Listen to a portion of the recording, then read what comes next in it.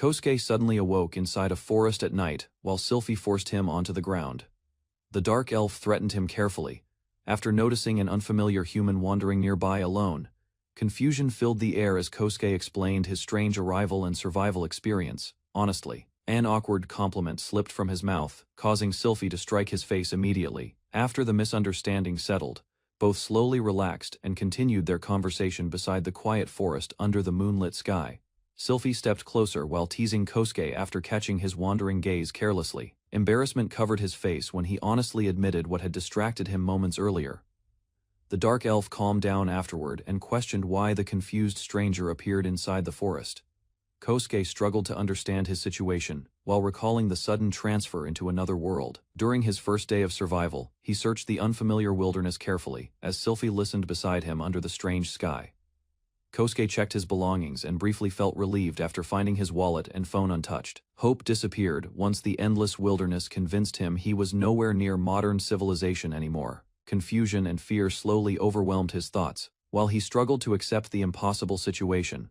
Remembering survival games, Kosuke forced himself to stay calm and think about securing water first. Realizing panic would solve nothing, he prepared himself carefully before continuing deeper into the unfamiliar land alone.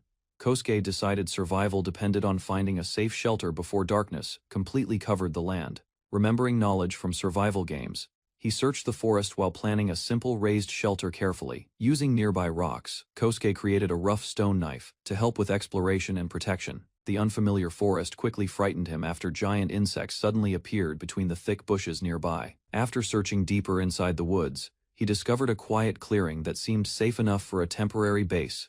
Kosuke gathered branches, dried leaves, and flexible wood while preparing materials before night arrived completely. Using his shoelace carefully, he assembled a simple bow drill after remembering survival techniques from games.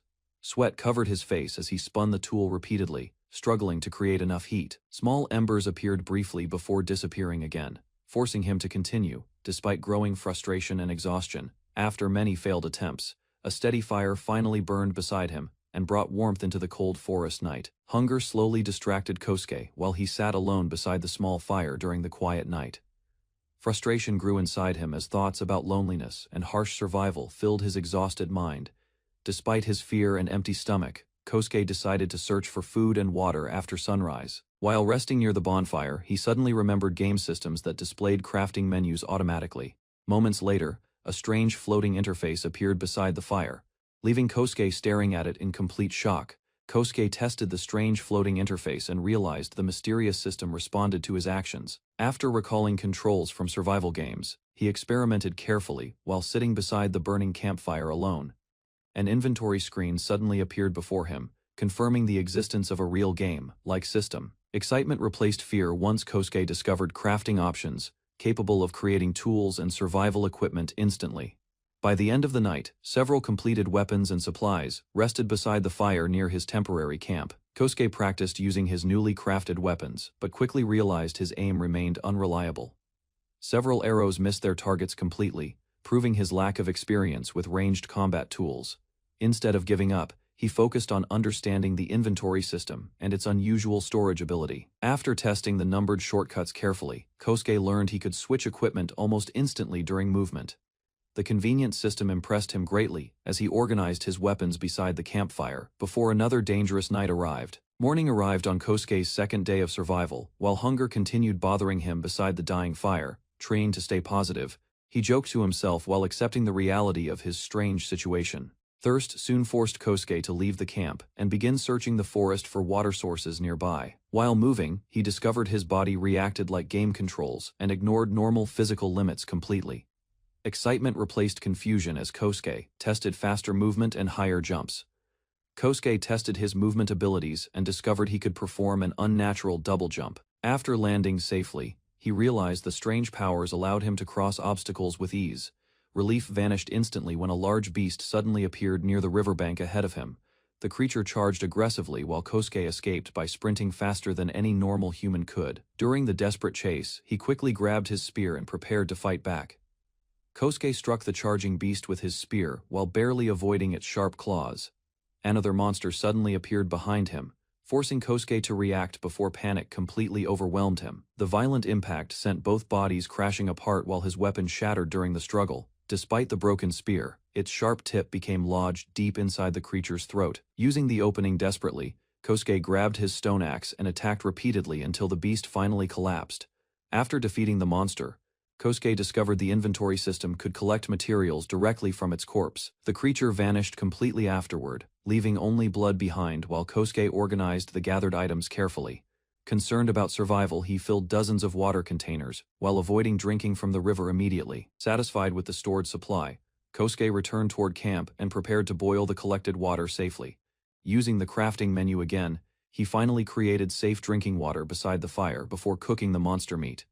Kosuke noticed the crafted water somehow multiplied after passing through the strange crafting system. Ignoring the mystery for now, he finally drank safely and regained some energy beside the fire. After eating cooked monster meat, Kosuke focused on improving his temporary shelter before night returned again. Using the crafting menu, he created a stone shovel and tested its usefulness around the campsite. By combining the shovel with his inventory ability, Kosuke dug massive trenches quickly without exhausting himself. Kosuke expanded his camp further and discovered new crafting materials while digging around the forest clearing. Excitement grew after he realized furnaces and metal processing might become possible with enough resources collected. Feeling safer for the moment, Kosuke rested inside a hammock while planning the next day carefully. During the quiet night, Sylphie finally accepted that Kosuke truly came from another world entirely. Strange glowing spirits floated nearby afterward, leaving Kosuke staring at the mysterious lights beside the dark elf. The glowing spirit healed Kosuke's wounds and filled his body with comforting warmth beside Sylphie. His excitement disappeared quickly after Sylphie explained that healing did not guarantee magical talent at all. Soon afterward, Sylphie warned him about the dangers surrounding the forest and began leading the way forward. While following her through the trees, Kosuke realized he still did not know the elf woman's name. Under the quiet night sky, Sylphie finally introduced herself as one of the Black Forest Guardians. Kosuke and Sylphie crossed the forest after days of travel, searching for the elf village. Soon, the hidden settlement appeared beyond the cliff, surrounded by walls and fields. Before entering, Sylphie gave Kosuke a protective collar and guided him toward the village gates. Suddenly, angry beastmen surrounded them, raising weapons and shouting for death. While tension spread through the crowd, Kosuke remained calm as the guards prepared to handle the situation. Sylphie led Kosuke through the crowded village while hostile beastmen glared at him from every side. After reaching a narrow alley, she stopped beside an injured human lying on the ground. Meanwhile, two massive beastmen approached as Kosuke carefully observed their strength and size. Soon armed villagers surrounded him, filling the area with violent intent and pressure.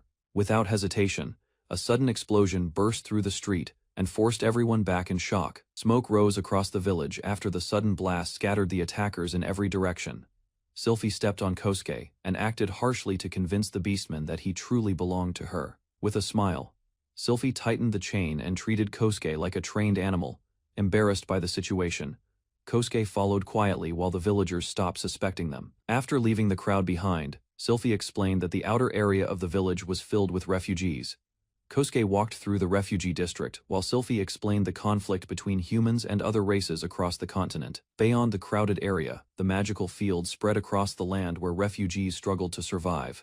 Soon, Sylphie showed the agricultural district and explained how elves used magic to grow crops. After leaving the fields, Sylphie finally brought Kosuke to her quiet home near the forest.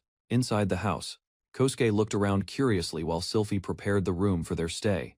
Inside the house, Sylphie questioned Kosuke about his identity, abilities, and knowledge from another world. While listening carefully, Sylphie explained the ancient legend about people from another world saving the elves. Kosuke hesitated to reveal his power because he feared its danger in the wrong hands.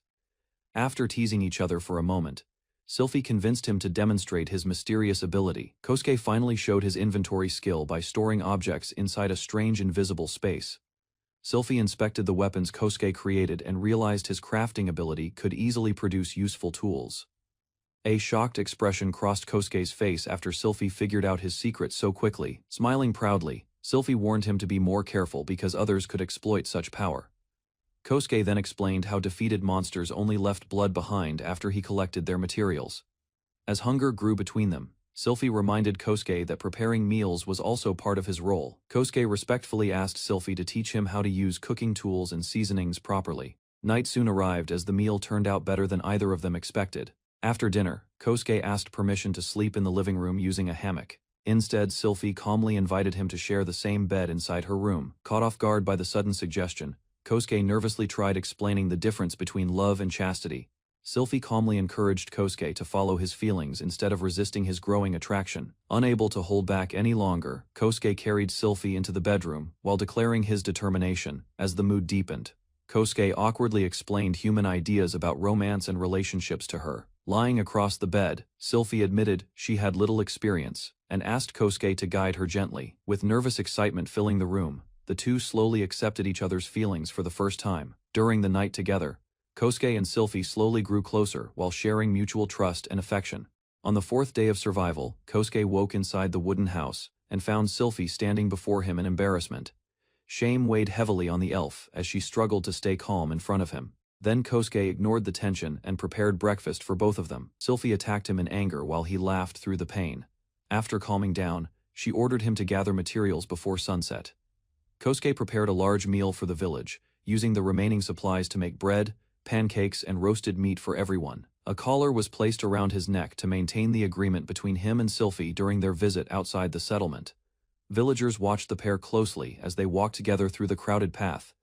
Kosuke noticed the fearful stares surrounding Sylphie and realized the villagers respected her strength more than her kindness. Near the gate, he finally learned that many people called Sylphie the dangerous ruler of the forest. Sylphie warned the villagers not to interfere with Kosuke and threatened anyone who opposed him. During their walk, Kosuke noticed workers building shelters and walls for refugees arriving from nearby lands. Sylphie explained that many refugees lost their homes after the Holy Kingdom took control of the trade routes. Kosuke considered using his crafting ability to produce weapons and support Sylphie's side. After noticing his thoughts, Sylphie led him deeper into the forest to continue hunting. After reaching the hunting grounds, Sylphie removed Kosuke's chains and warned him to stay quiet.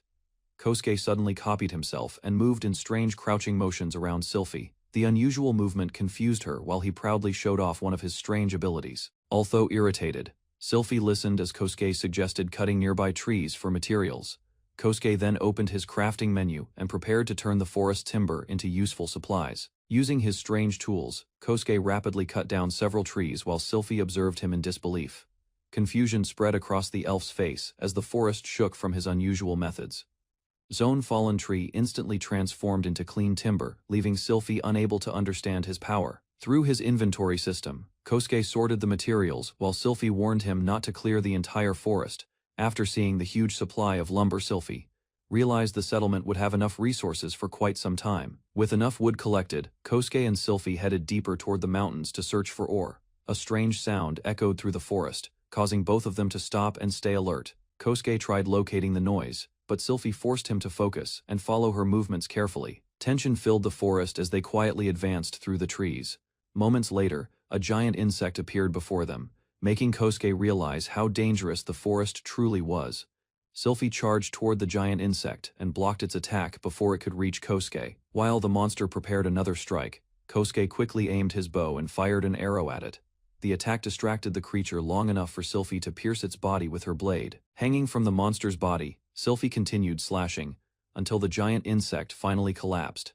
After the battle ended, Sylphie landed calmly, while Kosuke stared at her strength in amazement. After defeating the giant insect, Kosuke confirmed the monster was finally dead, while Sylphie inspected the corpse. Curious about the creature, Kosuke asked about its usefulness while Sylphie explained which body parts could be harvested. Following her instructions, he stored the remains inside his inventory system without leaving anything behind. The harvested materials revealed the monster was called a gizmo. Sylphie then explained that many refugees had died after encountering swarms of those monsters near the trade routes. Kosuke realized the number of gizmos in the wilderness had likely increased over the years. Sylphie explained that the monsters were probably spreading deeper through the forest while searching for food, fearing more creatures might appear from the mountains. Sylphie decided it was time to leave the area. The danger finally made Kosuke understand how close he had been to dying before meeting Sylphie. As the sun lowered across the sky, he quietly accepted how lucky he had truly been. Kosuke discovered a river filled with useful resources and immediately began gathering magnetic sand despite the freezing water. After collecting enough materials, he placed a simple furnace near the riverbank. Using the crafting menu, Kosuke created nails and other tools needed for future construction work. While checking new recipes, he realized his crafting ability allowed him to produce items without understanding their design. As Sylphie patrolled the area, Kosuke quietly continued working beside the furnace alone. After finishing the vise, Kosuke immediately began crafting a simple workbench beside the river. Moments later, the completed workbench appeared, leaving him satisfied with his progress. Unlike the furnace, the new workstation looked far more advanced than he expected. Once he accessed the menu, countless crafting options appeared before him on the screen. Among the available weapons, Kosuke discovered a crossbow and realized it could become useful against dangerous monsters. While checking the crossbow recipe, Kosuke realized several important materials were still missing. More crafting options suddenly appeared on the workbench menu, making him suspect the station could be upgraded. An upgrade system soon appeared for both the furnace and workbench, revealing many advanced requirements. As he explored the interface further, Kosuke discovered additional menus hidden inside the system. The status screen finally revealed levels and skills, helping him understand how his strange abilities continued evolving. While reviewing the skill list, Kosuke carefully considered which abilities would help him survive future battles. An achievement menu suddenly appeared, revealing hidden conditions that unlocked new crafting functions. As he continued searching through the system, an embarrassing achievement involving Sylphie unexpectedly appeared before him.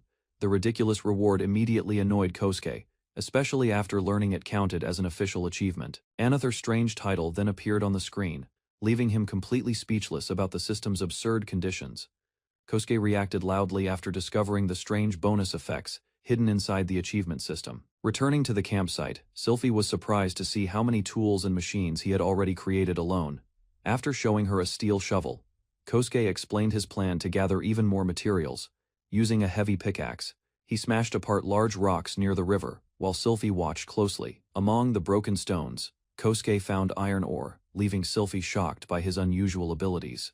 After seeing Kosuke's abilities again, Sylphie admitted that his powers were unlike anything she had ever witnessed. While eating together, Kosuke noticed the food inside his inventory remained warm, despite being stored for hours. Sylphie realized his strange inventory completely ignored the normal rules of the world. Once the meal ended, Sylphie decided to return to the village and report the day's events. Before entering the village, she warned Kosuke to stay close, because many elves still distrusted humans. After entering the village, Sylphie became irritated when another elf mocked Kosuke's appearance and belongings. Without hesitation, she struck the rude villager aside and warned everyone not to insult him again. Kosuke quickly followed behind Sylphie, silently promising himself not to anger her anymore. Inside the large hall, several elder elves gathered together and watched their arrival carefully. As Sylphie prepared her report, the elders immediately questioned whether Kosuke was the human who entered the forest. The elder elves questioned Kosuke's lack of magic, while Sylphie defended his unusual existence before the meeting. After hearing about the growing Gizmo threat, the elders began discussing ways to protect the refugees and village. One elder then teased Sylphie for becoming unusually close to Kosuke after only a short time together. Embarrassment quickly spread across Sylphie's face as the elders continued making jokes about her behavior toward him. Meanwhile, Kosuke stood silently beside her while the meeting slowly turned into playful teasing. The elders stopped joking and began questioning Kosuke's origins after hearing about Sylphie's royal bloodline. Sylphie explained that she found him near the forest border and believed he came from a completely different world, although doubtful. The elders considered the possibility after hearing about Kosuke's strange abilities and lack of magic. When one elder suggested taking him into custody, Sylphie immediately pulled Kosuke close and refused to hand him over. The meeting ended with the elders teasing Sylphie again, while Kosuke remained trapped in her embrace. The elders warned Sylphie that Kosuke would only be accepted if he proved useful to the village and refugees. Although she understood their decision, Sylphie firmly declared that Kosuke's strength would eventually earn their trust. Before leaving the hall, the elders requested the human to finally introduce himself properly. Kosuke calmly revealed his full name to the gathered elves for the first time. As the meeting ended, one elder jokingly told Kosuke to take good care of Sylphie from now on. After returning home, Sylphie quietly reflected on the elder's decision while Kosuke followed behind her. Kosuke explained that he planned to help protect the refugees by improving the unfinished outer wall. Hearing his idea, Sylphie became curious about what his strange abilities could actually accomplish. Kosuke immediately began crafting bricks and preparing materials in front of the house. A massive block suddenly appeared before Sylphie, leaving her shocked by the scale of his power. Kosuke rapidly stacked enormous wall sections together, while Sylphie watched his construction speed in disbelief. After seeing the completed barrier, Sylphie realized building defensive walls would become far easier with Kosuke's abilities. Kosuke demonstrated his crafting ability by creating brick walls in seconds. The elf watched closely as the strong structure surprised her. After testing the walls, Kosuke explained how his power controlled both creation and destruction. His confidence slowly convinced her. Soon, he revealed a newly crafted weapon for testing. Instead of a normal bow, Kosuke introduced a crossbow with faster continuous attacks. Sylphie tested the weapon and quickly understood its advantage during battle. Kosuke explained that a crossbow was easier for Sylphie to use during battle. She listened carefully while examining the weapon. After testing a stronger crossbow reinforced with animal bones, Sylphie prepared to try it on a monster target. The bolt struck deeply into the gizmo's shell, proving the weapon's strength. Kosuke inspected the result and considered making an improved version later. Later, he planned to build a larger workshop beside the camp. Kosuke started building a workshop in the backyard while Sylphie observed nearby. He first created a wooden floor for the structure. Soon, the full layout of the building appeared across the open ground beside the camp. After finishing the base, Kosuke quickly raised the walls into place. Next, he attached the roof and installed a sturdy door to complete the building. Sylphie stared in surprise as the finished workshop stood before her in less than an hour. Kosuke arranged the workbench and supplies inside the new workshop while Sylphie inspected the unfamiliar building. During their discussion, Sylphie thanked him for helping the settlement and promised to prepare dinner later. She suddenly moved close to Kosuke and reminded him that she was also his wife in this world. After leaving the workshop, Sylphie acted unusually affectionate, leaving Kosuke confused by her behavior.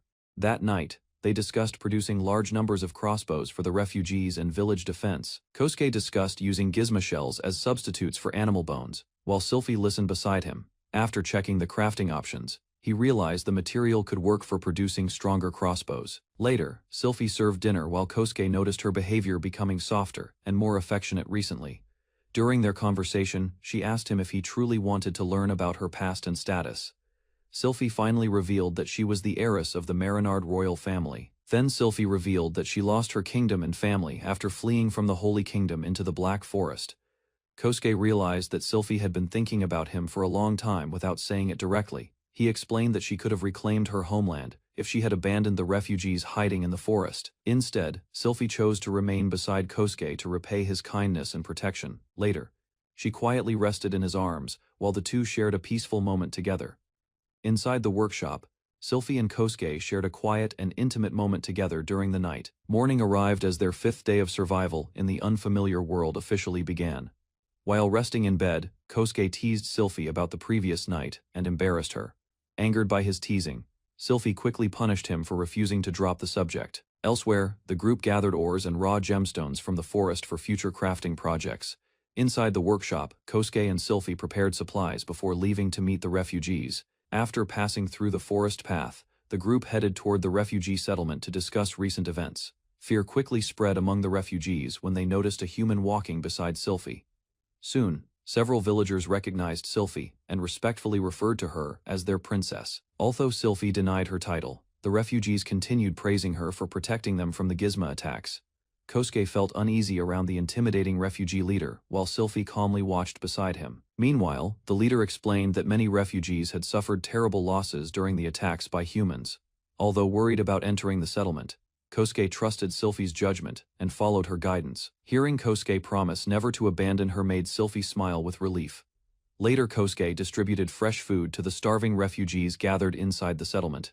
Kosuke provided food and supplies for the refugees, while Sylphie ordered everyone to prepare meals immediately. Inside the busy camp, the refugees quickly gathered together after hearing Sylphie's request. Soon, Kosuke and Sylphie entered a large tent where the refugee elders were waiting for them. The elders explained that the gizmo threat had forced many families deeper into the forest for safety. After hearing the report, Kosuke learned the settlement's survival depended on completing the protective wall in time. Sylphie introduced Kosuke to the refugee elders and declared him both her master and husband. Shock quickly spread through the camp as the refugees reacted to Sylphie's unexpected announcement. The nobles rejected the idea of trusting a human outsider and questioned Sylphie's judgment. Tension spread across the room as Sylphie struggled to calm herself before the meeting collapsed. Kosuke stood beside Sylphie while she revealed he came from another world. Doubts remained because Kosuke looked ordinary and lacked magical power, despite their suspicion and discomfort. Sylphie continued defending Kosuke before the group, Sylphie asked the group to trust her judgment and give Kosuke a chance to explain himself. After a brief silence, Kosuke began telling everyone about his origins and strange abilities. Dana accepted Kosuke for the moment and warned him not to betray Sylphie's trust. Melty introduced herself politely while Kosuke observed the unusual people around him. Ira and QB also revealed their identities, leaving Kosuke surprised by the diverse group. Sylphie explained that the refugees depended on Kosuke's abilities to survive and secure supplies. Concern about food shortages pushed the group to request a demonstration of Kosuke's powers. Everyone agreed to follow Sylphie outside while the refugees waited inside the shelter. The group arrived at an open area suitable for testing Kosuke's crafting ability. Standing before the others, Kosuke prepared to reveal the mysterious power Sylphie trusted.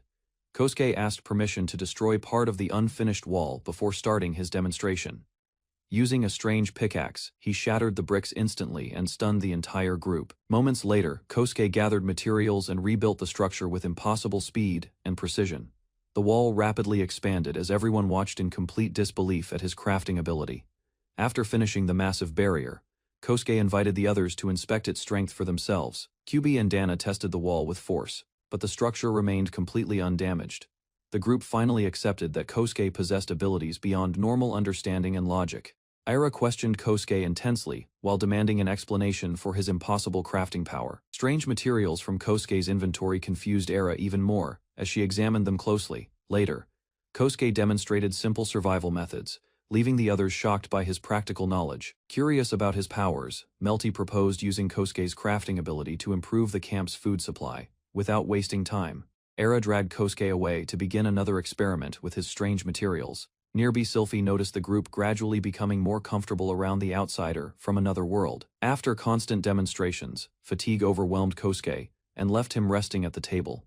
Meanwhile, the refugees benefited from his efforts as food production increased and daily work became easier.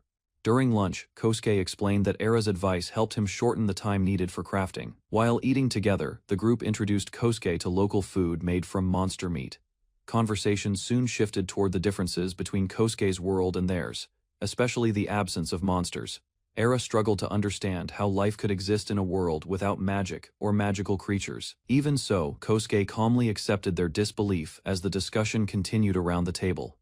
Sylphie joined the table and questioned Kosuke after noticing how much time he spent with Era recently. Amused by the situation, QB teased Sylphie while Kosuke accidentally made her even more embarrassed. Soon after, the group returned to discussing plans for completing the defensive wall around the village. Dana organized workers and gathered materials while the others prepared the next stage of construction. Confident in Kosuke's abilities, Sylphie believed the remaining work could be finished far faster than expected. Smoke rose across the forest as Kosuke continued testing his unusual crafting abilities on the trees. Ira and QB examined the processed wood closely while trying to understand the impossible results. Meanwhile, Sylphie reminded the group that Kosuke's powers could greatly improve their situation. Concerned by the scale of his abilities, the others warned that endless production could destroy the forest. Despite the confusion, Kosuke thanked everyone for helping him understand this world more clearly. Ira suggested helping with clay collection while QB stayed behind to support Kosuke's work. After receiving Sylphie's approval, QB rushed off confidently to assist the ongoing construction efforts. Meanwhile, Kosuke continued cutting marked trees while the others observed his strange efficiency. As the sun lowered, Era admitted that Kosuke's abilities completely defied the laws of magic and logic. Frustration eventually overwhelmed Era, causing her to lose patience while struggling to understand Kosuke's impossible powers.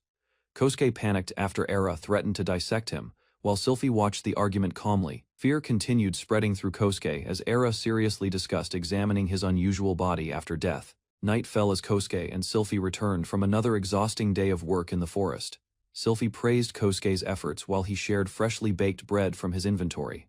Gradually, the refugees began treating Kosuke more warmly and accepted the food he offered them. During their walk back, Sylphie reflected on how hard Kosuke had worked throughout the day. Beneath the quiet night sky, Sylphie wondered whether everyone in the camp would eventually trust Kosuke completely. While walking beside Sylphie, Kosuke quietly thought about the people slowly accepting him into the group. He reflected on each member's attitude and believed most of them no longer feared his abilities. Soon after, Kosuke shared concerns about spreading his crafting power too openly across the settlement. Remembering the danger of human greed, he warned Sylphie about the risks of trusting everyone completely. Under the moonlit sky, Sylphie accepted the responsibility of carefully controlling how his creations would be distributed. Kosuke returned home with Sylphie and immediately began preparing materials for the next day's work. Inside the workshop, he produced charcoal and mechanical parts to improve future construction efficiency. After gathering enough resources, Kosuke examined new upgrade options for his crafting equipment. Curious about the strange system, Sylphie listened while Kosuke explained how upgraded tools reduced crafting time. Moments later, a bright flash filled the room as Kosuke activated the upgrade for the first time. Kosuke and Sylphie examined the upgraded furnace and noticed how much larger and more advanced it had become. The improved workshop now included new equipment for forging and metal processing. Outside, the expanded furnace structure surprised both of them after breaking through the workshop walls. While checking the new crafting options, Kosuke discovered advanced weapons and armor had become available. Remembering Dana's preferred weapon, Sylphie suggested creating a powerful battle axe for future battles. Kosuke searched the weapon list and decided a heavy battle axe would suit Dana perfectly. While exploring the upgraded workshop, he discovered new production options and advanced blacksmithing functions. Sylphie noticed the system could even repair damaged military equipment through the crafting facility. After finishing their inspection, Sylphie guided Kosuke toward another building nearby. Inside the storage area, Kosuke encountered the spoils of war and immediately reacted to the terrible smell filling the room. Kosuke examined the blood-stained weapons and armor collected from previous battles inside the storage building. Reluctantly, he stored the filthy equipment inside his inventory to inspect everything more carefully. After organizing the items, Kosuke discovered several pieces of cursed equipment among the rusted weapons. The crafting system immediately reacted strangely once the cursed gear appeared on the screen. Shocked by the discovery, Kosuke warned Sylphie while she remained far calmer about the dangerous items. Sylphie suggested repairing the cursed weapons since valuable magic might still remain within them. Although the system warned about the curse, Kosuke realized the damaged equipment could still be restored. Nervous about handling cursed items, he angrily rejected the idea of touching them directly. Moments later, the repair process finished, and Dana's new weapon became available for collection. Kosuke lifted the massive battle axe with difficulty while admiring the weapon's sharp and intimidating design. Sylphie explained that the heavy bardiche was powerful enough to split enemies apart in battle.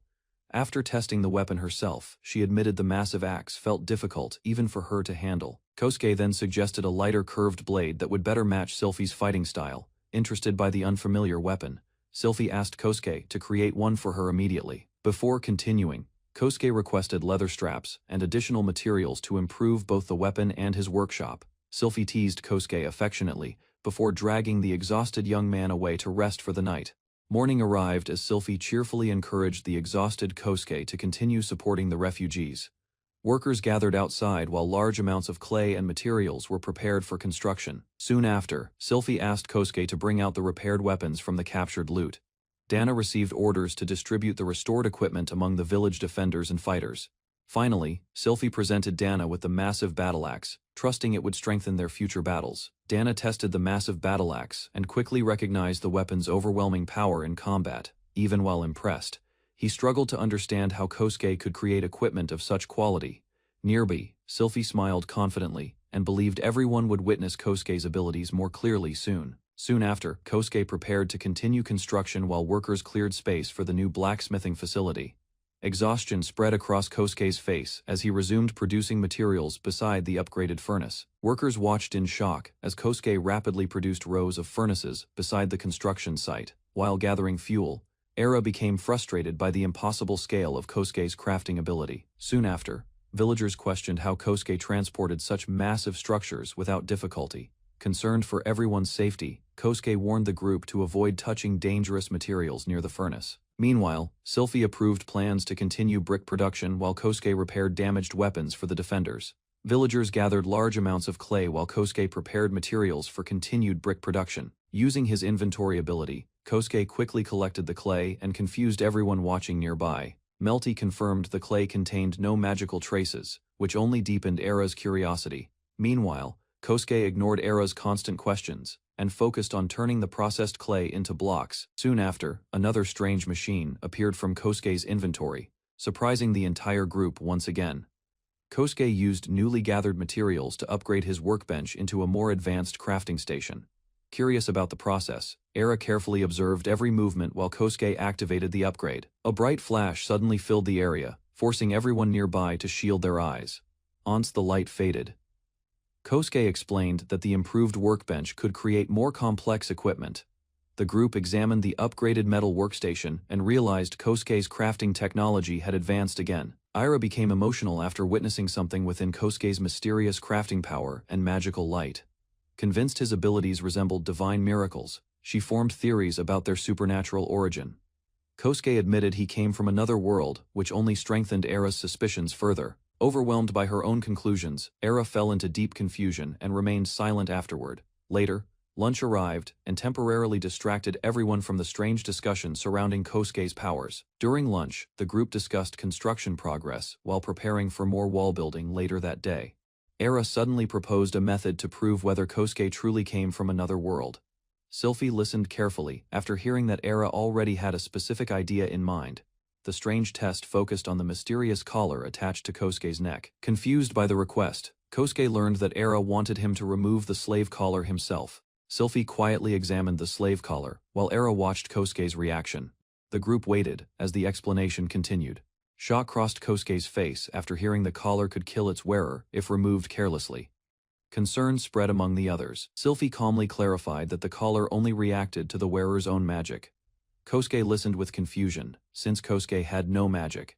The collar stayed harmless around his neck. Relief slowly replaced the tension. Ira suggested testing the collar with an order, leaving Kosuke uncertain.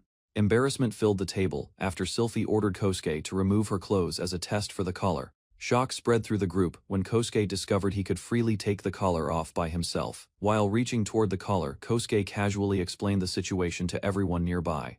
Era quickly understood the danger. Realization struck Sylphie after noticing her commands no longer had any effect on Kosuke. Chaos followed soon after. Before Kosuke's thoughts went further, Sylphie immediately punched him to stop his reckless behavior. Ira proposed revealing that Kosuke's slave collar no longer worked. After the wall construction was finished. Following the discussion, Sylphie decided the demonstration would happen later while everyone prepared for the project. Soon afterward, Kosuke began building the wall alone as the others watched his unusual abilities in action. During the work, the horned warrior questioned why Kosuke never harmed Sylphie despite being free from the collar's control. Instead of showing hostility, the warrior believed Kosuke respected Sylphie because she had protected him before. Kosuke explained that betraying Sylphie would bring him no benefit while the horned warrior listened in silence.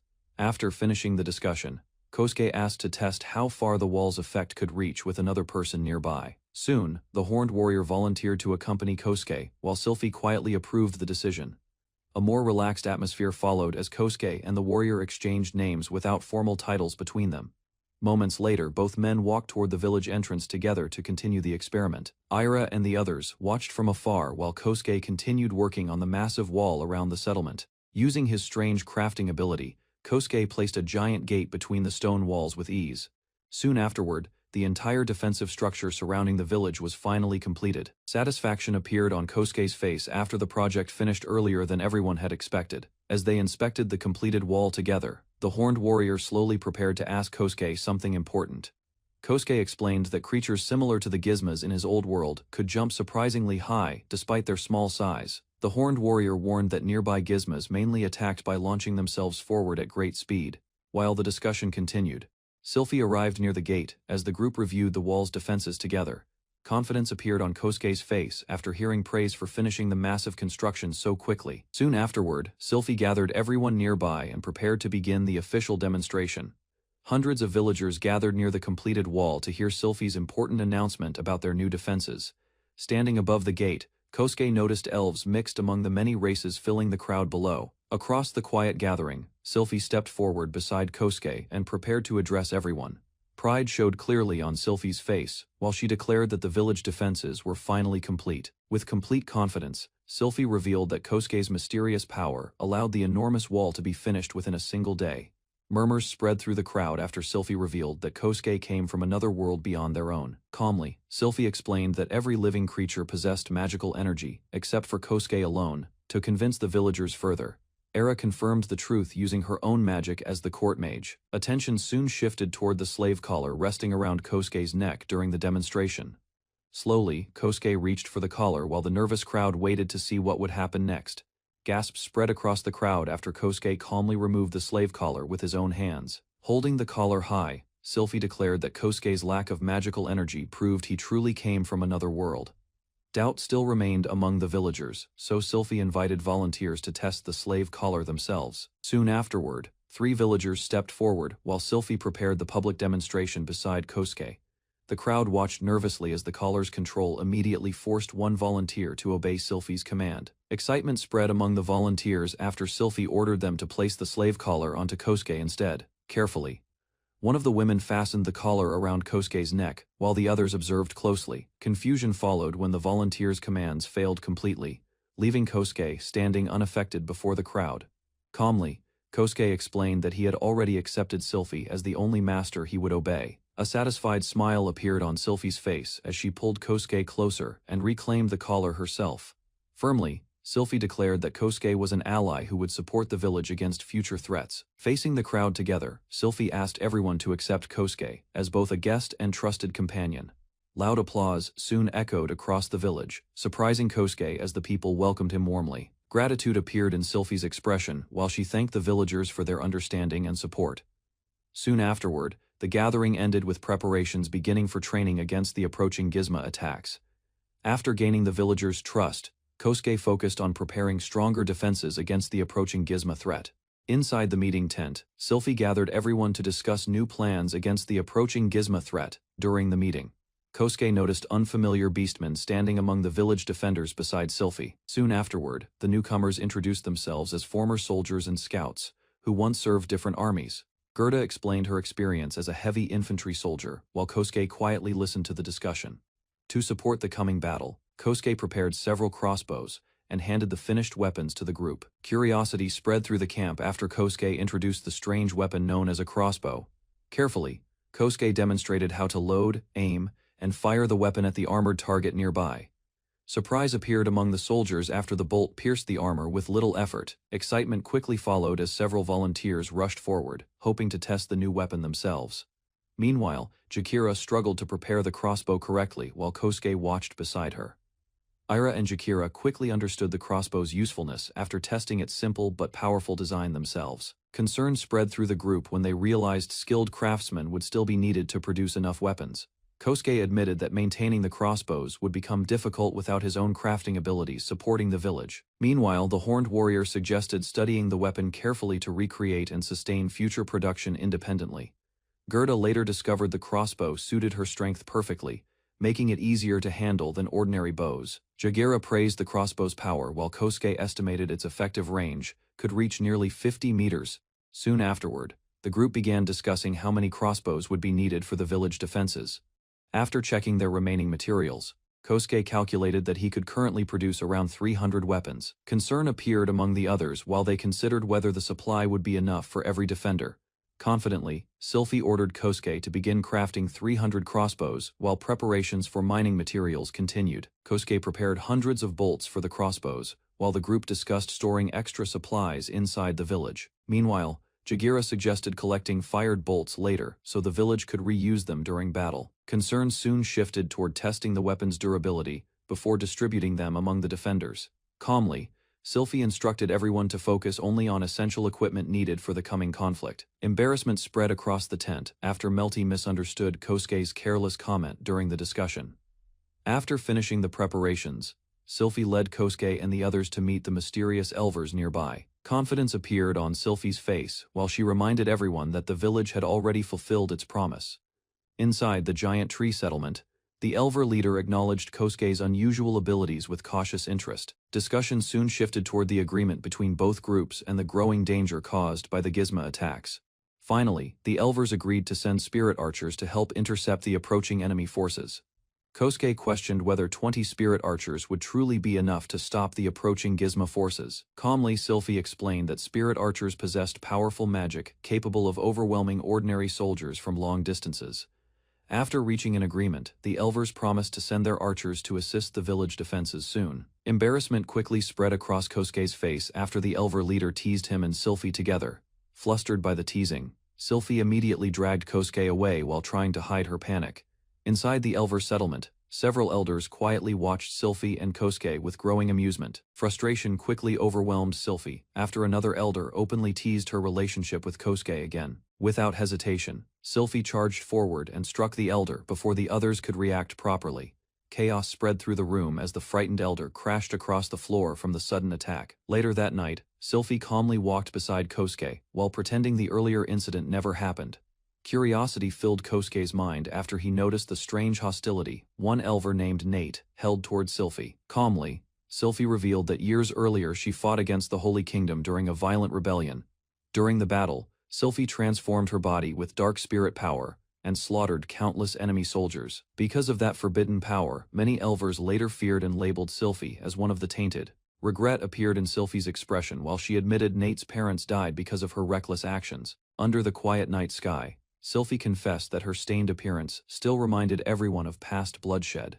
While walking beside Kosuke, Sylphie sadly described how her transformed body marked her as a feared killer forever. Without hesitation, Kosuke admitted he preferred Sylphie exactly as she looked. Now, despite her painful past, warm relief slowly appeared across Sylphie's face after hearing Kosuke accept her without fear or judgment. Beneath the glowing lights below, both quietly moved closer together as their bond deepened that night. On the 7th day, Kosuke expanded his shelter and prepared a new workshop beside the forest house. Inside the workshop, several crafted weapons finished overnight while Kosuke checked the results carefully. After testing the improved crossbow, he noticed the metal frame greatly increased its strength. Using the controls properly, Kosuke handled the heavy weapon with less effort than before. The fired bolt pierced deep into a tree, proving the new crossbow's destructive power. Kosuke examined the forge menu and realized he could craft glassware and brewing tools for future medicine production. While checking the workbench menu, he gathered materials and prepared equipment for a brewing stand. After reviewing the achievement list, Kosuke understood that creating and gathering items unlocked new abilities. He selected several useful skills before planning crossbow training and stamina improvement. The next morning, Kosuke unexpectedly found Sylphie standing embarrassed behind the doorway. Sylphie hurried away from the doorway while Kosuke quietly watched her embarrassed reaction. During the night, the two became deeply intimate after Sylphie stayed close to Kosuke in bed. Morning arrived with Sylphie hiding her face in shame while recalling the previous night's events. Kosuke accepted her honest personality before the pair shared breakfast together. While eating, Sylphie warned Kosuke not to mention what happened the night before again. After finishing the crossbows, Kosuke prepared to gather more iron following the day's training. The group moved through the rocky valley while scouting the surrounding area for danger and resources.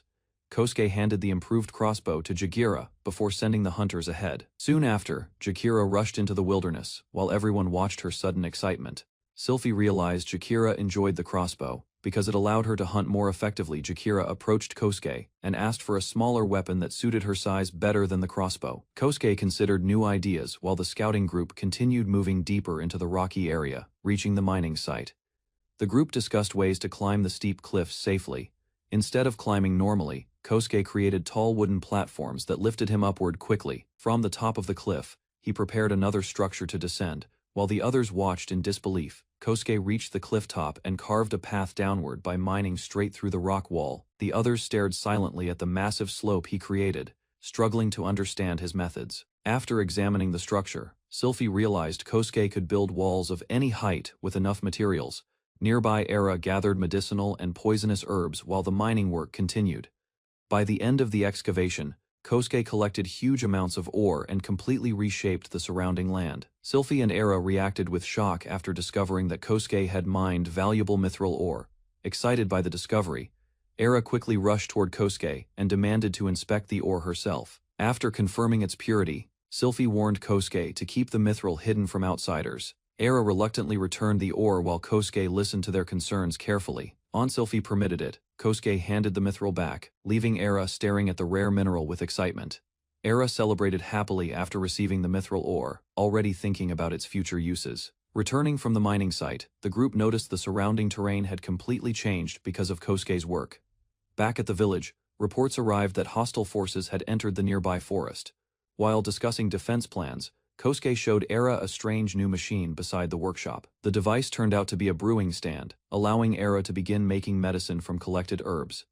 Kosuke examined the brewing recipes and discovered that some materials could create dangerous new items. While studying the list further, he realized the brewing stand could produce several forms of gunpowder. The discovery worried Kosuke, but he decided to focus on crafting useful items for the moment. Soon afterward, Era inspected the completed potions that Kosuke successfully brewed. As they discussed the medicines, Era explained that the healing and antidote potions could treat wounds and poisons. Era explained that the cure disease potion should work on most illnesses, despite its unclear effects. Disturbed by Kosuke's strange creations, Era demanded every potion and crafted item from him immediately. Without arguing, Kosuke handed over all the medicines and materials he had produced. Era silently inspected the items while Kosuke became uneasy under her intense stare. After leaving the workshop, Era walked away alone, leaving Kosuke unsure how to react to the situation. Soldiers practiced rifle shooting as wooden targets trembled from constant impacts. Beneath the tree, Kosuke quietly observed the training after the crowd dispersed. Nearby, a spinning loom caught Sylphie's attention when she approached the resting young man. Using the handmade device, thread was prepared for future cloth and supplies. Seeing his shabby outfit at last, Sylphie realized Kosuke had neglected his own needs for too long. Kosuke thanked Sylphie after she noticed his worn clothing during their discussion. Valuable gemstones were gathered before the group headed toward the craftsman's area. Along the forest path, Sylphie explained that the village lacked skilled earth magic users. Later, an elf seamstress happily offered to prepare new clothes for Kosuke. Inside the warehouse, Kosuke searched for leather, glue, and alcohol among the stored supplies. Inside the warehouse, Kosuke searched through stacked supplies while Sylphie guided him toward the clothing section. After choosing several outfits, he headed to the back room to change into cleaner clothes. The new outfit fit comfortably, though Sylphie carefully examined every detail of his appearance. While adjusting the hems, the elf women worked together to improve the oversized clothing. Satisfied with the final result, Kosuke returned outside, wearing practical clothes suited for village life. Ira approached Kosuke and Sylphie while carrying several bottles filled with tested potions. Inside the workshop, she carefully explained that the medicines worked without noticeable side effects. Concern appeared across the group. After Era admitted the results came too quickly to evaluate properly, Kosuke then reminded her that the potions were powerful enough to treat wounds, poison, and illness. Hearing the warning at last, Era trembled nervously after realizing how dangerous her careless testing had been. Overwhelmed by guilt, Era suddenly broke into tears and repeatedly apologized to Kosuke. Sylphie quickly calmed her down before sending the shaken girl back to the workshop, away from the others. Era quietly reflected on her mistakes and unusual talent with potions. Meanwhile, Kosuke struggled to understand why his warning caused such an emotional reaction. Later, Sylphie gathered everyone together and explained that Era admired Kosuke's remarkable abilities. Kosuke slowly realized Era apologized because she feared she had disappointed everyone with her reckless testing. Meanwhile, Era explained that his abilities were earned through painful sacrifices and hard work. Hearing the discussion, Sylphie and Melty remained unusually silent beside the worried young man. After reflecting on Era's words, Melty questioned whether Kosuke lost everything to gain his powers. For the first time, the possibility of returning to his original world quietly crossed Kosuke's mind. Kosuke reassured Sylphie that he never blamed her for relying on his unusual abilities. While practicing his powers safely, he explained there were still many things left for him to discover. Hearing his honest thoughts, the others slowly realized their relationship benefited everyone involved. Sylphie accepted his answer after Kosuke promised he would speak up whenever something troubled him. Era finally calmed down as the group decided to move forward together without misunderstanding each other. Kosuke introduced the handshake custom from his old world while offering his hand to Era. After accepting the gesture, Era quietly shook hands with him as the others watched nearby. Smiles gradually returned when Melty and Sylphie joined the handshake one after another. Soon afterward, the group discussed tomorrow's hunt while preparing their next tasks together. Later that evening, Kosuke reflected on his careless behavior and worried about hurting Era's feelings again. Kosuke worried that his unusual crafting powers could someday threaten the village craftsmen and their livelihood. Standing beside him, Sylphie insisted her opinion would never change because of his abilities. Rather than hiding his talents, she believed the village would benefit more from using them fully. Sylphie then promised to remain at Kosuke's side, even if others feared or rejected him. Hearing her sincere words, Kosuke finally relaxed and accepted the support she offered without hesitation. Before the hunt, Kosuke prepared crossbows, arrowheads, and medical splints for the group. Night soon fell across the village as everyone agreed to rest before departing at dawn. On the 8th survival day, the hunting party moved carefully while harpies watched from above. Deep inside the forest, a beastman suddenly stopped after sensing movement nearby. Moments later, Sylphie warned the group that the approaching gizmo was moving far faster than expected. A massive gizmo burst from hiding and slammed into the forest clearing at terrifying speed. Sylphie rushed through the forest while drawing the gizmo's attention away from the group. Nearby, Kosuke carefully aimed his crossbow while focusing on the creature's weak point. Moments later, a beastman fired a bolt directly toward the charging monster. The attack struck successfully, causing the giant insect to recoil among the trees. Seeing the opening created by the shot, Kosuke prepared another attack while the hunters surrounded the gizmo. The enraged gizmo suddenly charged toward Kosuke and the hunters through the narrow forest path. Lowering its body, the massive creature prepared to crush everything standing before it. Instead of retreating, Kosuke calmly stepped forward while activating his crafting ability. Moments later, the charging monster slammed directly into a newly created stone barrier. Dust scattered across the clearing as Kosuke watched the stunned gizmo struggle behind the wall. Sylphie and the hunters complained after Kosuke defeated the gizmo before anyone else could attack. Nearby wooden spikes were prepared because normal weapons struggled against the creature's hard shell. After collecting the corpse, the group reinforced the barrier with sharpened stakes for safety. Soon afterward, everyone resumed the hunt while moving deeper into the forest together. Without warning, another gizmo burst from underground and charged directly toward the startled hunters. Another gizmo survived the trap and continued rampaging despite crashing into Kosuke's stone barrier. While the hunters regrouped, Sylphie quickly finished the wounded creature with a powerful strike. After the battle ended, Kosuke suggested strengthening the defenses using spikes and deeper trenches. Additional plans soon followed, including raised walls, escape routes, and defensive bowman positions. Before leaving the forest, Kosuke tested his mining ability by carving through stone walls with ease. Curious about his abilities, Kosuke demonstrated how his unusual movement techniques functioned. Above the ground, a floating stone wall supported him without shaking or collapsing. Shock spread among the hunters as they watched the impossible scene unfold before them. Laughing carelessly, Kosuke joked about creating enormous structures with those powers someday. Exhausted by the constant surprises, Sylphie urged everyone to stop overthinking his strange abilities. A beastman scout suddenly sensed danger while Sylphie and Kosuke watched the surrounding forest carefully. Moments later, the group discovered multiple gizmos advancing after another hunting unit encountered the massive swarm. Deep within the forest, the hunters discovered several injured beastmen surrounded by approaching gizmos. Urgent warnings spread as the group rushed toward the trapped survivors before the swarm arrived. Soon afterward, multiple gizmos burst from underground and closed the distance at frightening speed. Carrying the wounded beastmen, the hunters continued retreating while another fighter distracted the monsters. Without slowing down, the young beastman lured the pursuing gizmos away from the escaping group. A young beastman leapt between trees while several gizmos crashed through the forest chasing her. Tremors spread across the ground as more monsters gathered beneath the frightened hunter. Rushing into the battle, Sylphie warned everyone to focus only on distracting the pursuing gizmos. Nearby, Kosuke and the beastmen prepared their crossbows before firing toward the charging creatures. Bolts struck the swarm repeatedly while the hunters continued drawing the massive insects away from the survivors. Sylphie slashed through a pursuing gizmo while protecting the escaping hunters from behind. Meanwhile, the others continued retreating as more giant insects crashed through the surrounding trees. A snake woman carrying an injured companion barely avoided another charging monster during the confusion. Nearby, Kosuke and the beastmen fired repeatedly to draw the attacking gizmos away from survivors. Using his crafting ability again, Kosuke raised stone walls that stopped the charging creatures in their tracks. Standing atop the wall, Kosuke calmly shot another gizmo before storing its body with his ability. Nearby, the beastmen and young huntress continued firing bolts to support Sylphie's advance. Moments later, the remaining monsters collapsed after the group finished surrounding the swarm. Relief spread among the survivors once the hunters confirmed everyone escaped the attack safely. After examining the injured snake woman, Kosuke discovered she suffered from a serious open fracture. Remembering Era's approval, Kosuke decided to test his medicine and emergency splint on the injured survivor. Carefully washing the bloody wound, he prepared to treat the painful open fracture, despite limited experience.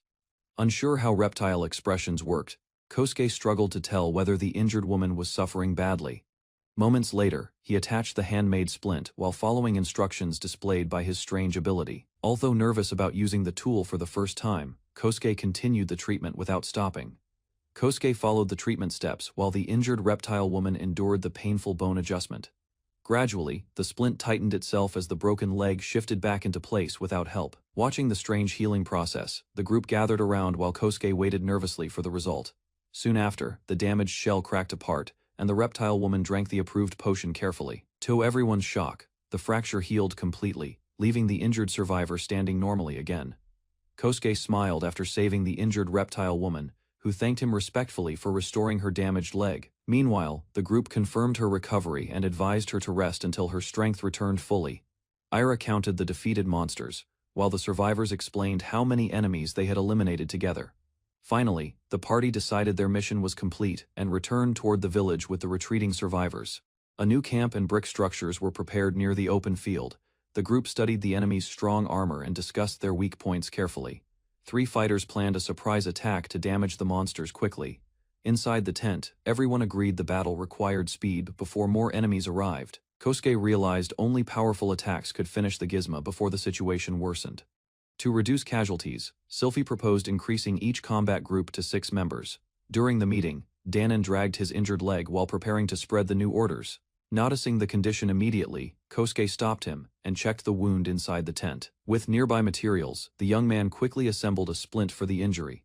Although Danon doubted the method, the splint was firmly attached to support his damaged leg. As the splint tightened around his leg, Danon believed the treatment would fail completely. Moments later, the damaged bone suddenly healed, leaving everyone inside the tent shocked. Without saying much, Kosuke handed Danon a healing potion for extra recovery. After drinking the medicine, Danon calmly tested the condition of his injured leg. To everyone's surprise, the pain disappeared, and his leg moved normally again. Danon accepted the recovery and admitted his injured leg had completely healed. After thanking Kosuke briefly, he hurried out of the tent to continue his duties. Seeing the success, Sylphie realized the same method could help many injured fighters. Meanwhile, Kosuke quietly considered how useful the treatment would become during future battles.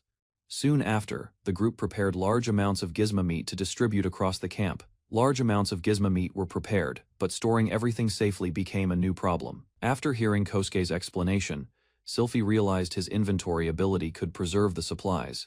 Because of the limited space, the group decided to distribute only part of the meat first. Meanwhile, Kosuke agreed to store extra food and supplies for the camp workers. Outside the tent, injured villagers slowly gathered while rumors about the healing treatment spread everywhere. Era quietly watched Kosuke treat the injured villagers inside the crowded tent. As more patients arrived, Kosuke continued examining wounds and calling the next person forward. Curious about the strange treatment, Era suddenly volunteered to handle the next patient herself. Following Kosuke's instructions carefully, she wrapped the injured rabbit girl's knee with the splint. After checking the condition closely, Kosuke realized the old injury was more complicated than expected. Refusing to stay behind, Era insisted on performing the treatment herself this time. Following Kosuke's method carefully, she secured the splint around the rabbit girl's injured knee. Moments later, the pain disappeared completely, and the patient happily tested her leg again. Watching the successful result, Era quietly stared ahead with amazement and satisfaction. Even after the treatment ended, she remained frozen in place while Kosuke continued helping the others. During the meal, the group discussed how unusual and useful Kosuke's abilities had become. While talking with Sylphie, Kosuke reflected on the hardships people faced in this dangerous world. Soon after, another unit safely returned from the forest without any serious injuries. As the afternoon continued, Sylphie began reconsidering Kosuke's role in future gizmo hunts. Instead of risking Kosuke in battle, the group decided strengthening the camp's defenses was more important. While discussing defenses, Kosuke explained the camp needed better visibility against nighttime gizmo attacks. Confidently, he introduced a strange new tool called a torch to the confused group. Soon after, several torches were placed around the perimeter to illuminate the surrounding area. As the others inspected the sturdy structures, Kosuke suggested clearing nearby trees to improve visibility further. Understanding the strategy completely, the group immediately prepared to strengthen the camp defenses together. By nightfall, the newly built defenses illuminated the entire area around the camp. Standing beside Sylphie, Kosuke observed the torch-covered perimeter stretching across the dark field. Although the bright lights improved visibility greatly, Sylphie still felt uneasy about the nearby forest. Around the outer walls, sharp barricades and torches were arranged to slow the approaching gizmo. While inspecting the defenses, the group noticed the strange torches continued burning without weakening at all. Feeling satisfied, Kosuke explained that the strange torches would burn endlessly unless destroyed. While the others rested, Era quietly admired the mysterious flame glowing beside her. Moments later, Kosuke suddenly noticed the moon appeared completely red in the night sky. Confused by his reaction, Sylphie and Era insisted the moon looked yellow instead. As distant tremors spread across the land, Sylphie warned that a red moon signaled a massive enemy attack. Countless gizmo suddenly charged from the darkness. confirming the feared large-scale enemy raid had begun. Under the dark sky, giant insects stormed toward the fortress while Kosuke's army prepared to defend the walls from the approaching swarm. Countless bolts flew through the air and struck the creatures, forcing several monsters to collapse before reaching the entrance. From above the battlements, Kosuke confidently commanded the soldiers to release another volley as the defenders slowly overwhelmed the enemy forces. Even after suffering heavy losses, the beast warriors and insects continued advancing together, relying on their large numbers to pressure the fortress. Watching the battle carefully, Kosuke realized the true strength of the crossbows came from hundreds of soldiers firing continuously at the same target without rest. The swarm kept advancing across the fallen bodies, but every crossbow volley removed dozens of monsters before they reached the fortress walls. Behind the defenses, the soldiers rapidly reloaded their weapons, allowing the attacks to continue without giving the enemy time to recover. Kosuke observed the battle carefully and realized stronger crossbows alone would not improve their fighting speed against the massive swarm. Another commander ordered the defenders to stop the creatures from getting closer as bolts flew endlessly across the battlefield. After watching the enemy collapse one after another, Kosuke understood the fortress could destroy the entire invasion before the spirit archers even joined the fight. During the battle, the defenders quickly ran out of bolts because the crossbows fired continuously without slowing against the endless enemy swarm. Kosuke calmly handed over more supplies while the soldiers kept defending the fortress walls through the chaotic night battle. Nearby, the wolf girl remained beside Kosuke, so she could immediately receive fresh bolts and continue shooting without interruption. As the enemy forces weakened, Kosuke briefly shifted his attention toward the large amount of monster meat left outside the fortress. After checking the battlefield conditions, the defenders realized the fallen gizmo creatures would begin rotting within half a day if nobody collected them soon enough. Across the battlefield, countless fallen gizmo covered the ground, making Kosuke realize the corpses needed to be collected before they rotted. Believing the fortress defenses remained stable, he planned to gather several skilled fighters and recover the monster remains safely. Nearby, the wolf girl pointed out that gizmo meat was valuable, so allowing such a large supply to spoil would waste resources. Leaving the walls behind, Kosuke headed toward the temporary headquarters near the village entrance, while the guards continued their watch. Inside the command tent, reports revealed the surviving gizmo had begun charging recklessly after losing many of their forces during the siege. Inside the command tent, Kosuke explained that collecting the gizmo corpses quickly would prevent the meat from rotting across the battlefield. After hearing the plan, the commanders organized a squad of close-range fighters to protect the gathering operation outside the fortress walls. Beside the group, Gerda volunteered to join the mission, and Kosuke immediately noticed the strength hidden behind her calm appearance. While preparing for battle, Gerda admitted she sometimes struggled to control her power because ordinary weapons could barely withstand her attacks. Listening carefully, Kosuke realized her longsword looked unusually small in her hands, so he decided to craft a stronger weapon suited for her strength. Leaving the command tent behind, Kosuke returned to the fortress walls and began planning weapons suitable for Gerda's overwhelming strength. Standing near the furnace, he searched through his crafting knowledge while trying to imagine the shape of a proper long mace. After checking the required materials, Kosuke realized forging the massive weapon entirely from metal would consume a large amount of resources. Beside the workshop, he continued designing a heavy tower shield that could endure Gerda's powerful attacks during close combat. Once the preparations were complete, Kosuke decided to craft simple steel weapons for himself before joining the dangerous corpse collection mission outside the walls. While preparing equipment near the fortress walls, Kosuke continued crafting weapons as Sylphie checked the positions of the spirit bowmen. After several attempts, he finally completed Gerda's heavy tower shield and long mace for the upcoming mission outside the fortress. Gripping the massive weapons with ease, Gerda tested their weight and immediately proved they could crush the gizmo without difficulty. Nearby, Sylphie borrowed the mace for herself, but Kosuke quickly realized the weapon felt too heavy for ordinary fighters to handle.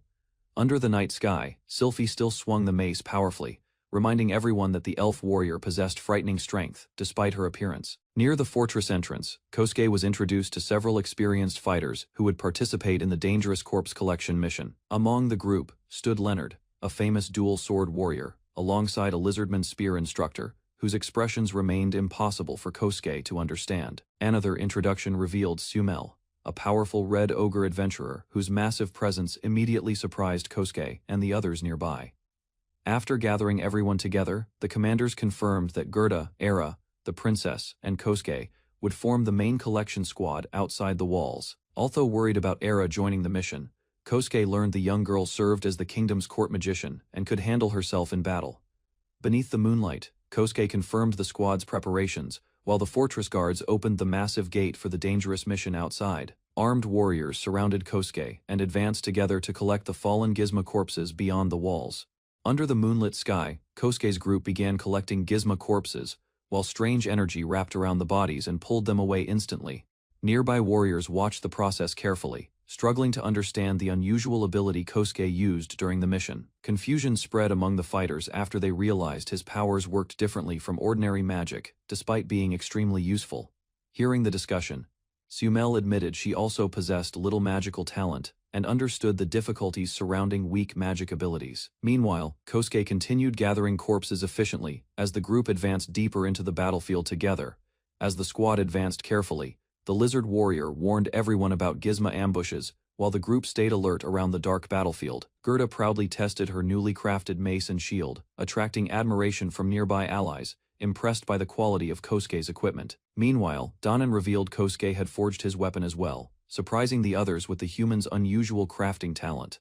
Although Kosuke struggled reading lizardfolk expressions, he realized the warrior secretly wanted a custom weapon personally made for him too. Soon afterward, another companion requested a proper sword, hoping Kosuke could replace the oversized log currently serving as her weapon.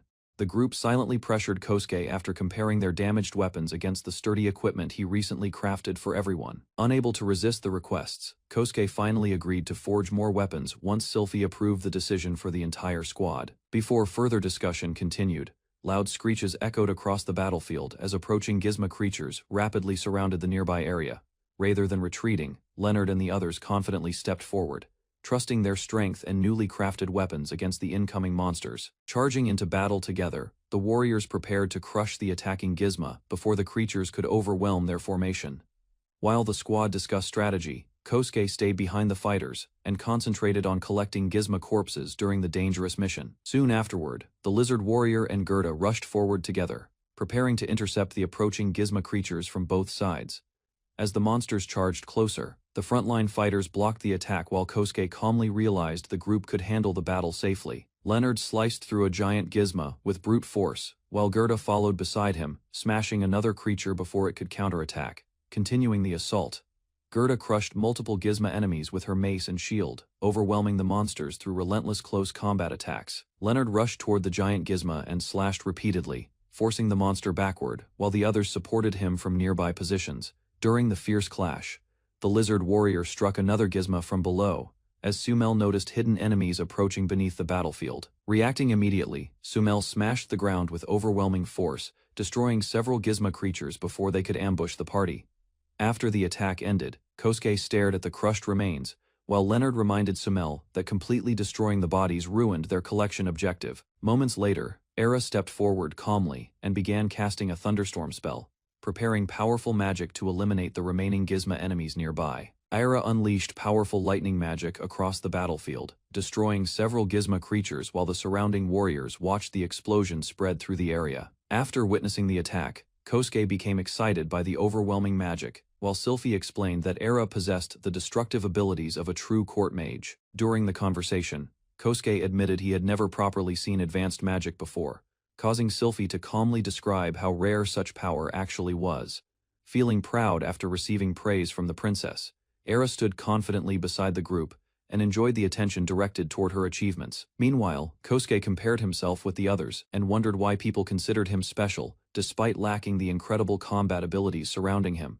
While the battle continued nearby, Sylphie explained that mastering magic required constant training, convincing Kosuke that skilled mages could accomplish nearly impossible feats. Demonstrating her point, Sylphie rushed forward and destroyed a Gizmo creature with a precise strike that shattered its body instantly. After watching the attack, Kosuke questioned how such overwhelming strength could become normal, but Sylphie calmly dismissed his doubts and encouraged him to focus on improving himself. Accepting her advice, Kosuke responded obediently while magical explosions and lightning attacks continued flashing across the battlefield behind the group. Eventually, the fighting quieted beneath the moonlit sky as the exhausted party prepared themselves for whatever dangers still remained ahead. Returning from the battlefield, the weary group entered the fortress, while armed guards continued watching the walls through the night. Soon afterward, the party counted more than 200 Gizmo corpses, enough supplies to feed refugees for many additional days. During the discussion, several companions praised the creature's meat because it could improve soup and create stronger meals for the settlement. Proudly crossing his arms, Leonard explained that Kosuke's help allowed him to hunt safely outside and repay the refugees' hospitality. By the end of the gathering, everyone felt relieved knowing their dangerous mission had secured both food and hope for the people inside the fortress. Examining their worn equipment, the group admitted their weapons were reaching their limits after countless battles and heavy use. Unexpectedly, Sylphie requested a longer and sturdier weapon, surprising the others with her unusual interest in changing equipment. Meanwhile, the small mage asked Kosuke to craft a special staff from a mysterious material, though she warned the design would be difficult. After hearing the request, Kosuke carefully questioned her about the staff's structure, materials, and magical functions before accepting the challenge. Standing before the party, Kosuke then encouraged everyone to describe their ideal weapons in detail, so he could prepare stronger equipment for future battles. While discussing weapon designs, Leonard and the lizard warrior explained the balance, weight, and shape they preferred for their future blades and spears. During the conversation, Kosuke asked Sylphie what kind of weapon she wanted, but she struggled to decide on a proper choice. After thinking quietly, Sylphie admitted that a bladed weapon would suit her fighting style better than her current equipment. Smiling confidently, she finally chose a curved scimitar that Kosuke had mentioned during an earlier discussion about elegant swords. Remembering the recommendation, Kosuke returned to his workshop and began considering how to forge a beautiful weapon worthy of Sylphie's expectations. Kosuke examined his remaining mithril ore and decided to forge a powerful staff for Ara, using the rare material despite the uncertain results. Moments later, he began refining the ore into mithril ingots, carefully preparing the materials needed for the upcoming weapon crafting process. On the 9th day of survival, flying scouts returned to the settlement and reported that no gizmo remained near the surrounding lands after the recent attack. Survivors slowly recovered inside the fortress while commanders inspected the area and confirmed the enemy assault had completely stopped by sunrise. New weapons were then prepared for testing across the walls, including curved swords and long spears designed for practical battlefield combat. Several warriors trained enthusiastically with the equipment while nearby guards carefully observed the movements and evaluated each weapon's effectiveness during practice. Kosuke quietly watched the successful trials from behind the group and felt satisfied after seeing the fortress become stronger and more prepared for future battles. Then Kosuke presented a curved sword after spending hours smelting mithril and crafting the weapon. The elf warrior looked surprised while the others watched quietly. Carefully, she pulled the blade from its sheath. Light reflected across the sharp edge as the group leaned closer in amazement. Soon, the elf swung the sword through the air and confirmed the weapon was made from rare mithril. Her expression turned serious after seeing its quality. Later, the group asked Kosuke to give the sword a proper name. Several ideas crossed his mind while everyone waited for an answer. Finally, the name Pale Moon was chosen.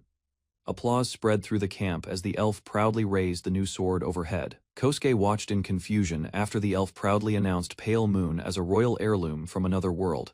The group quickly accepted the story behind the sword. Soon after, a small hooded girl brought mithril ore and a staff design to Kosuke. At the same time, the elf prepared to test the sword's cutting power. Without hesitation, she charged toward the giant insect corpse, while the others stepped back to watch the result. The sharp mithril blade sliced deeply through the hard shell in a single strike.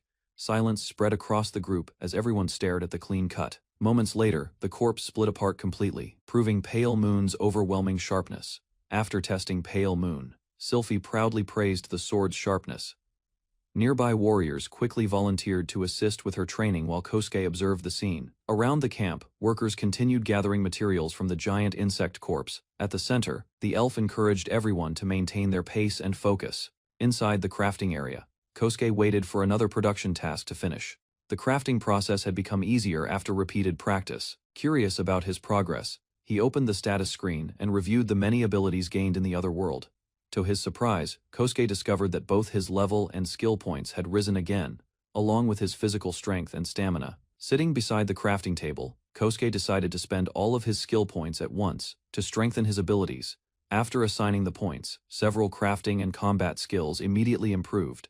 The upgraded effects promised faster work and better material gathering. While exploring the menu further, he discovered an achievement section filled with newly unlocked rewards and hidden conditions. Soon, Kosuke realized the achievements were connected to the numerical values, now visible in his status screen.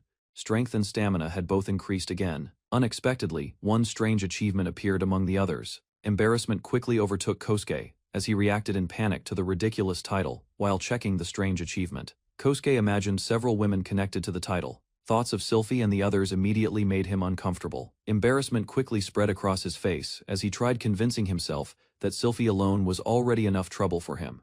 After calming down, Kosuke continued reading the achievement list and discovered a new reward connected to surviving the Red Moon attack. Later that night, he quietly thought about the monster attacks occurring every 7 days. Strengthening the village defenses became his next priority. From the upper floor, Sylphie agreed with the plan and decided to speak with the elders about reinforcing the walls and gathering materials. During a quiet evening, Sylphie promised to help gather clay and support the village's survival plans. Kosuke appreciated her dedication while they rested together. A gentle smile appeared on Sylphie's face as she explained that protecting Kosuke was also important for everyone's future. Later, Kosuke prepared to leave and visit another companion before going to sleep. Sylphie immediately noticed his intention before he could stand up completely. Sylphie suddenly pulled him closer and kissed him on the spot. Kosuke froze in surprise. Annoyance quickly replaced her calm attitude after another woman was mentioned. Meanwhile, Kosuke hurriedly apologized while Sylphie warned him about bringing up other women around her.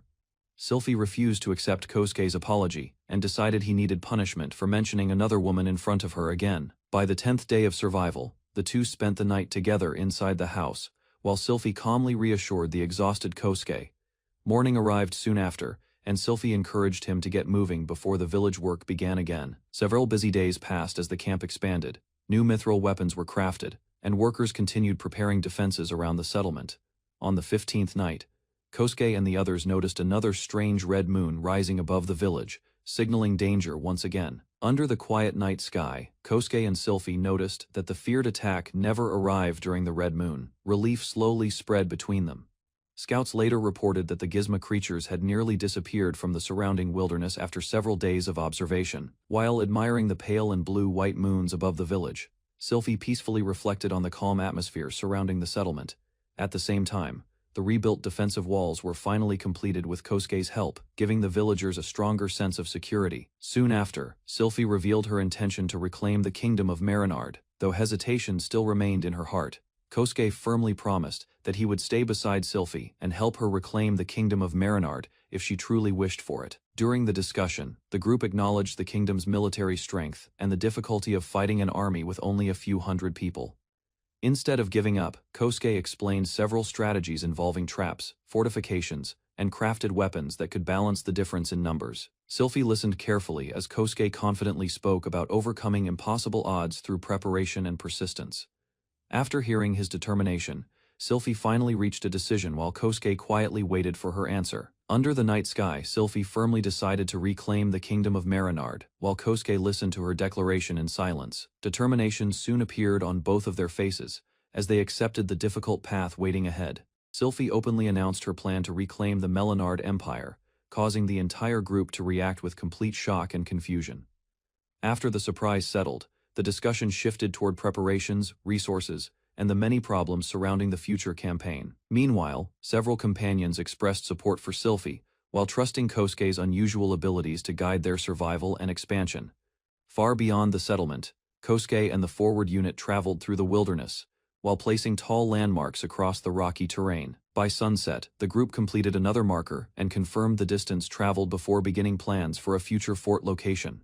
After placing another landmark tower, Kosuke and his companions estimated that crossing the Omit wilderness would still require nearly 10 more days of careful travel. Later, the group reviewed a detailed route map connecting the Elven village, the Black Forest, and the distant Melanard kingdom during planning for future travel. During a short break, Leonard jokingly approached Kosuke and politely requested a powerful mithril sword for the dangerous expedition ahead through wilderness. Soon afterward, the lizardman companion joined the conversation and loudly argued that mithril weapons would greatly improve their chances during battle against enemies everywhere. Eventually, their hidden motive became obvious as both companions shamelessly begged for expensive mithril equipment, leaving Kosuke stunned and speechless in silence. During target practice, the cat-eared girl excitedly praised Kosuke's powerful rifle after successfully landing another accurate shot in the wilderness.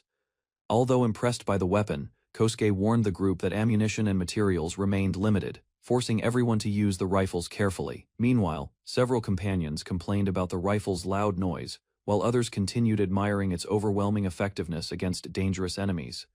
Later, Sylphie acknowledged the weapon's strength after it quickly defeated a gizmo creature with only a few shots during battle. As the mission continued, the group discussed possible locations for establishing a new fort deeper inside the wilderness region. After scouting the rocky wilderness, Sylphie selected a hill with a sharp stone peak as the ideal location for the new fort. Soon afterward, the group officially agreed to construct their defensive base on top of the chosen hill overlooking the surrounding area.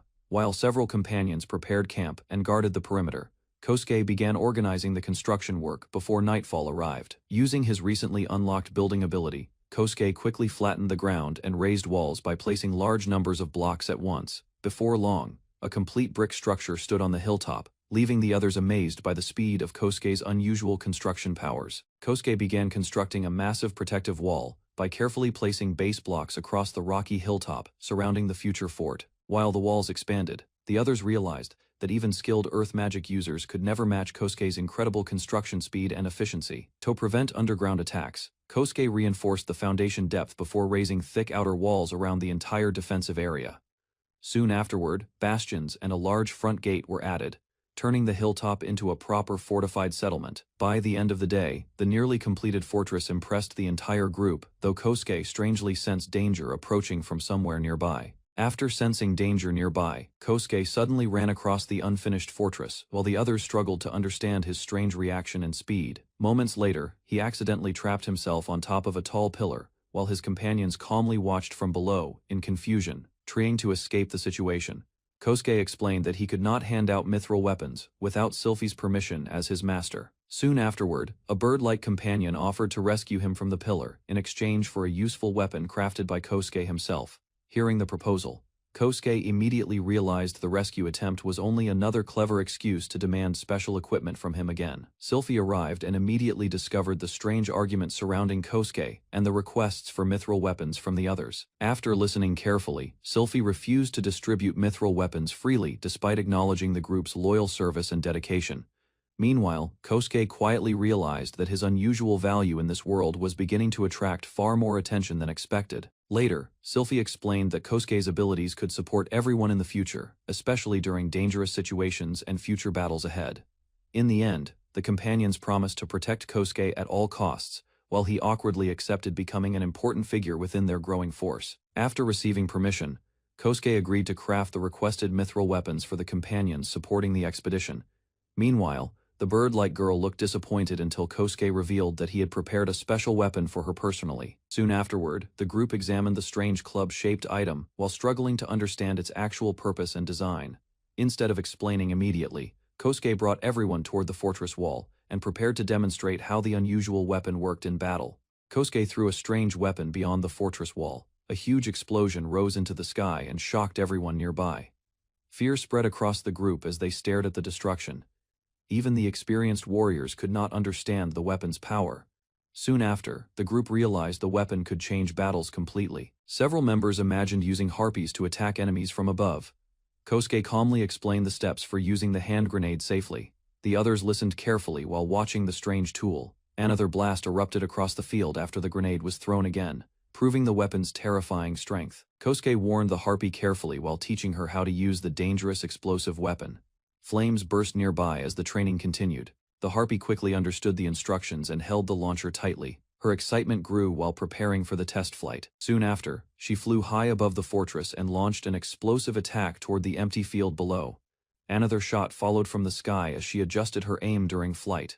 The explosion struck farther away from the walls. Using her speed and momentum, the harpy dived downward and released another powerful blast across the battlefield. A massive explosion tore through the training field, while debris scattered between the broken pillars below the flying harpy. Smoke spread across the damaged ground as the elf carefully observed the destruction left behind by the attack. The group soon realized the harpy's aerial strikes could completely change future battles. Pride appeared on her face after the successful test. Kosuke and the others praised her performance after she landed safely inside the fortress walls. The experiment had gone far better than expected. Meanwhile, Sylphie quietly remained deep in thought, while considering the dangerous potential of Kosuke's new weapons. After the exhausting training session, one beast girl collapsed beside the fortress wall, while the others checked on her condition. The long hours of flying and explosive attacks had drained her strength completely, Relief soon replaced the tension as the group gathered together and laughed about the successful experiment. Kosuke quietly watched everyone enjoy the moment after the dangerous tests ended safely. As the sun disappeared beyond the distant hills, darkness slowly covered the empty battlefield surrounding the fortress. The group decided to end their work and rest for the night. Later, Kosuke used his strange crafting ability to prepare food for everyone waiting nearby inside the camp. Fresh hamburgers soon filled the table, leaving the hungry group amazed by the unusual meal from Kosuke's world. The group happily enjoyed the strange hamburgers made by Kosuke's crafting ability. Everyone seemed surprised by the unusual taste and easy way of eating the food. While dinner continued, Kosuke gathered the group and explained the next plan for their activities around the fortress. The atmosphere remained relaxed after the successful training session earlier that day. Soon after, Kosuke prepared hundreds of bullets for another weapon test. He wanted to examine how durable the gun remained after repeated use in battle. A beast girl quickly accepted the dangerous task and carried the weapon away with great excitement. While Kosuke warned her about the risks, the others silently watched her energetic reaction, while the camp slowly became lively again. Kosuke handed Pilna several explosive weapons and asked her to test how many she could safely carry during missions and supply runs. The group quickly organized the equipment, while others volunteered to help prepare the dangerous explosives for transport around the fortress. Soon after, Kosuke assigned new tasks to everyone, while Sylphie and Leonard agreed to accompany him during the next stage of preparation. Workers moved across the fortress walls, carrying supplies as the Harpy and Lizardman continued assisting with the heavy equipment nearby. By the end of the day, many new buildings stood across the open land, leaving the group amazed by the speed of Kosuke's crafting ability. Kosuke quickly completed another large building outside the fortress, adding more shelter for the growing population living in the harsh land. After finishing 20 buildings, Kosuke proudly showed the results while the others inspected the expanding settlement around them. Inside the new structures, Kosuke explained that each building could comfortably house many people, with enough space for daily living. While checking the area, Kosuke suddenly remembered the settlement still needed proper toilets and other necessary facilities for everyone. The group watched him continue working without rest, as the village slowly transformed into a much larger and organized community. Kosuke explained the importance of proper hygiene while building simple toilets to prevent sickness and disease inside the growing settlement. Soon after, several wooden toilets were completed beside the new buildings. Although basic, the structures were enough to improve daily life for everyone. While discussing where to place more facilities, Kosuke suddenly began digging deep underground near the settlement with his crafting ability. The others watched in surprise as spirit magic protected the tunnel around him, while he calmly continued working below the surface. He kept digging deeper through the stone layers beneath the settlement, until something unexpected finally caught his attention underground. Kosuke and the others finally discovered underground water beneath the settlement. After continuing their digging work around the area, several wells were completed soon after, giving the growing community a stable water supply for drinking and daily life. Sylphie planned to check the water's safety with spirit magic later. While discussing the land, Sylphie explained that excessive spirit stone usage had destroyed the natural balance, turning the region into a barren wasteland. Kosuke learned that the village elders were responsible for the overuse of spirit stones, leaving the land unable to support healthy vegetation anymore. After hearing the explanation, Kosuke immediately began preparing farmland to restore food production around the settlement. Using soil from the Black Forest, Kosuke created fertile farmland that could grow crops at an unbelievable speed compared to ordinary fields. With a large hoe in hand, he shaped long planting ridges across the empty ground, while the others quietly observed his strange methods. Carefully, wheat seeds were spread across the prepared farmland as Kosuke continued working with surprising enthusiasm throughout the afternoon. Only a short time later, tiny sprouts emerged from the soil, leaving the group shocked by the incredible growth rate of the crops. While examining the young plants, Kosuke realized the expanding farm would soon require a reliable source of water for future harvests. Kosuke explained a simple irrigation method by digging a stone-lined basin and pouring water into opposite corners to fill it evenly. Moments later, the structure suddenly filled with water far beyond what the small buckets should have provided, leaving everyone confused. Neither Sylphie nor the others could understand how the basin became completely full from such a tiny amount of water. While preparing to water the farmland, Kosuke continued testing the strange water source as the group carefully observed the unusual phenomenon. Shock spread across Sylphie's face after noticing the water level never decreased, no matter how much was taken from the basin. Sylphie questioned the strange well, while Kosuke insisted it was still only an ordinary water source, despite its unusual behavior.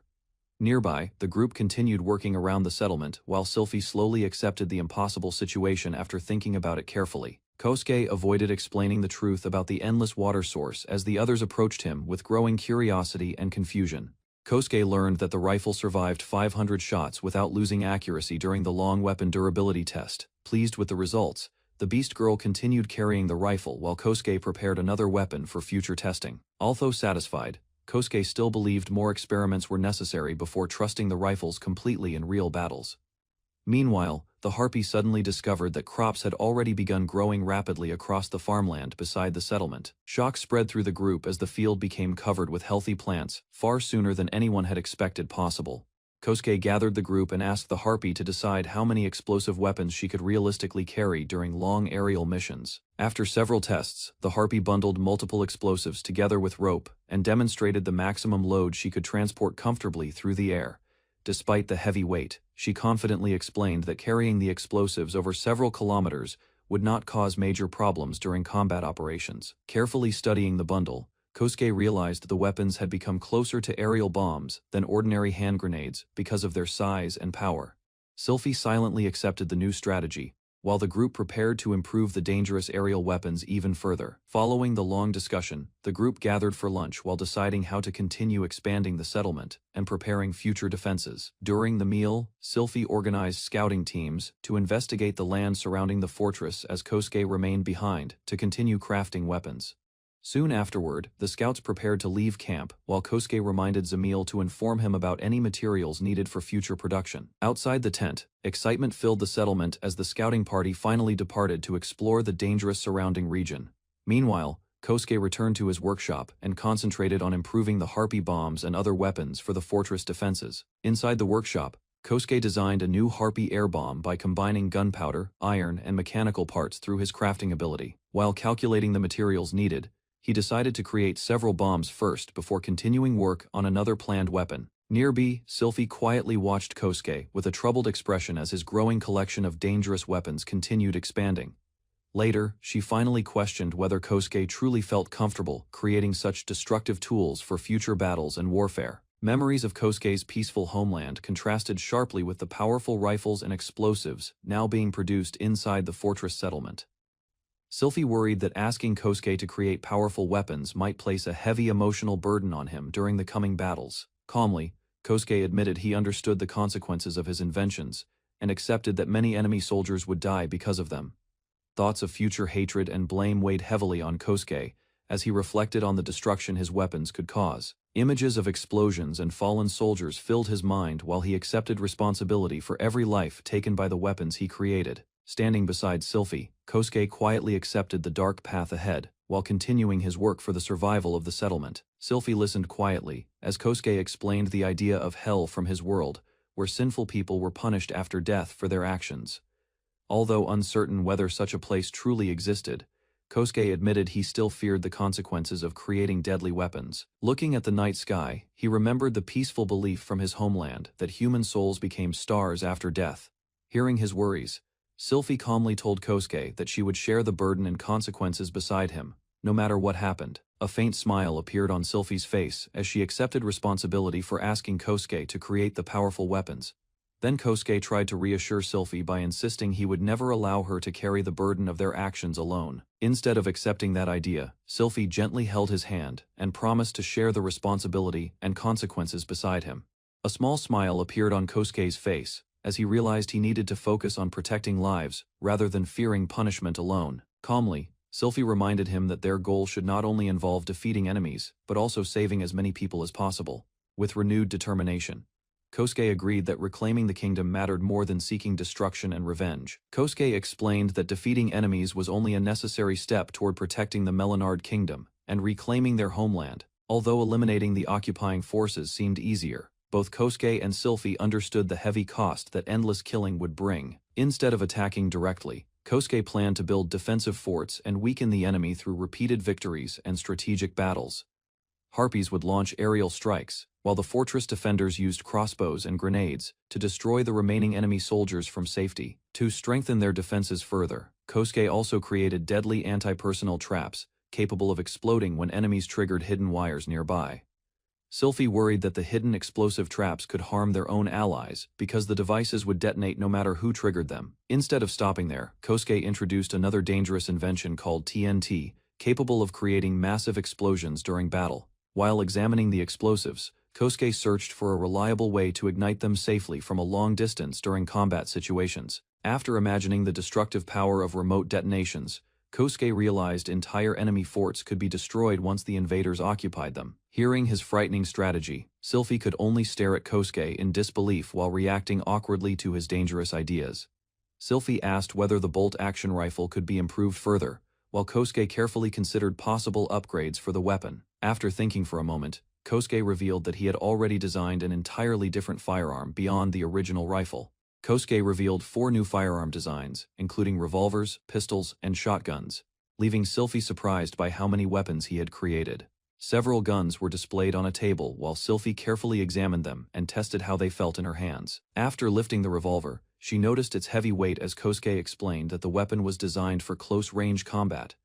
Sylphie then practiced aiming the revolver while learning about its firing capacity and destructive power at short distance. Attention later shifted to the semi-automatic pistol, which Kosuke introduced as another close-range firearm, capable of firing multiple rounds rapidly. Sylphie questioned whether revolvers were practical in close combat, so Kosuke explained how firearms had replaced swords in battles from his world. After hearing his explanation, she realized such dangerous close-range fights rarely happened in her homeland. Attention then shifted toward the larger weapons as Kosuke introduced both the pump, action, and double-barrel shotguns. While examining the shotgun shells, Sylphie learned that the weapon fired multiple projectiles at once, instead of single bullets. Kosuke later described the shotgun's purpose for close combat, hunting, and breaching structures, before inviting Sylphie to continue inspecting the fortress wall nearby. Then Kosuke placed a large weapon on the fortress wall, preparing to demonstrate another invention for Sylphie. After examining the machine closely, Sylphie compared the ballista to a giant crossbow, while Kosuke explained how its mechanism worked. He carefully loaded the massive bolt, adjusted the launcher, and showed her the firing process step by step. Once everything was ready, Kosuke activated the ballista and launched the spear-sized projectile across the field. The bolt struck a distant rock with tremendous force, shocking Sylphie as the impact proved the weapon was far stronger than ordinary crossbows. Standing beside the fortress wall, Kosuke revealed another large weapon, causing Sylphie to question whether it was a different kind of firearm. Curiosity grew as she inspected the cannon and discovered that it could launch massive projectiles over much greater distances than regular guns. While describing the weapon, Kosuke pointed out that its iron construction kept production costs low, despite the heavy use of gunpowder. Concerned about manufacturing difficulties, Sylphie wondered how practical large-scale production would truly be in their current situation. Rather than relying completely on cannons, Kosuke reminded her that magic still gave their world destructive power far beyond ordinary weapons. Kosuke prepared the cannon for testing, while wondering whether dangerous weapons like this should truly exist in their world. Moments later, the cannon fired with a deafening blast, forcing both Kosuke and Sylphie to cover their ears from the explosion. Smoke spread across the distant field as the destructive impact left Sylphie stunned by the cannon's overwhelming power. During their discussion, Kosuke explained that he created the weapon designs while helping construct the village defenses earlier. Rather than deploying cannons immediately, he decided the ballista would be safer and easier for their forces to operate first. Sylphie admitted that she had become interested in the strange firearms, leading Kosuke to offer crafting a personal weapon for her. Amused by the idea, Kosuke imagined Sylphie dressed like a cowgirl, while promising to create the gun she requested. Before their discussion could continue, a sudden explosion echoed across the fortress walls and caught both of them by surprise.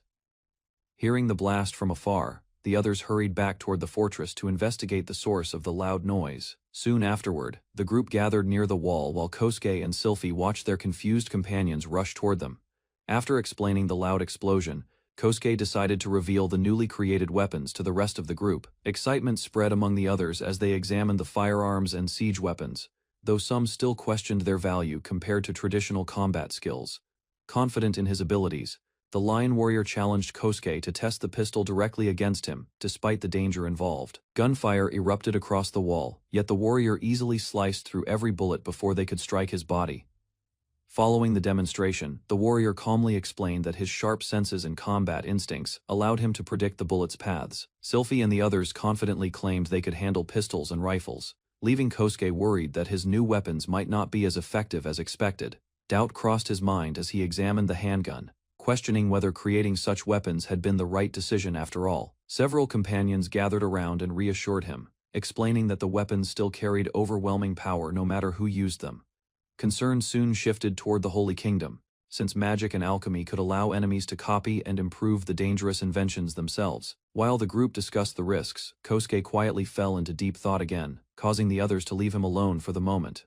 Kosuke reflected on the danger of the new weapons, realizing they could easily be captured by enemies, and turned against his own allies. Despite those concerns, he reminded himself that the original goal was never pointless killing, but reclaiming the Melanard kingdom from its oppressors. While standing alone on the fortress wall, another idea finally came to him: recovering the kingdom without relying entirely on force. Before he could explain further, the others rushed over with news that the nearby field had suddenly produced a massive harvest. Surprise quickly replaced his worries after seeing the healthy crops, giving the group renewed hope for surviving in the wilderness. After seeing the successful harvest, Kosuke finally realized a new path that could support the kingdom without relying entirely on war. 5 days later, the group gathered inside the elf village to report their recent progress and discuss the growing settlement. Construction of the first outpost base had finished smoothly, providing shelter, clean water, and enough living space for hundreds of people. Sylphie proudly explained that Kosuke's inventions and abilities made it possible for their forces to survive independently against the Holy Kingdom. Even with those achievements, her focus remained fixed on reclaiming the Melanard kingdom as quickly as possible for their people's future. Kosuke realized the urgency behind Sylphie's determination, understanding that many captured families and friends were still suffering under the Holy Kingdom. During the meeting, the group admitted they were too weak to rely only on Kosuke's weapons and needed a safer long-term strategy instead. Sylphie proposed strengthening their forces inside the Omit wilderness, while secretly rescuing enslaved citizens from the Melanard kingdom to expand their numbers. Kosuke supported the plan by preparing farms, new settlements, and weapons, believing the growing community would eventually gain enough strength to reclaim their homeland. Sylphie discussed the plan to retake the kingdom, while the group considered how many bases were necessary for the campaign. A map was prepared showing a main operations base, a frontline stronghold, and several small outposts connecting the routes between territories. Inside the meeting tent, the leaders decided to build the next base deep within the harsh Omit wilderness. Several days from Melanard Kingdom, concerns rose about enemy surveillance and limited manpower, though confidence remained because of the powerful weapons Kosuke had created. Sylphie proposed liberating nearby towns, while using the wilderness itself as a natural fortress against the Holy Kingdom. A warrior questioned Sylphie's decision to move refugees through the dangerous Omit wilderness with almost no supplies. Sylphie revealed that Kosuke could create underground shelters, allowing travelers to rest safely while crossing the hostile land. The strategy aimed to rescue more people, while forcing the Holy Kingdom's army to march through monster-filled territory before reaching the frontline base. Attention shifted toward Kosuke's farming methods after the others became curious about how he could support such a large operation. Kosuke demonstrated the harvest by producing huge bundles of wheat from a relatively small piece of farmland. Melty quickly noticed something strange after hearing Kosuke harvested huge amounts of wheat in only 3 days, despite being away for most of the week. Under pressure from the others, Kosuke nervously explained that he had only planted and watered the crops before unexpectedly returning to find the fields fully grown. Sylphie's earlier request for further testing suddenly became understandable. Curiosity spread among the group as they inspected the harvest, and Melty admitted that the amount gathered from such a small farming area was beyond normal standards. Closer examination revealed the grains were unusually large, clean, and remarkably uniform in size and shape. Realization soon spread that Kosuke's farming ability could solve the kingdom's food shortages. The group became excited after realizing Kosuke's farming ability could create enough food to support entire settlements and future armies. A quiet girl explained that even advanced alchemy only slightly improved crop growth, making Kosuke's harvest seem completely unnatural by comparison. Kosuke awkwardly admitted his powers were unusual and tried to calm the others while the overwhelming results continued to shock everyone present. After the discussion settled, Sylphie checked whether anyone still had concerns regarding the farming project and upcoming plans. Attention soon returned to the war effort as the group questioned whether they would immediately launch an attack against the Holy Kingdom. Despite their growing strength, Sylphie explained that their fight against the Holy Kingdom would rely on infiltration, sabotage, and rescue missions, instead of direct warfare. The camp soon accepted the strategy and agreed to reclaim the dangerous Omit wilderness while liberating captured people along the way. With confidence growing among the group, Sylphie declared that they would gather strength before launching the campaign to reclaim their kingdom. Warriors, beastfolk, and refugees united, under the same cause, promising to endure the difficult road ahead together despite the dangers surrounding them. As the meeting finally ended, Kosuke realized the entire operation had already been decided, and their rebellion had officially begun. The group understood that reclaiming Melanard Kingdom had become a race against time before the Holy Kingdom strengthened its control over the wilderness. 3 days later, Sylphie led 50 people into the Omit wilderness and successfully reached the first fortified base prepared for their campaign. During the following days, Kosuke expanded the farmland, while the main scouting team traveled deeper into the dangerous wilderness to search for suitable territory. After half a day of travel, Kosuke finally stopped the group and announced that the next camp would be established on the rocky hill ahead. As sunset approached, Sylphie urged everyone to continue working before darkness completely covered the wilderness. Kosuke immediately began constructing the new settlement, raising massive walls and buildings across the empty wilderness at an unbelievable speed. Before night fully arrived, the once barren hill had transformed into a fortified base, filled with houses, storage areas, and defensive structures. The group watched in shock as Kosuke casually completed work that would normally require countless craftsmen and many months of labor. Curiosity spread again after the others discovered a strange tower, which Kosuke explained was designed to store and distribute water throughout the settlement. The surprise only grew stronger when Kosuke revealed that he had even constructed a proper bathhouse inside the new base.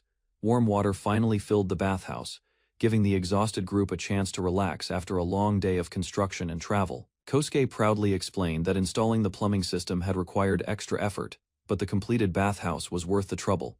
While washing away the dirt and sweat, the others noticed how seriously Kosuke valued cleanliness even in the middle of the wilderness. Sylphie admitted that having unlimited water in such a remote place felt almost impossible compared to the harsh conditions they usually endured. As the group enjoyed the hot showers together, everyone realized the new settlement already offered comforts far beyond ordinary adventurer life. The group relaxed in the bathhouse while enjoying the rare comfort of warm water deep inside the wilderness settlement. Later, Kosuke helped the beastfolk clean up, though he carefully avoided causing trouble after learning about their sensitive tales. Under the quiet night sky, the peaceful moment strengthened the bond between everyone living at the new base. After several days of exploring the wasteland, Kosuke and his companions decided to establish their main base on a high hill with a wide view of the surrounding area. While observing the land, the elf suddenly sensed an unusual presence nearby. The cloaked mage then activated a special exploration device designed to react to magical disturbances hidden underground. As the orb floated in the air, strange waves spread from it, and detected faint traces of magic that ordinary humans could barely notice. Following the signal, the group discovered remnants of an ancient anti-demon ward buried beneath the ground beside the remains of an old campfire. Kosuke and the others finally realized the mysterious ward had once protected them during their escape through the Black Forest. Kosuke's companions slowly recalled the strange protection they received during their escape through the Black Forest, though the cloaked mage still remained uncertain about its origin. Ira explained that the mysterious barrier appeared after she released too much magic during the battle, causing the group to wonder why such power existed there. The mage revealed the ward was an ancient relic connected to a forgotten kingdom and powered by magic flowing through the earth for hundreds of years. Realizing dangerous creatures could gather around the magical waves, Kosuke and the others understood the threat could not be ignored. Sylphie immediately decided the group needed to secure the area before something worse appeared. The mage then sensed another magical reaction deeper underground and pointed the group toward its exact location. The magical orb reacted strongly and revealed that the source of the disturbance was directly beneath the hill, chosen by Kosuke's group. Following Sylphie's orders, Kosuke began digging into the ground while the others watched carefully from above. After descending deep underground with a ladder, Kosuke struck a solid stone wall hidden beneath the soil and called the others down to investigate further. The group entered the underground space and discovered a large artificial structure buried beneath the wasteland. While Era remained above ground, Sylphie ordered Kosuke to continue exploring the ruins, deeper inside the hidden structure. The group uncovered a silent chamber guarded by 2 ancient armored statues standing motionless beside a sealed doorway. Deep inside the underground ruins, Kosuke and his companions discovered a glowing object resting on a pedestal at the center of the chamber. After examining the structure, the cloaked mage recognized it as an ancient warding device once created by royal court mages to keep monsters away from important locations. Standing beside the device, 2 massive armored statues silently guarded the sealed chamber, while Sylphie identified them as defensive guardians. Although the statues appeared slow and heavy, the mage explained that the golems possessed enough strength to eliminate several enemies at the same time. According to the mage, magical stones hidden within the golems powered their bodies, and destroying those cores would immediately stop their movements. After learning that the golems relied on sight, Kosuke formed a plan to approach them directly while the others watched in confusion. Carefully climbing down into the chamber alone, Kosuke moved closer to the silent guardians without triggering an attack.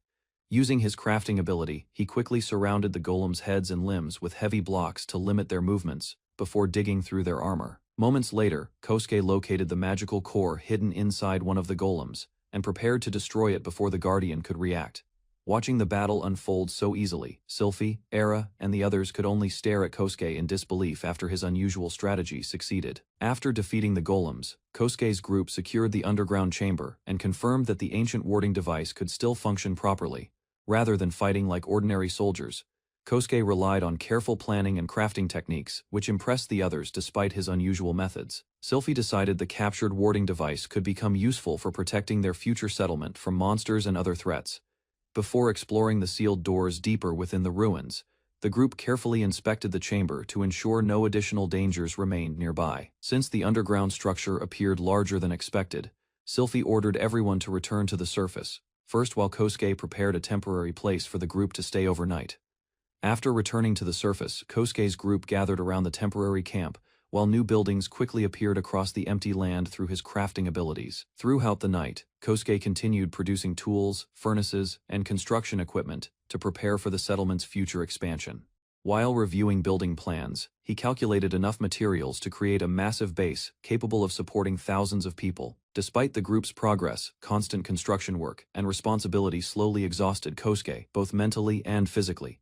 Hidden beneath his frustration, Kosuke realized his growing stress no longer came only from fatigue, but also from desires he had continued suppressing during their long journey. While resting at the new settlement, Kosuke struggled with growing frustration after spending many days constantly working and fighting beside Sylphie, without any private time together.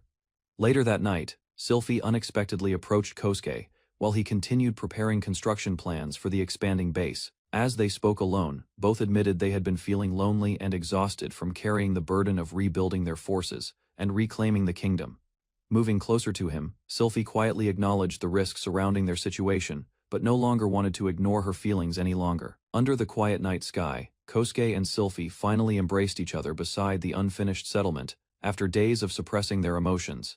The next morning, Kosuke and Sylphie returned to the camp, while the others secretly noticed the closer relationship growing between them after the previous night. Far away in the royal capital of Mellenberg, tension spread through the kingdom, as the long war against the empire continued, draining both soldiers and mages. Inside the royal castle, a hidden figure negotiated with a corrupt noble who planned to capture beastfolk and other victims for illegal breeding operations near the Black Forest. During the discussion, the noble learned that villages near the Great Wilderness had recently suffered attacks from demons and monsters. After receiving new orders, the conspirators quietly continued their cruel activities while preparing another operation in the remote wilderness. Hidden inside the castle, a hooded figure discovered imprisoned beastfolk suffering, under the control of corrupt nobles and clergy. About a week after construction began, important figures and many citizens from the kingdom of Melanard arrived to join Kosuke's growing settlement. Overwhelmed by the sudden increase in work, Kosuke complained about exhaustion, while the beastmen reminded him that strong leaders carried heavy responsibilities. As the settlement expanded across the wasteland, Kosuke attempted to escape the endless planning meetings, but was immediately chased down by the others. Despite trying to flee, he was quickly caught by the beastmen, whose physical abilities easily overwhelmed him before he could get far. During the following discussion, Kosuke presented a new housing plan focused on building proper family homes, instead of crowded military-style barracks. Faced with plans to support nearly 3,000 people, Kosuke worried the settlement's rapid expansion would become difficult to manage alone. Instead of forcing endless labor, Melty introduced strict work schedules with limited hours and regular break days for every worker in the camp. Although surprised by the generous rules, the citizens quickly accepted Melty's leadership after realizing she always kept her promises. Sitting quietly afterward, Kosuke reflected on how trustworthy Melty had remained since joining the settlement, and began reconsidering his earlier doubts. Before he could relax completely, an old acquaintance unexpectedly appeared nearby, causing Kosuke to remain cautious despite the peaceful atmosphere. During a meeting inside the settlement, Kosuke hinted that his hard work deserved some form of reward from the others. Melty immediately denied treating Sylphie like a princess, forced to work without proper appreciation for her efforts. Standing confidently beside Kosuke, Sylphie admitted she depended on him heavily and promised to offer anything she could in return. Hearing those words, Kosuke quickly became interested and reminded Sylphie about the promise she had just made moments earlier. A smug grin spread across Kosuke's face, while Sylphie suddenly realized his thoughts were heading somewhere far more embarrassing than expected. While Kosuke jokingly considered possible rewards, Melty proudly explained that proper compensation was necessary to maintain the workers' loyalty and motivation. Nearby companions quickly realized Melty had cleverly guided the conversation in Sylphie's favor, while Kosuke's imagination began running wild. Noticing his thoughts, Sylphie warned Melty to stop interfering and firmly accepted responsibility for whatever promise she had already made. With complete confidence, Melty declared herself a loyal supporter prepared to assist Sylphie no matter what happened afterward. Watching the strange exchange unfold, Kosuke sat silently, while Sylphie and Melty quietly smiled at each other, with mutual understanding. After hearing about Melty's close relationship with the princess, Kosuke finally understood why Sylphie trusted her so deeply despite their constant arguments. Standing beside each other, Sylphie and Melty casually revealed their bond had existed since childhood, making them closer than ordinary friends. While discussing the past, the group reminded Kosuke that Sylphie carried many responsibilities and needed reliable support beside her. Without wasting time, Melty suddenly shifted the conversation toward farmland experiments and explained how Kosuke's abilities could greatly accelerate crop production. Grabbing Kosuke by the arm, Melty dragged him toward the fields, while confidently insisting the harvest depended entirely on his unusual powers. Sylphie organized the camp while assigning trusted companions to investigate the underground ruins, where ancient magical energy supposedly gathered beneath the kingdom. After gathering everyone together, the researchers explained their plans to harness the Earth Vein's power and strengthen the settlement's future defenses. As more citizens arrived at the growing base, Sylphie welcomed them warmly and declared the land would soon become essential territory. Standing before the workers, she encouraged everyone to endure the difficult labor required to transform the harsh region into a livable homeland. Motivated by Sylphie's speech, the gathered citizens raised their voices together, showing determination to support the kingdom's ambitious new foundation. 2 weeks later, the completed settlement amazed the group, proving their hard work successfully established a powerful operational base. Kosuke unlocked a blueprint function that allowed massive structures to appear instantly. A giant fort wall rose from the ground, shocking everyone nearby. After checking the terrain, he adjusted the construction with symmetry mode, while his companions carefully watched the process. Moments later, another enormous wall emerged with a violent rumble, covering the hilltop with dust and debris. Soon, rows of buildings formed inside the fortress. The group stared silently as the empty land transformed into a secure settlement. Finally, Kosuke completed the frontline base, creating an entire fortified town in only a short time. Kosuke prepared a large meal for the group. After the fortress construction ended, the unusual food impressed everyone around the table. Meanwhile, workers quickly organized the new settlement as the construction schedule advanced faster than expected. During the planning phase, Kosuke designed stronger defenses by placing many ballistas along the fortress walls. Outside the base, additional traps were added. Deep moats and wooden spikes surrounded the area to slow enemy attacks. After assigning more tasks, Kosuke continued improving the frontline defenses, while his companions handled the remaining preparations. The leaders organized 6 liberation units, each containing 12 members, while commanders adjusted formations for the dangerous operation ahead for the resistance army.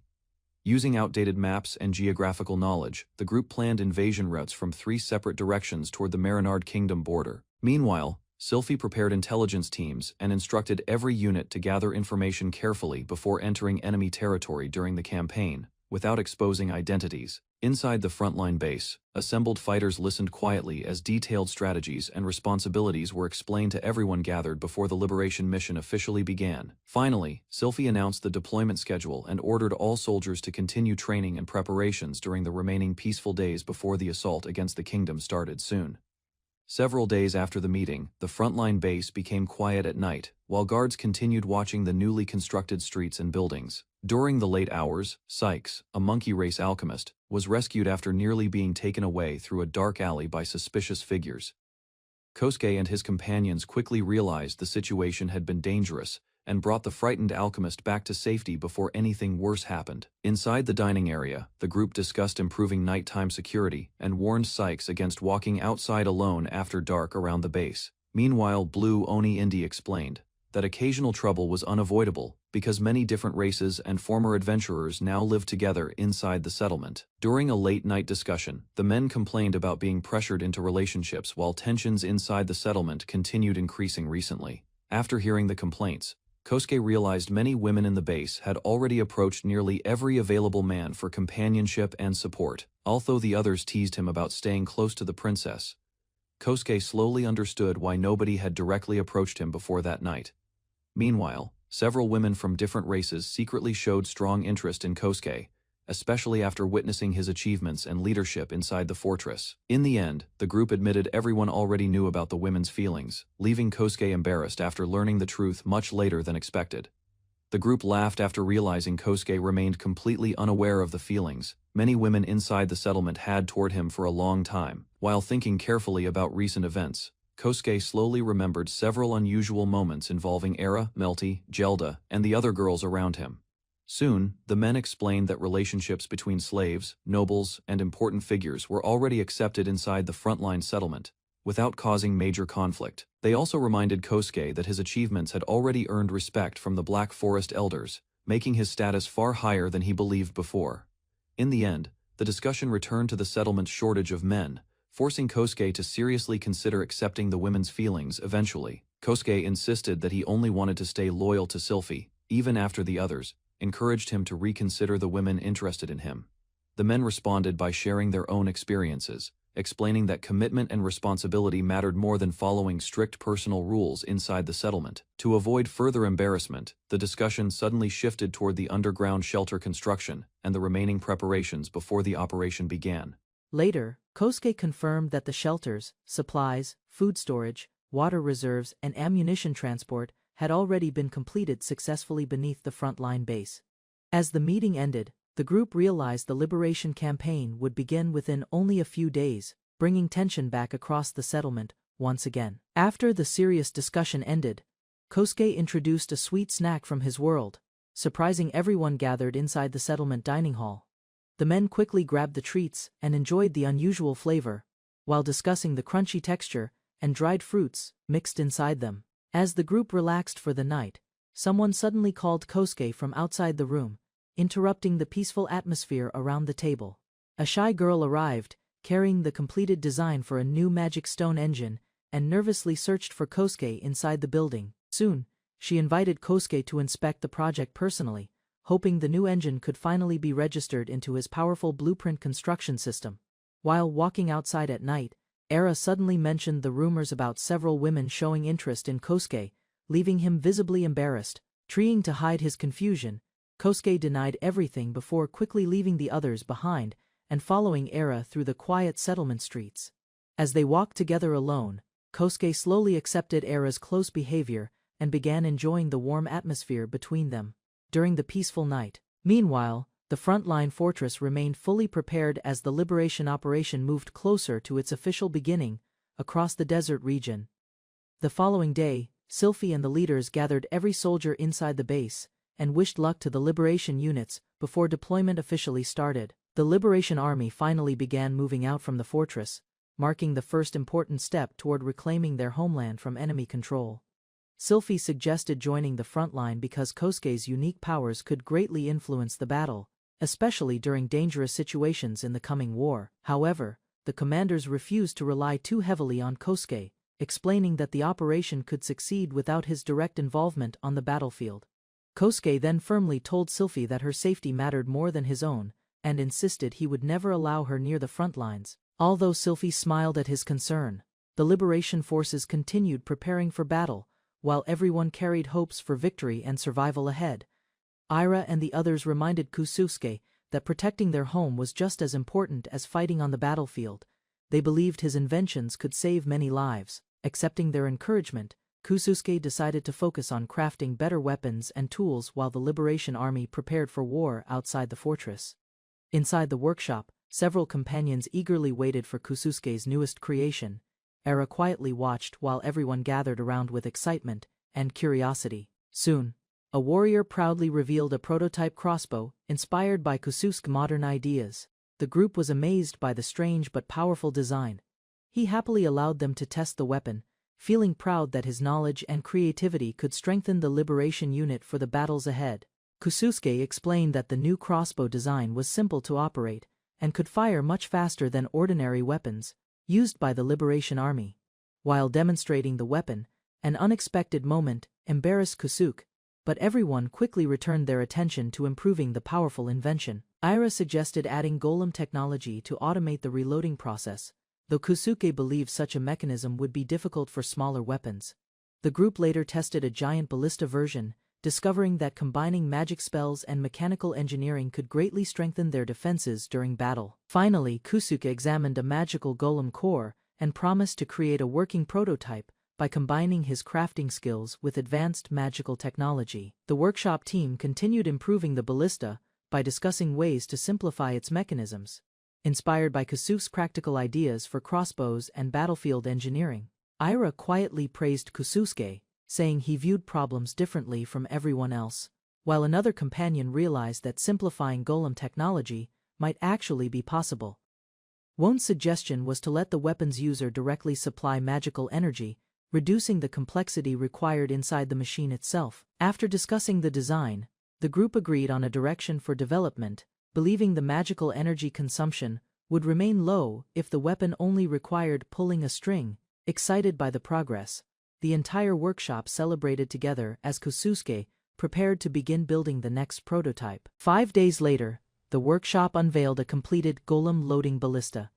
The system used magical power from the operator, while automated golem arms handled reloading and bolt placement. The massive weapon successfully fired during testing, and Kusuke proudly introduced it as the workshop's collaborative achievement. The group celebrated after receiving praise from the elf commander, who believed the new weapon could help narrow the military disadvantage they faced. A Harpy scout urgently returned with a battlefield report from the front lines. The report revealed that Jaheira's liberation unit had succeeded in rescuing 37 enslaved people and was returning safely to base with the survivors. Kosuke wore a white coat before meeting the rescued villagers. Confused faces surrounded him, but he calmly prepared himself for the medical work ahead. Soon, a treatment camp opened inside the fortress.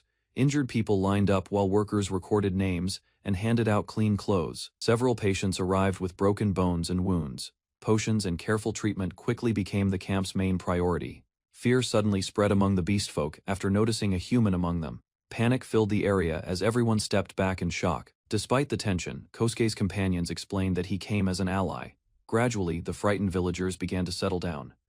The camp suddenly fell into chaos after the beastfolk noticed Kosuke. Fear spread quickly as angry voices demanded the human leave immediately. Meanwhile, another group reported their safe return to the office. News about the injured villagers and the disturbance in the plaza soon reached the leaders. Inside the meeting room, the scouting unit began explaining the difficult infiltration mission across the kingdom's territory. Everyone listened carefully to the detailed report. During the operation, the scouts discovered guarded forts and signs of attacks from dangerous creatures near the wilderness border. After traveling through forests under the cover of darkness, the group confirmed that the villages had suffered far worse conditions than expected. The scouts observed peaceful rural villages that still relied on farming and mining despite falling under the Holy Kingdom's control. Valuable salt and iron mines became the kingdom's main target. Deep inside the mines, beastfolk workers labored endlessly under strict supervision. The kingdom avoided starving them because their manpower remained necessary. Heavy taxes and armed patrols controlled every village. Harsh punishment awaited anyone who resisted, and innocent families often suffered together. Back at headquarters, the leaders silently listened as the grim report continued. Anger slowly grew throughout the room. The investigation also revealed forced religious teachings that promoted human supremacy among the oppressed beastfolk communities. The scouts explained how they secretly eliminated soldiers with crossbows during the night. Afterward, the villagers were freed while the attacks were disguised as bandit raids. Several units then advanced deeper into the kingdom from different directions. Their mission continued carefully through hidden forest routes. Once the report ended, the group admitted they still lacked information about the heavily restricted urban regions inside the kingdom. Attention soon shifted toward improving equipment for future operations. The scouts quietly discussed tools they desperately needed. Meanwhile, Sylphie noticed Kosuke wearing another strange white coat. Confusion appeared on her face as she watched his unusual behavior. After the meeting ended, the rescued beastfolk slowly gathered around Kosuke. The children climbed onto him while the villagers finally relaxed after the earlier panic. At first, the liberated people feared receiving treatment from a human. Trust only began forming after Kosuke successfully treated the first patient. Sylphie realized everyone had forgotten to warn the villagers that Kosuke was human. The misunderstanding explained the chaos inside the camp. Kosuke then asked about the scouting report, but Sylphie briefly avoided the topic while preparing to discuss something more important. Soon, Sylphie revealed that the frontline troops had two special requests. She believed Kosuke and his workshop would become essential for the next operation. Inside the workshop, the frontline troops requested two important tools. One involved portable warm meals, while the other focused on hidden long-distance communication. The group discussed how better food and communication could greatly improve cooperation and morale during dangerous missions. Kosuke decided to solve the problems one at a time. He suggested beginning with the issue of warm meals for the soldiers. Several ideas soon appeared, including a portable heater and multi-purpose cooking equipment that could also provide protection in battle. As the discussion continued, everyone turned toward Kosuke for a practical solution. The workshop members waited for his unusual knowledge to inspire a new invention. He remembered a rare cooking method from his original world that used quicklime and water to generate heat for portable meals. Although the method seemed useful, the group worried about producing large amounts of disposable heating packs for military use. After settling the food problem, attention shifted toward long-distance communication. Kosuke introduced the idea of Morse code to the workshop members. Using existing magical devices as inspiration, the group considered sending coded signals through controlled magic waves across long distances. The discussion quickly evolved into the possibility of transmitting voices through magic itself. Kosuke listened with surprise, as the workshop members expanded his original idea even further. Ira and the workshop members confidently explained that golem technology could support the new communication system. The group immediately began working through the night. Under the moonlight, preparations for the new devices continued without rest. By the next morning, the base had already become busy with activity. Everyone gathered outside to observe the progress of the operation. Kosuke and Sylphie watched the departing forces, while hoping the transport devices safely reached the main base. Guards were assigned to protect the valuable equipment during travel. While walking through the settlement, Sylphie discussed the condition of the rescued villagers. Although the children recovered quickly, many exhausted adults still needed proper food and rest. Kosuke mentioned that many men had already moved to the main base, leaving the frontline settlement short on manpower. Curious about his comment, Sylphie asked Kosuke to explain further. Her serious expression showed growing concern about the conditions at the base. Inside the office, Kosuke admitted that the lack of men could have caused major problems if reliable allies had not appeared during the operation. Although Sylphie understood the issue, she reminded him that the matter was not something to joke about. Kosuke quickly noticed her unusually personal reaction. After a brief silence, Sylphie shyly asked whether another woman had caught Kosuke's attention during his long absence from the frontline base. Kosuke honestly admitted that he did notice other attractive women, which immediately caused Sylphie to flare up in embarrassment and jealousy. Before she could get too upset, Kosuke reassured her sincerely that Sylphie was still the only woman he truly wanted to be with. Hearing that, Sylphie's confidence cracked a little, blushing heavily. She quietly worried that she was not feminine or refined enough for him. She continued doubting herself, even insisting that she was neither cute nor elegant. Kosuke looked genuinely surprised by how low her self-esteem suddenly became. Kosuke mischievously declared that Sylphie simply did not realize how adorable she already was, joking that he should dress her up in ultimate cute clothes. Kosuke tried proving Sylphie's beauty by forcing her into an elaborate maid outfit. Embarrassment overwhelmed her as he praised her appearance without hesitation. The outfit made Sylphie even more flustered, and she resisted while Kosuke attempted to show everyone how cute she looked. Melty suddenly appeared nearby, causing panic. Kosuke hurriedly tried hiding Sylphie before the others noticed the situation. Ira eventually found Sylphie in the maid dress and calmly admired how well it suited her. The praise only deepened Sylphie's embarrassment. Afterward, Sylphie locked herself inside a room. Regret finally caught up to Kosuke as he realized he had pushed her too far. Kosuke regretted pushing Sylphie too far with the maid outfit and realized she remained hidden because of embarrassment. Soon afterward, he created another plan while Sylphie stayed shut inside the room, refusing to face anyone. Kosuke explained that using costumes on the others might trigger Sylphie's jealousy and lure her outside again. Melty confidently rejected the idea, believing Sylphie would never react that way. Deep down, however, she appeared interested in trying the outfit herself. Kosuke built a simple changing area inside the settlement, as the girls lined up to receive newly crafted clothing. After preparing materials with his crafting skill, he carefully handed each outfit to the waiting group and continued working without rest. Soon, a horned woman appeared in a refined business outfit, while a smaller girl remained dissatisfied with her childish appearance and size. More costumes were tested throughout the room as everyone examined the designs and searched for clothes that matched their personalities better. By the end of the fitting session, the girls proudly displayed their chosen outfits together, while Kosuke silently stared at the unexpected transformation surrounding him. Kosuke noticed strange movement outside the office window, while one of the women quietly pulled him closer to investigate. A girl carefully peeked through the shutters and continued watching the activity happening beyond the building. Meanwhile, the horned woman teased Kosuke by showing another outfit, though he immediately refused to let her wear clothes prepared for someone else. Soon several girls returned wearing matching costumes and proudly stood together after changing into their new outfits. Finally, the horned woman appeared in a softer dress that suited her well, while Kosuke realized everyone was enjoying the fitting session far more than expected.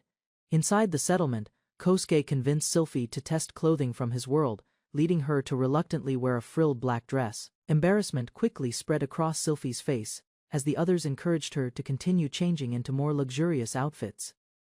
Outside the room, several girls noticed the loud commotion and slowly gathered near the temporary fitting area. Confusion followed when a large warrior arrived to inspect the situation, while another member cheerfully announced the fitting session had ended.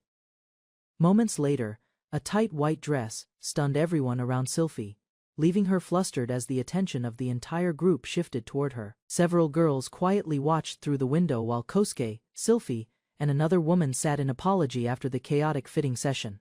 Although the disturbance raised everyone's morale, the group accepted responsibility while the room finally became calm again. Suddenly, a young girl rushed through the door and announced that Pilna had returned with urgent news from the battlefield. Attention immediately shifted toward the exhausted scout as the surrounding members gathered around to hear her report in silence. Soon, Pilna revealed that the attack on the enemy salt mine had succeeded, bringing relief and excitement throughout the entire settlement. Pilna explained that nearly 800 slaves had been freed from the enemy salt mine, though the survivors lacked food and supplies during their journey. Concern spread across the group, as everyone realized the settlement would soon face a massive increase in population. According to the report, the Allied units planned to liberate nearby villages while escorting the rescued people back through the wilderness. Kosuke and the others quickly discussed the growing shortage of provisions as the arrival of the refugees drew closer each day. Without wasting time, the settlement leaders organized a new supply operation and prepared to transport resources from the main base. Immediately, Sylphie ordered everyone to prepare supplies at the nearest shelter, despite worrying about Kosuke entering dangerous enemy territory again. Soon afterward, tasks were assigned across the settlement, while messages were sent to the main base and liberation units without delay. Several harpies quickly volunteered for the operation, and preparations for the rescue mission continued throughout the night. Before sunrise, Kosuke departed alongside Sylphie and the flying scouts as the group rushed across the wilderness toward the refugees. During the journey, one of the harpies spotted two gizmo creatures ahead, forcing the advancing team to immediately focus on the threat before them. Kosuke immediately took out a heavy weapon after the flying scouts discovered hostile gizmo creatures blocking the route ahead. Explosions erupted across the battlefield as the monsters were destroyed before they could slow the rescue mission any further. With the threat eliminated, the group continued advancing toward the next shelter while the harpies monitored the surrounding skies. By nightfall, Kosuke opened the underground shelter entrance and allowed the exhausted team to finally enter the temporary base safely. Relief spread through the group after Kosuke announced that the night would end with food, warm baths, and proper rest before continuing the mission. After reaching the shelter safely, the exhausted rescue group finally enjoyed a proper meal and a relaxing hot bath under the night sky. While everyone soaked peacefully in the warm water, Kosuke accidentally picked up one of the harpy feathers floating nearby out of simple curiosity. Embarrassment immediately spread among the harpies when they realized he was casually touching something they considered extremely personal and intimate. Confused by their sudden reactions, Kosuke innocently explained that he only admired how beautiful and elegant the feather looked. Sylphie then teased him with a comparison, asking how he would feel if someone lovingly played with a strand of his hair while praising it with fascination. Realizing the feather, meant far more to the harpies than he expected. Kosuke immediately apologized for handling it so casually, instead of getting angry. The flustered harpy shyly told him that if he truly liked the feather, he could keep it and cherish it properly.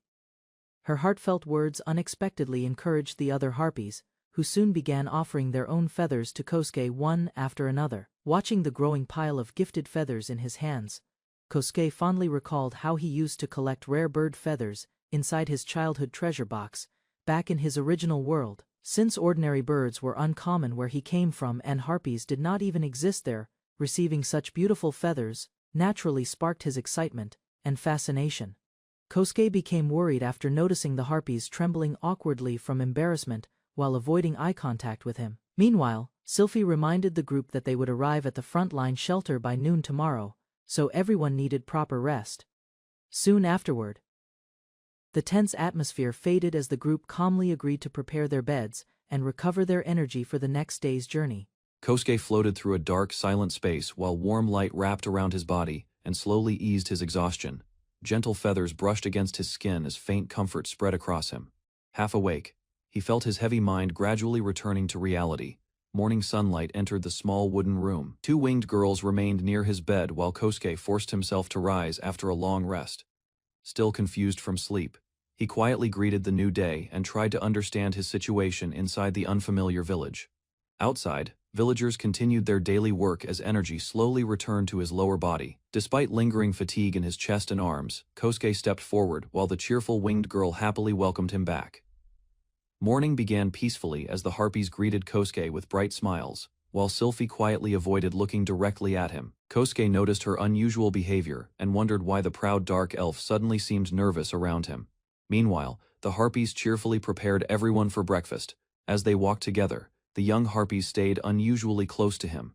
Their excitement filled the room while Kosuke awkwardly followed behind. Both girls continued, clinging to his sides and happily offered help, making their growing affection impossible to ignore. Kosuke could only laugh at the sudden attention surrounding him. Although embarrassed by the situation, Sylphie crossed her arms and calmly accepted the closeness forming within the group. Kosuke and the group traveled across the empty land under the bright morning sun, hoping to reach the fifth shelter before noon. After hours of walking through the rocky plains, they finally arrived at a wide-open area near the distant forest border. Sylphie assigned the harpies to scout the surroundings while Kosuke studied the territory and confirmed the nearby kingdom's direction. Once the location was approved, Kosuke immediately began planning the construction of a strong defensive fort for everyone's safety. Using his special abilities, he quickly created barracks, food storage, escape tunnels, and even hidden explosives as emergency protection for the settlement. Within moments, massive walls and defensive ramparts rose from the empty land as Kosuke completed the fort's outer structure. The settlement quickly expanded with houses, storage areas, and farmland. Even the harpies stared in shock at how fast the fortress developed. Kosuke continued improving the base by preparing farmland and gathering enough supplies to support everyone living inside the new shelter. Sylphie watched his work with clear admiration. Although satisfied with the strong defenses, Sylphie reminded the group that many important preparations still remained unfinished. From above the fields, everyone divided their tasks and worked together to strengthen the growing settlement before future dangers could arrive. 5 days passed as the new fortress slowly transformed into a stable settlement surrounded by growing fields and sturdy buildings. Despite the peaceful progress, Kosuke began noticing something unusual about his condition and the heavy sleep he experienced every night. For several days, deep exhaustion forced him to sleep without interruption, unlike the restless nights he had endured since arriving in this world. While thinking carefully about the change, Kosuke realized this was the first time he had naturally slept until morning since entering the strange land. Memories of strange dreams filled his mind as he considered whether the refreshing sleep and unusual sensations were somehow connected to the harpies' feathers. Kosuke opened the window and greeted the harpies waiting below as the peaceful morning air filled the fortress courtyard. The 3 harpies happily prepared breakfast together, while Kosuke noticed how healthy and energetic they looked compared to before. As they invited him to eat with them, their affectionate behavior and warm expressions made Kosuke increasingly aware of their unusual attraction toward him. Nearby, Sylphie quietly joined the morning gathering while the others continued enjoying the calm atmosphere around the table. Although she answered his greeting, Sylphie still avoided meeting his eyes and hid her embarrassment behind a cold expression while eating breakfast alone. After breakfast, Kosuke continued thinking about Sylphie's strange behavior and suspected she was hiding something important from him. Before he could ask further questions, a harpy suddenly arrived with an urgent report from the surrounding shelters. The scout informed everyone that Captain Jagira and a group of liberated people were approaching the fortress while enemy forces continued chasing them. Hearing the news, Kosuke immediately focused on preparing the settlement to safely receive the arriving survivors, despite their limited manpower. As more reports arrived from the skies, the group learned the enemy cavalry was still pursuing the refugees and closing the distance behind them. A harpy scout hurried back with urgent news that Lord Lionel was requesting aerial support while the refugees continued fleeing enemy pursuit. After hearing the report, Sylphie immediately understood the situation and turned toward Kosuke with confidence in his abilities. Kosuke agreed without hesitation and prepared himself to take action against the approaching threat surrounding the escaping survivors. The group quickly organized their roles as Sylphie ordered the harpies to rest before departure, while Kosuke headed toward the plaza to prepare defenses. Far from the fortress, enemy cavalry continued advancing across the rough road, steadily closing in on the exhausted refugees ahead of them. Lord Lionel and his soldiers pushed through the enemy arrows while realizing their long formation left them vulnerable to attacks from multiple sides. As the pressure increased, the beastmen understood they lacked enough troops to properly defend the stretched convoy and protect the refugees. Suddenly, enemy cavalry appeared from the side road and charged toward the weakened formation, forcing the escorts into a dangerous situation. Seeing the approaching attack, Lord Lionel urgently requested the front units to leave the next assault to the incoming aerial support team. Moments later, the harpies arrived above the battlefield and immediately prepared coordinated bombing attacks against the advancing enemy cavalry. Explosions struck the enemy cavalry directly while the harpies successfully disrupted the advancing forces and protected the fleeing refugees. Kosuke carefully explained the bombing strategy and warned the harpies to avoid getting caught in their own explosions. The harpies listened seriously while Sylphie observed the briefing and trusted Kosuke to manage the dangerous operation safely. After receiving their orders, the harpy squad immediately prepared to depart, while the others remained behind to support the mission. Kosuke and Sylphie watched the aerial team fly into the distance, hoping their training would succeed during the real battle ahead. As silence returned to the fortress, Kosuke hurried away to continue preparations, while Sylphie quietly stayed behind with a worried expression. From the fortress wall, Kosuke observed the distant battlefield, and finally understood the scale of the approaching war. Watching the harpies fly across the sky, uneasiness slowly built inside him, despite the completed preparations around the fortress. During his conversation with Sylphie, Kosuke admitted this would become the first true war he had faced since arriving in another world. Calmly, Sylphie reminded him that every warrior carried the same value, regardless of race, kingdom, or appearance. Those words stayed in Kosuke's mind as he silently accepted the burden waiting beyond the fortress walls. Leaning against the fortress wall, Kosuke admitted that accepting war would be easier if he could stop thinking emotionally. Later, while eating with the others, he reflected on how different his new life had become compared to peaceful days on Earth. Sudden memories and confusing desires mixed inside his mind, making reality feel strangely distant and dreamlike during the tense situation. Even while standing guard beside Sylphie, distracting thoughts continued appearing and prevented him from focusing properly on the coming battle. Realizing his unstable state could become dangerous, Kosuke tried calming himself before another unexpected interruption reached him from behind. Sylphie quietly embraced Kosuke from behind and admitted concern over the burden she had placed upon him during the growing conflict. Rather than rejecting the responsibility, Kosuke reminded her that everyone inside the fortress depended on his strength and decisions. Closing her eyes, Sylphie promised she would never allow him to carry the pain and bloodshed alone on the battlefield. A sudden sound from outside interrupted the moment, causing both of them to immediately return their attention toward the fortress surroundings. Even while feeling her warmth beside him, Kosuke insisted that he still needed to fulfill his responsibility to protect everyone. Kosuke accepted that the weapons he created were now part of the war and resolved to help end the conflict quickly. Standing beside him, Sylphie quietly thanked him while supporting his decision to continue protecting everyone despite the heavy burden. Soon after, the harpies successfully halted the enemy pursuit, allowing the liberated people to safely reach the fortress by afternoon. Throughout the night, refugees received treatment, food, and rest, while the leaders discussed defensive plans against future attacks from the Holy Kingdom. Later, the liberated forces split into groups as Kosuke expanded the shelter, and Sylphie remained behind to maintain defense and surveillance. The liberated people safely settled inside the fortress, while the evacuation continued without major problems or confusion. 5 days later, Kosuke and the others finally reached the newly built frontline base after guiding the large group across dangerous territory. Inside the fortress, Workers and soldiers welcomed the arriving refugees, while preparations for defense and accommodation quickly continued. Soon afterward, the survivors registered at the central plaza and received shelter, treatment, and supplies, as the leaders organized the growing settlement. Meanwhile, the Harpies proudly celebrated their successful bombing mission and excitedly discussed their new style of aerial combat together. Kosuke confirmed that the expanded underground shelter could safely hold hundreds of refugees during future emergencies and attacks.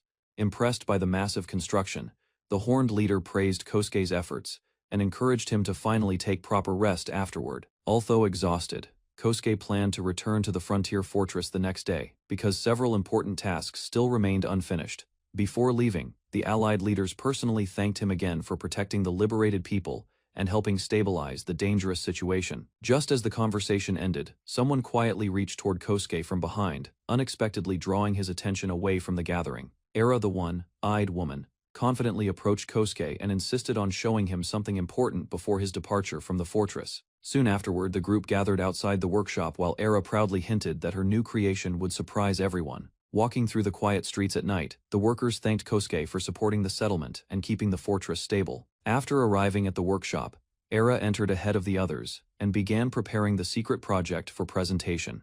Curiosity slowly replaced Kosuke's exhaustion as he followed Era inside, wondering what kind of invention awaited him within the workshop. Inside the workshop, Era confidently announced that the preparations were complete and invited Kosuke to inspect her newest invention.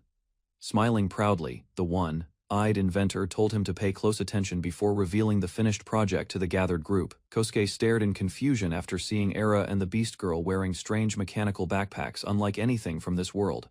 With clear excitement, Era explained that the devices were prototype golem communication tools created to improve coordination across the battlefield. Hearing the explanation, Kosuke immediately realized the invention could become extremely valuable for future battles and fortress operations. Morning light spread across the strange land while workers prepared food and supplies inside the busy camp. Kosuke slowly woke inside a small room and noticed someone sleeping beside him. Confusion filled his mind as he looked around the unfamiliar place. Pulling back the blanket, he discovered Ara resting against his chest. Shock immediately crossed his face. Her loose clothing made the situation even more awkward, causing Kosuke to panic while checking what had happened overnight. After calming himself, he tried to recall the previous night and hoped nothing serious had occurred between them. During the quiet night, several workers gathered outside the workshop to test a newly developed communication device. The invention allowed contact with the home base, even from distant areas. Kosuke reacted with amazement after learning how much effort the team spent creating the tool. Era's idea had played an important role in completing the project successfully.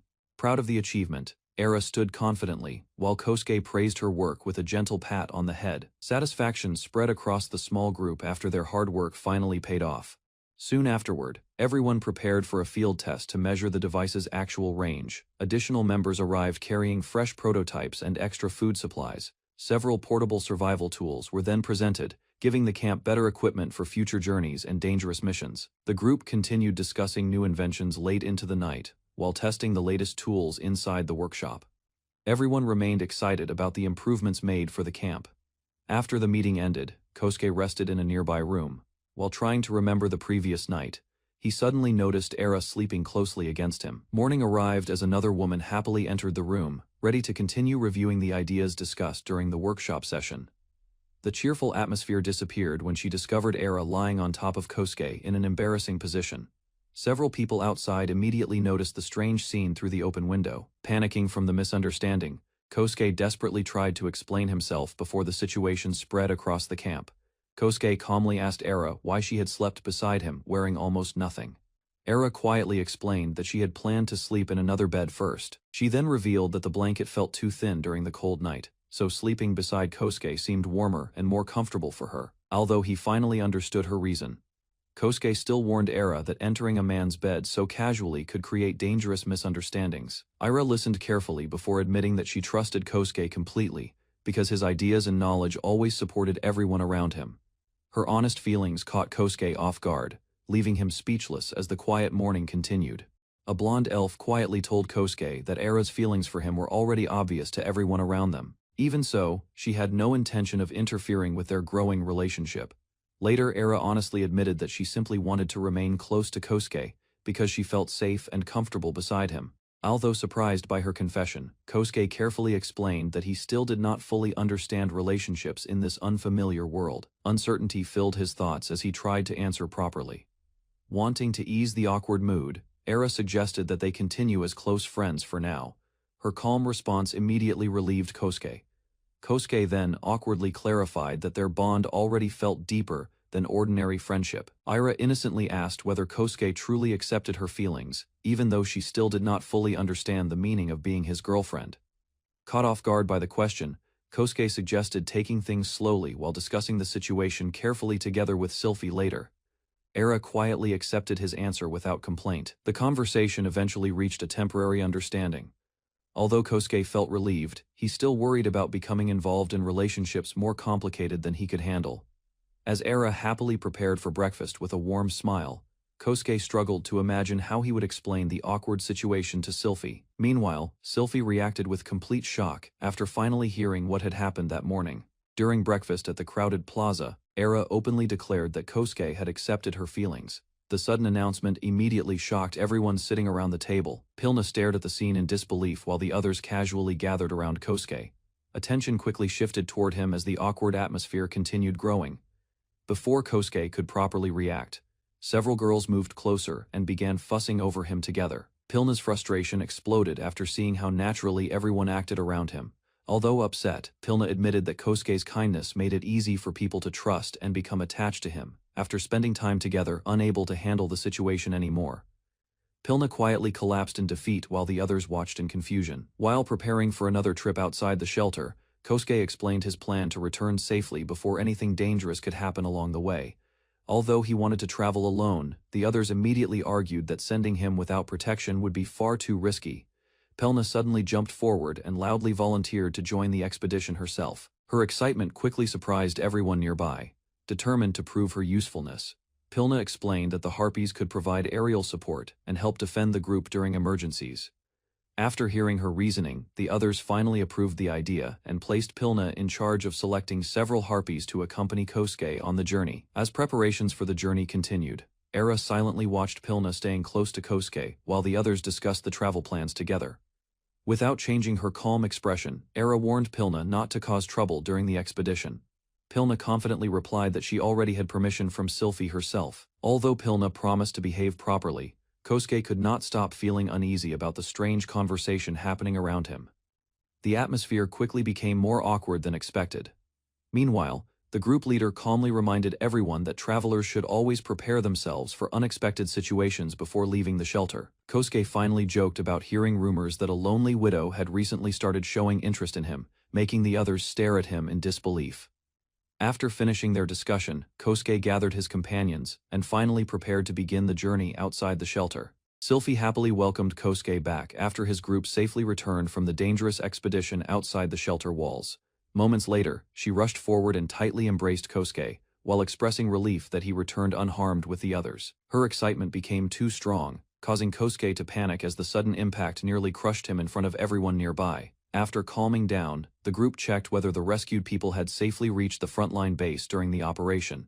Kosuke confirmed the mission succeeded, despite the rough return. Before resting, Kosuke prepared to contact Era again and report the expedition's successful outcome to the shelter. Kosuke showed the strange communication backpack to the group, immediately drawing surprised reactions from everyone gathered around him. After activating the device, the group noticed complete silence coming from the communicator and began wondering whether something had malfunctioned. Soon afterward, they realized the magical signal could only reach nearby shelters and failed to connect across longer distances. Kosuke then explained that Era and the others were already developing a relay station to increase the communication range between separated units. The group reacted with disbelief after hearing how quickly the shelter had improved such advanced communication technology. Kosuke explained how flying scouts using the communication device could quickly warn defenders about enemy movements and surprise attacks. After hearing the strategy, Sylphie realized the new invention could completely change the way future battles were fought. While the group continued discussing military tactics, a sudden report interrupted the meeting and drew everyone's attention. A Harpy scout quickly arrived with urgent news that enemy forces had already begun advancing toward the nearby fort before sunset. Hearing the report, Kosuke immediately reacted with alarm as the group prepared themselves for the approaching battle. Scouts reported that a massive enemy force containing infantry, cavalry, and supply units was already marching toward the frontline base. After hearing the numbers, Kosuke realized the defenders were badly outnumbered compared to the civilians rescued at the shelter. The situation quickly became more dangerous. While discussing possible defenses, Kosuke worried the enemy would begin attacking immediately if they reached the fort before sunset. Escape routes were also considered. Instead of retreating, Sylphie calmly proposed using the special device previously prepared around the shelter for emergencies. Confidence returned to the group afterward. Kosuke finally understood her risky strategy and realized they planned to destroy the shelter itself before allowing the enemy to capture it. Sylphie revealed that explosives had been hidden beneath the shelter walls and pavement to destroy the entire fort if necessary. After discussing the danger, the group decided to leave supplies behind and lure the enemy into believing the shelter had been abandoned. A watchtower would later trigger the explosion. While the evacuation continued, Sylphie ordered Kosuke to dig a hidden tunnel before the enemy army reached the area. Soon afterward, the group inspected the underground passage carefully to ensure the escape route remained safe and usable during the attack. Once the camouflage was finished, Kosuke prepared emergency food and water supplies inside the hidden shelter for everyone waiting underground. Hidden inside the mountain, the group carefully observed the fort from a concealed watchtower without revealing their position to the enemy forces. Meanwhile, Kosuke checked the underground shelter and noticed the living space had become far more comfortable than originally planned. Supplies and beds filled the room. Afterward, the group gathered around the detonator while Kosuke explained the exact steps required to trigger the explosive safely during the attack. Once every preparation was completed, the group quietly watched the distant fort while waiting for the enemy army to arrive. Tension spread across the area. Nearby, several Harpy scouts prepared themselves seriously as the dangerous operation was about to begin. Before leaving, Sylphie assigned several Harpy scouts to remain behind and handle the monitoring and detonation duties during the operation. The Harpies gathered around Kosuke excitedly, while promising they would reunite after confirming the enemy's movements and the mission results. As the sun began setting, Kosuke and the others prepared to move toward the fourth shelter while exchanging final safety reminders. Meanwhile, the communication device successfully transmitted reports that the enemy army had reached the shelter and preparations for the explosion were complete. Hearing the device function perfectly, the entire group reacted with amazement, while Kosuke calmly left the operation in their hands. Ira apologized after realizing the communication signal could not properly reach the distant shelter during the operation. Despite the problem, Kosuke calmly instructed everyone to report immediately if they noticed any enemy movement nearby. Soon afterward, the group surrounded Kosuke with endless questions about the communication devices and demanded more explanations about their future use. The chaotic discussion eventually shifted toward food as several exhausted members began thinking more about dinner than the battle itself. Later that night, the group finally relaxed around the camp while quietly reflecting on how long it had been since they last gathered together peacefully. Inside the underground shelter, Kosuke quietly explained how Era had introduced the communication device after returning from the fort earlier that day. While relaxing together, Sylphie listened carefully as Kosuke praised the communication system and admitted several unexpected events had also happened afterward. Eventually, Kosuke confessed that Era had openly admitted her feelings and expressed her wish to remain by his side. Sylphie calmly understood the situation immediately. Although embarrassed, Kosuke explained that he accepted Era as someone more important than an ordinary friend, though not completely as a lover yet. Even after admitting that, Kosuke honestly confirmed that Sylphie remained the person he truly loved the most. Sylphie admitted she would become deeply jealous if another man confessed successfully, revealing how strongly she valued her relationship with Kosuke. Later that evening, she explained that marriage carried heavy responsibilities, especially for men expected to care for multiple wives properly. Hearing Sylphie's serious thoughts about marriage and abandonment, Kosuke became nervous and worried about disappointing everyone around him someday. Rather than mocking his fear, Sylphie reminded him that loyal partners should avoid actions causing unnecessary pain or betrayal within relationships. Finally, Sylphie calmly accepted Era's presence beside Kosuke, believing the three of them could eventually live together peacefully and happily. Sylphie teased Kosuke about starting a family with Era while the group relaxed together, after completing their dangerous military preparations. Soon afterward, everyone witnessed a massive explosion destroying the enemy fort exactly as Kosuke and Sylphie had carefully planned earlier. Bright flames covered the distant battlefield, while Kosuke quickly explained that the shaking came from the fort's successful destruction operation. Standing beside him afterward, Sylphie calmly watched the burning horizon, while the others realized their risky strategy had finally succeeded completely. Holy Kingdom soldiers gathered around the empty fort while their commanders prepared the invasion during the night. Far away, strange lights covered the sky as scouts watched the enemy troops move through the abandoned area. Soon afterward, the soldiers crossed the gate and marched deeper into the fort without noticing the hidden danger around them. Inside a secret shelter, the defending group carefully observed the invasion and waited for the enemy army to fill the fortress. At the same time, the captain prepared explosives beneath the fort, because the enemy planned to use the place as a bridgehead for future attacks. Inside the shelter, the women waited nervously while wondering whether the explosives hidden beneath the fort would truly work. Soon after, a scout reported that the enemy soldiers had completely filled the fortress and Roger prepared the detonator immediately. Without hesitation, the trigger was pressed and a massive explosion burst across the battlefield during the middle of the night, far away. Kosuke and Sylphie watched the distant flash spread through the darkness as the ground shook beneath their feet. Meanwhile, surviving soldiers near the fort stared at the enormous crater in shock, after realizing the entire fortress had been destroyed instantly.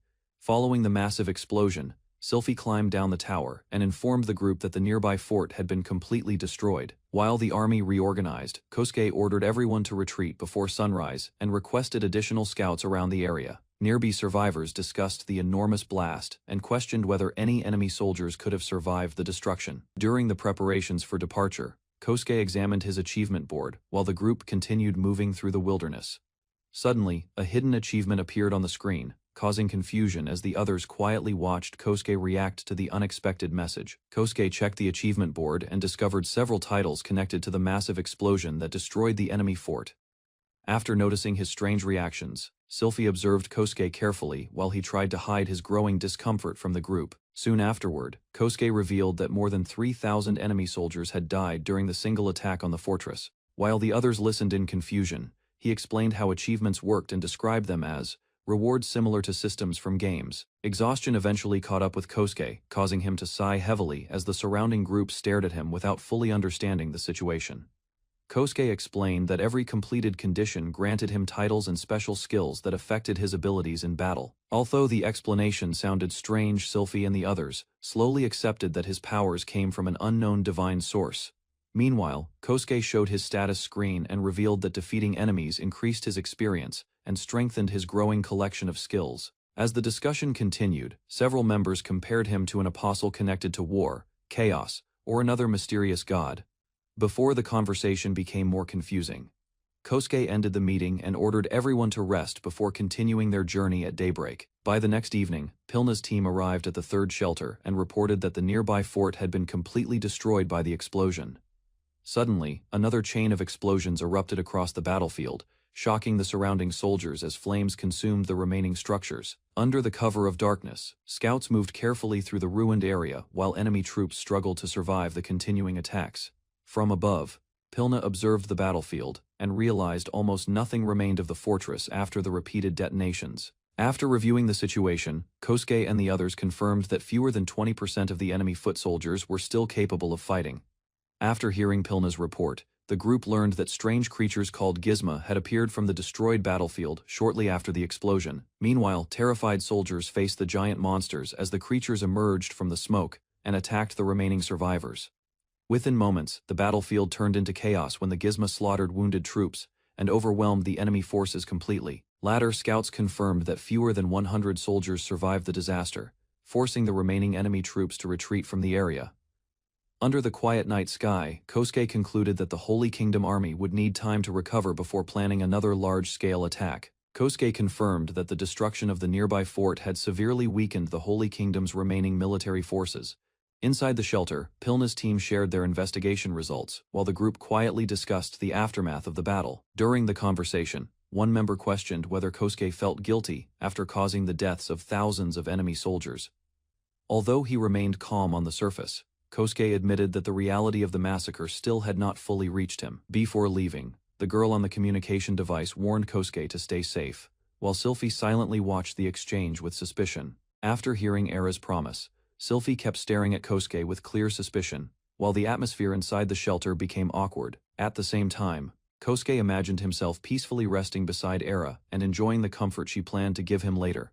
Trying to stay calm, Sylphie listened to his joking response, but slowly became embarrassed by the strange conversation. With visible hesitation, she eventually offered to pamper Kosuke as well, leaving the others completely surprised by her reaction. Overcome by exhaustion from the recent battles, Kosuke suddenly collapsed onto Sylphie's lap and fell asleep almost instantly. Exhausted from the previous battles, Kosuke rested on Sylphie's lap while she quietly watched over him through the night. Although she tried to act calm, Sylphie secretly enjoyed the peaceful moment and smiled gently as the shelter remained silent. By the following morning, the group prepared to continue their journey across the wilderness after spending the night at the shelter. During the march, one of the beastmen warned Kosuke not to place too much burden on their princess, despite the unusual situation. Embarrassed by the accusation, Kosuke awkwardly defended himself while the others questioned what had truly happened between him and Sylphie.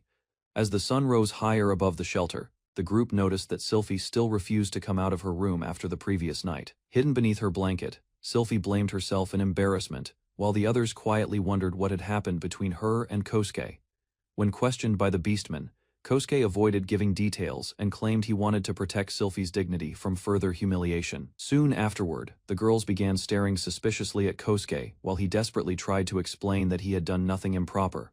Unable to endure the awkward atmosphere any longer, Sylphie buried her face against Kosuke while he gently comforted and praised her until she finally calmed down. Inside the shelter, Sylphie happily demanded more attention from Kosuke while enjoying the rare peaceful moment after the recent battles. Rather than refusing, Kosuke continued patting her head, causing Sylphie to relax completely and ask for even more affection. Once the others approached the room, Kosuke immediately realized he could never explain the embarrassing situation without creating misunderstandings.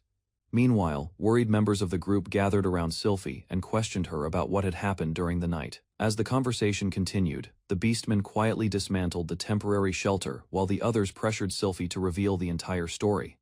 After finishing their private discussion, Sylphie and the others finally returned to the group while everyone waited curiously for an explanation. Although heavily embarrassed, Sylphie publicly declared that Kosuke had done nothing improper during the previous night inside the shelter. Hearing her awkward defense only made the atmosphere stranger, causing the surrounding group to stare at both of them suspiciously. Unable to endure the embarrassment any longer, Sylphie suddenly lost control and began shouting wildly while Kosuke desperately tried calming her down. Moments later, the entire camp panicked and scattered in every direction after Sylphie entered a furious berserk state from overwhelming humiliation. Overwhelmed by embarrassment, Sylphie chased the entire group across the wilderness, while everyone desperately fled toward the next shelter. By sunset, the exhausted group finally regained the lost travel time after escaping Sylphie's berserk rampage for the entire day. Kosuke finally returned to the settlement after traveling for many days. Several companions welcomed him warmly while continuing their work inside the large workshop. During the meeting, Kosuke learned that Sylphie and the Liberation Team were still outside, exchanging important information. Tea was prepared while the group quietly discussed the latest situation together. After looking around the room, Kosuke suddenly realized Sykes was nowhere nearby. Nervous reactions immediately appeared on the faces of the others. The group then guided Kosuke upstairs into a quiet bedroom. Sykes was lying alone across the bed under dim light. Although medicine had already been given, Sykes still looked completely exhausted while his weak body moved slightly during sleep. Kosuke and the others quietly joked about Sykes while preparing hot drinks inside the workshop. The atmosphere slowly became calmer after the earlier tension. Around the table, the group discussed magic tools and communication devices. Kosuke explained his ideas while everyone listened carefully to his unusual methods. Several girls then shared thoughts about storage magic and preserving important resources for future use. Tea and snacks helped the long discussion continue peacefully. Kosuke later revealed that most items could simply be recreated through his crafting ability. Because of that, the group decided to keep many production methods hidden from outsiders. As the meeting ended, Kosuke asked what everyone planned to work on next while the others gathered around him with renewed energy. The group first demonstrated a magic wave relay device connected across a distant area. Kosuke carefully observed how the system transmitted magical energy between locations. Inside the workshop, several new inventions were revealed, including magic swords, experimental guns, and multiple golem-powered machines. The research team continued improving each design for future battles. One of the girls then presented a prototype magic gun inspired by a rifle Kosuke had shown before. The weapon immediately caught everyone's attention. Further explanations revealed that the gun now used muzzle loading because controlling magical power remained difficult.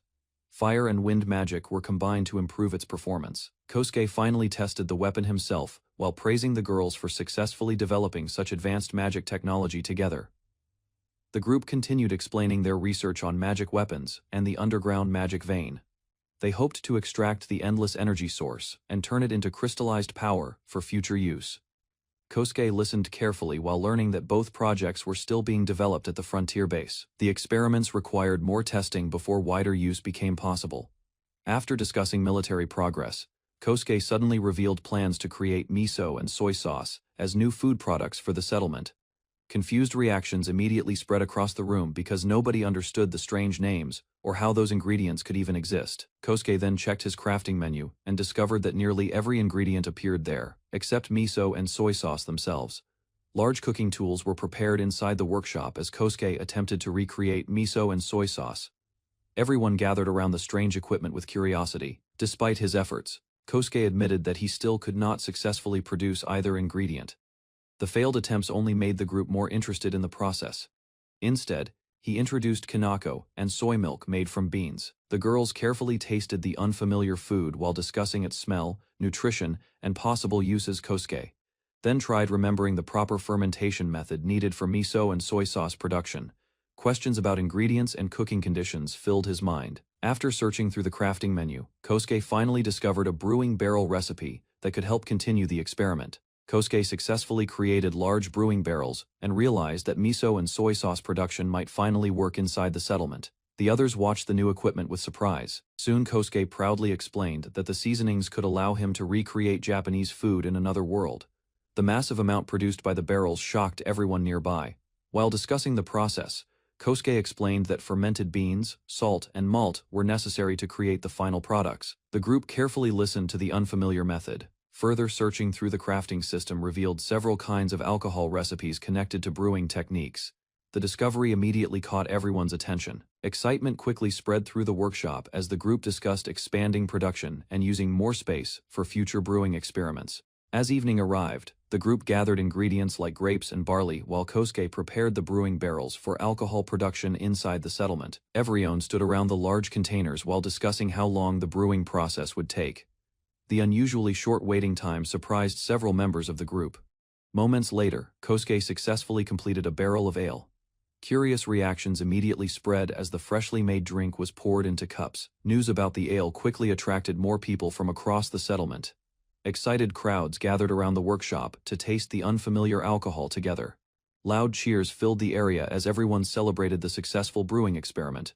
While Kosuke prepared enough ale for the entire settlement, large mugs of ale were distributed across the settlement as everyone gathered around the brewing barrels. After the first drink, Kosuke and the others immediately realized the ale had turned out successfully.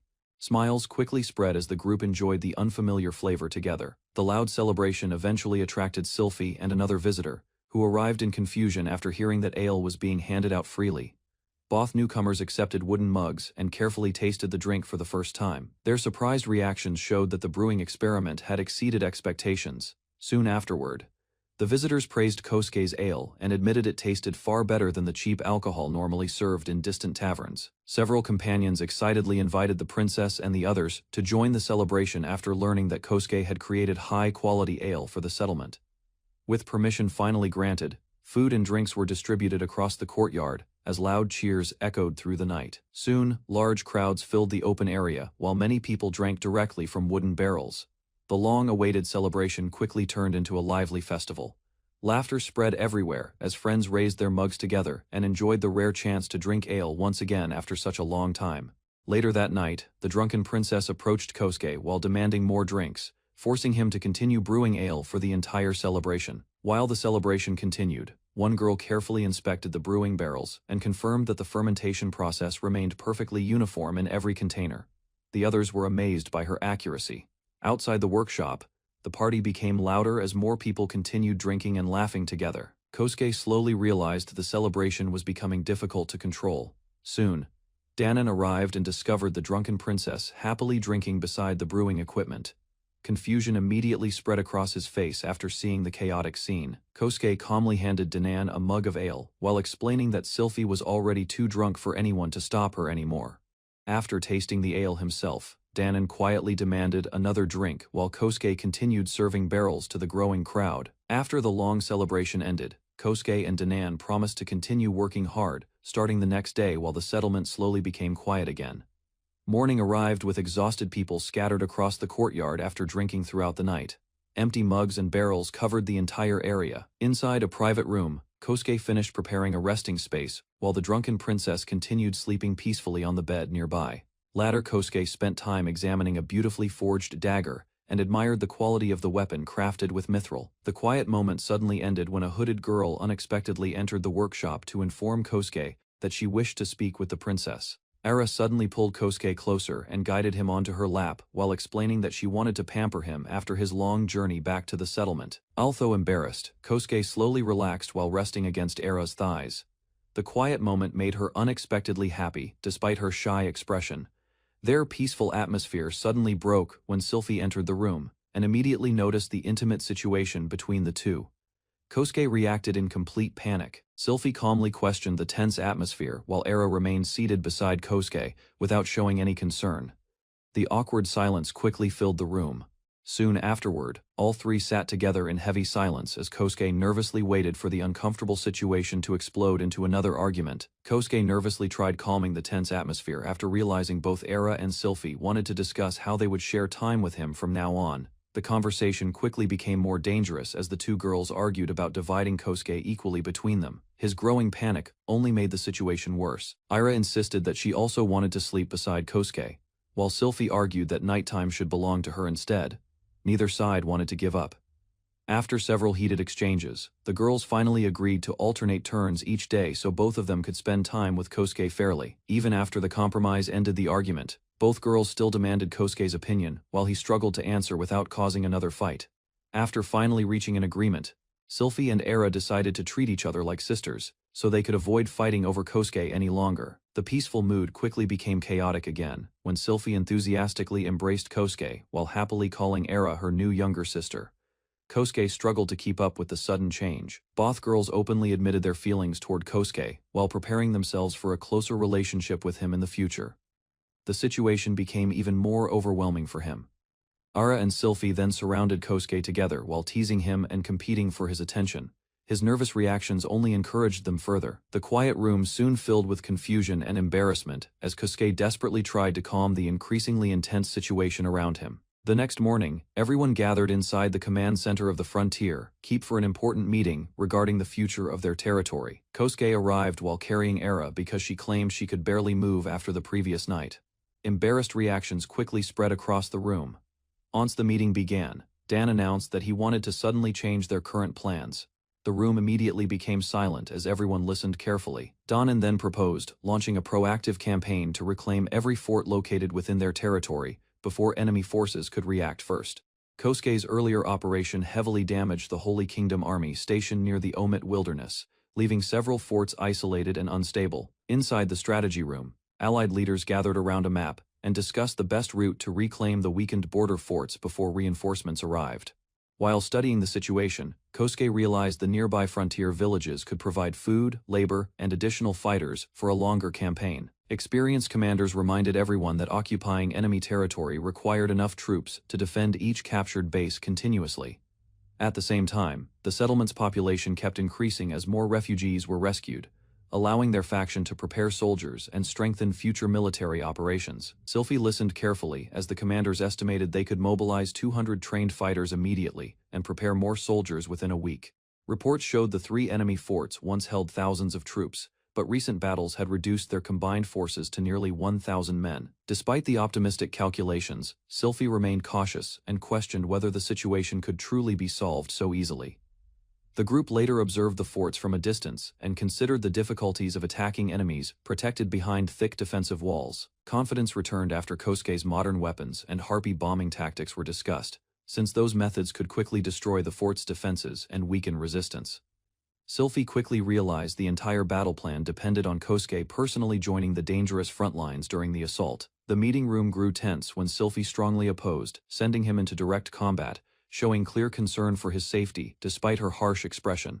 Even so, the commanders insisted the operation remained necessary if they wanted to secure victory before the enemy recovered. Kosuke watched the argument continue, while several allies calmly accepted Sylphie's intense pressure and murderous glare without retreating from their opinions. In the end, the Beastmen leader concluded that delaying the attack would only give the Holy Kingdom enough time to prepare defenses against their bombing tactics and weapons. After the argument settled slightly, the meeting continued, as Ara carefully considered possible enemy countermeasures against Kosuke's bombing tactics. Ira explained that the Holy Kingdom lacked enough powerful mages to defend thousands of soldiers from repeated aerial attacks and advanced explosives. She added that creating new defensive magic capable of stopping harpies or bombs would require years of research and preparation. Attention then shifted toward Kosuke's weapons, where the group discussed how magical barriers might stop crossbows, but would struggle against the penetrating power of bolt-action rifles. Although still worried, Sylphie finally accepted that the enemy had little chance of preparing effective countermeasures before the coming battle began. Sylphie firmly declared that if Kosuke joined the frontline assault, she would personally accompany him into battle without accepting any objections. She explained that both of them held equally important positions within the Liberation Army, making their survival essential for the campaign's future. Sylphie further argued that fighting together would greatly increase their chances of protecting each other during dangerous combat operations. Confidence filled the room as she proudly reminded the commanders that she was far from a fragile princess and fully capable of surviving the battlefield herself. After hearing her reasoning, the leaders accepted the decision, finalized their offensive plans, and immediately began preparing the army for the coming attack, while Kosuke spent the next 4 days increasing food, equipment, and resource production. After another exhausting day of mining and crafting, Kosuke finally returned to the settlement late at night to rest. Several girls warmly welcomed him home and prepared dinner, while Era quietly observed the scene from nearby. Kosuke soon noticed an unusual atmosphere inside the building, as Sylphie waited silently at the long table with a serious expression. Although confused by the situation, Kosuke greeted everyone normally before the group prepared to discuss whatever problem had gathered them together that evening. Before the offensive began, Sylphie revealed that several girls at the base already shared a special relationship with Kosuke, leaving him completely confused. The Harpies then explained that battlefields were cruel places where death could come suddenly, especially for those hated by the Holy Kingdom. Kosuke struggled to understand the conversation while Sylphie calmly argued that the number of partners made little difference during war. After being questioned further, Sylphie admitted she had secretly done something while Kosuke slept after rescuing refugees from the mine. The truth shocked Kosuke as the girls proudly surrounded him, revealing that spirit magic had been used to deepen their intimate bond before the coming battle. Kosuke reacted in shock after Sylphie casually claimed that he had only been used as learning material for the girls before the battle. The awkward conversation finally ended when Era announced that dinner preparations were complete and invited everyone to sit together. A large bowl of traditional Harpy cuisine was served, and Kosuke carefully examined the unfamiliar porridge-like meal placed before him. After tasting the dish, Kosuke noticed its mild sweetness and unique flavor, while the girls nervously waited for his reaction around the table. Relief quickly spread among the Harpies once Kosuke praised the meal, especially after they explained how much effort went into preparing the traditional food themselves. Kosuke was shocked after learning the meal had been made from unfertilized Harpy eggs collected by Pilna and the others. Although embarrassed by the explanation, he eventually accepted the tradition while spending more time together with the Harpies over the following days. Not long afterward, reinforcements from the main base finally arrived, gathering at the settlement before the planned offensive began. Among the newcomers was Melty, a government official whose unexpected appearance immediately surprised Sylphie and raised questions about her purpose there. Melty calmly suggested joining the operation herself, while the others noticed how unusually close and friendly everyone around Kosuke had become recently. Then Melty tried joining the frontline operation, but Sylphie immediately rejected the idea while Kosuke and Ara watched the strange exchange carefully. The tense atmosphere suddenly turned comedic after Kosuke jokingly called Melty "Mommy," causing Sylphie to violently strike him in frustration. Early the next morning, the army departed the fort with the reinforcements, while non-combatants remained behind to protect the settlement. Before advancing further, Kosuke constructed a new temporary fortress closer to enemy territory to support the coming siege operation. The commanders then finalized their strategy to attack the easternmost fort first, hoping to isolate enemy communications with the Holy Kingdom capital before reinforcements could respond. Under the moonlit sky, the northern formation quietly reached its assigned position around the enemy fort before the attack began. Danon confirmed that the main highway had already been blocked by Allied soldiers, preventing enemy reinforcements from escaping or entering the area. Meanwhile, Sylphie received reports showing every squad had successfully moved into position according to the planned assault strategy. After confirming the final preparations, Kosuke ordered communications closed while the commanders prepared to launch the siege at sunrise. The army's morale remained high as each unit reviewed its assigned role, including crossbowmen, riflemen, Harpy air forces, mages, and former adventurers surrounding the fort. Before the assault began, Sylphie reassured Kosuke that their forces would successfully capture the enemy fort together. Although nervous about facing real combat, Kosuke gradually calmed himself while the others prepared for the coming battle. As sunrise appeared over the forest, the army gathered silently and moved toward the enemy position under Sylphie's leadership. Once the troops entered crossbow range, Sylphie raised her weapon and ordered the entire formation to advance toward the fort. The Liberation Army surrounded the enemy fort while archers on the walls prepared to repel the approaching attackers from behind heavy defenses. Sylphie ordered the crossbow units forward carefully after their forces entered the enemy's attack range near the outer walls. Inside the fort, confused Holy Kingdom officers received reports that beastfolk troops had suddenly launched a coordinated assault from the southern gate. Meanwhile, Kosuke's soldiers used long-range weapons and shields to pressure the defenders from distances. The enemy archers could not effectively answer.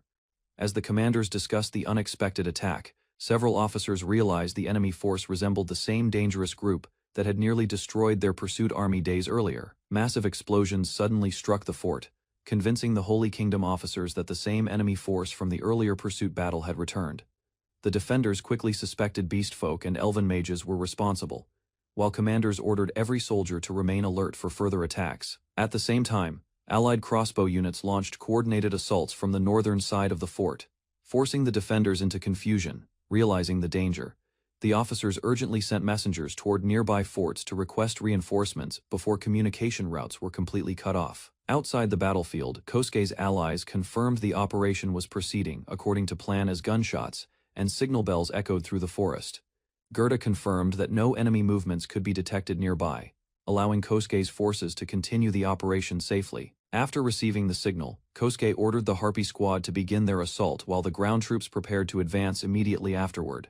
Moments later, the Harpies launched into the sky and rapidly approached the enemy fort from above in tight formation. During the flight, Captain Pilna identified the enemy commander standing inside the central courtyard surrounded by soldiers.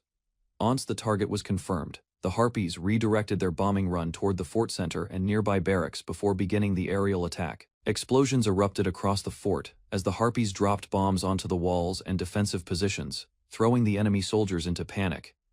Several Holy Kingdom riders quickly realized the attack resembled the same devastating assault that had destroyed their earlier pursuit force. While confusion spread through the forest roads, enemy cavalry attempting to respond were suddenly struck down before organizing a counterattack. At the same time, beastfolk fighters ambushed isolated soldiers near the battlefield and eliminated them before they could escape or report back. After completing the bombing run, the Harpy squad immediately redirected toward the southern gate to continue the next phase of the assault plan. Kosuke received reports that the second bombing run had begun successfully, while the enemy defenses continued weakening under repeated aerial attacks. After the southern gate was heavily damaged, Danon confirmed that enemy resistance was collapsing and the assault force could soon enter the fort. The Harpy squad returned from the battlefield and proudly announced the operation had gone according to plan. The exhausted but excited Harpies gathered around Kosuke, celebrating their successful bombing mission and demanding recognition for their efforts. Not long later, Era contacted Kosuke through the communication device and reported that Allied forces had fully captured the fort before regrouping with Sylphie. The battle ended before noon, leaving the captured fort heavily damaged by explosions, fire, and collapsed defensive structures. After entering the fort, Kosuke struggled to stay calm, while injured soldiers and the smell of destruction filled the battlefield around him. Nearby commanders explained that the massive casualties were mainly caused by the Harpies' bombs rather than ordinary weapons used during the assault. As Kosuke walked through the ruined streets, piles of bodies and wounded soldiers made the reality of war far harsher than he expected. Although the operation succeeded, Kosuke admitted that the horrifying sights and overwhelming stench of death left a deep impact on him afterward. After the battle, the commanders completed their search of the ruined fort, while Kosuke struggled with the terrible smell and destruction around him. Only around 20 survivors remained inside the fortress, but most food, weapons, and supplies were recovered safely from the warehouse. Reports confirmed that 4 enemy soldiers escaped during the attack, likely attempting to deliver messages to nearby forts before being intercepted.